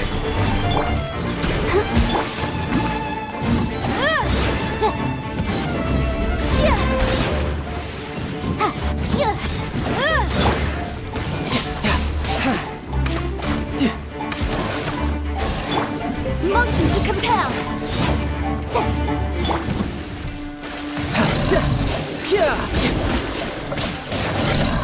Bring it on.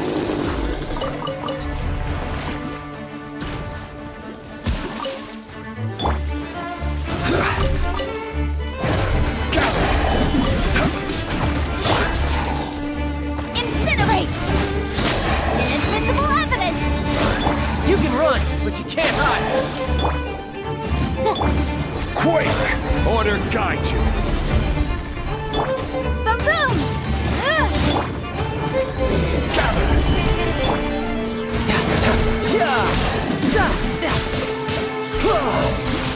Motion to compel.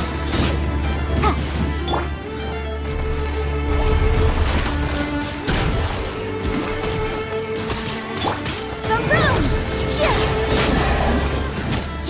Riptide! No time to... Solidify!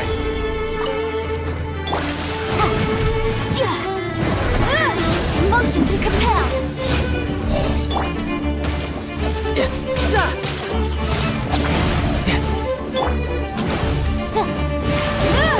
Boom boom!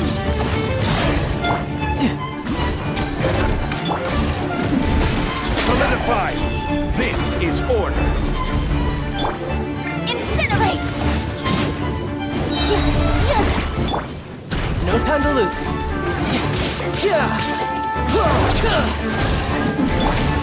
Motion to compel.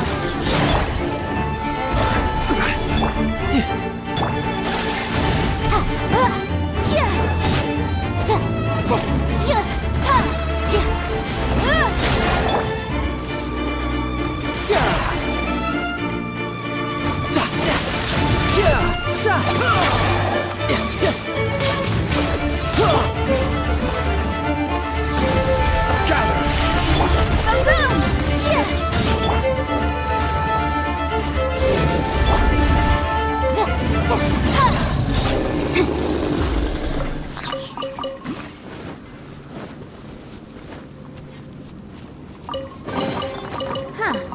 Let's appraise the value on this.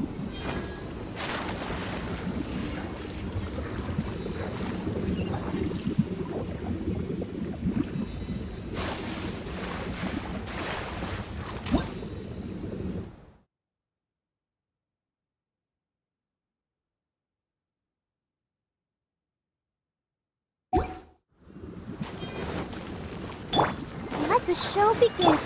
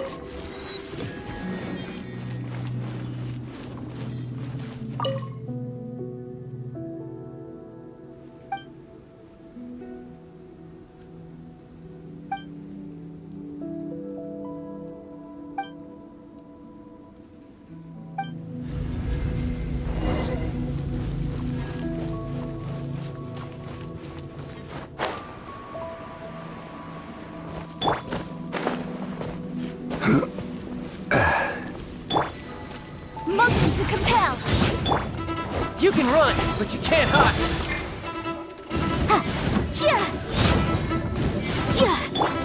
Order guide you. Incinerate!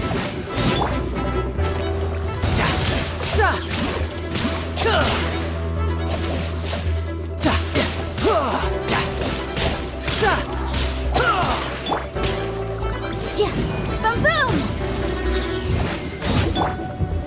Gather.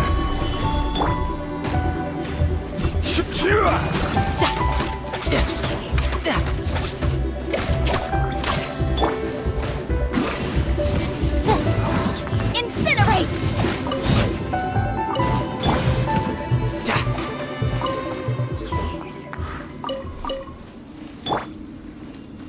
I'll protect us.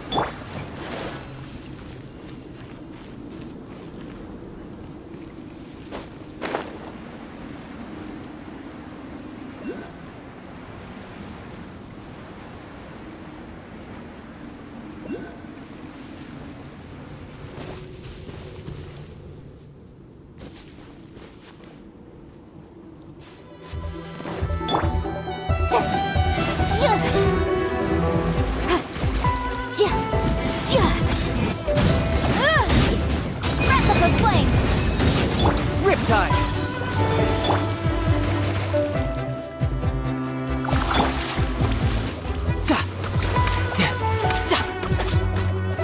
No time.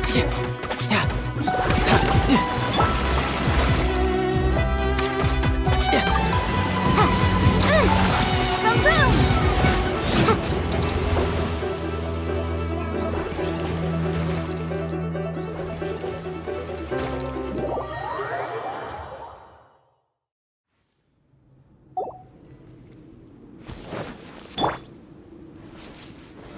Solidify!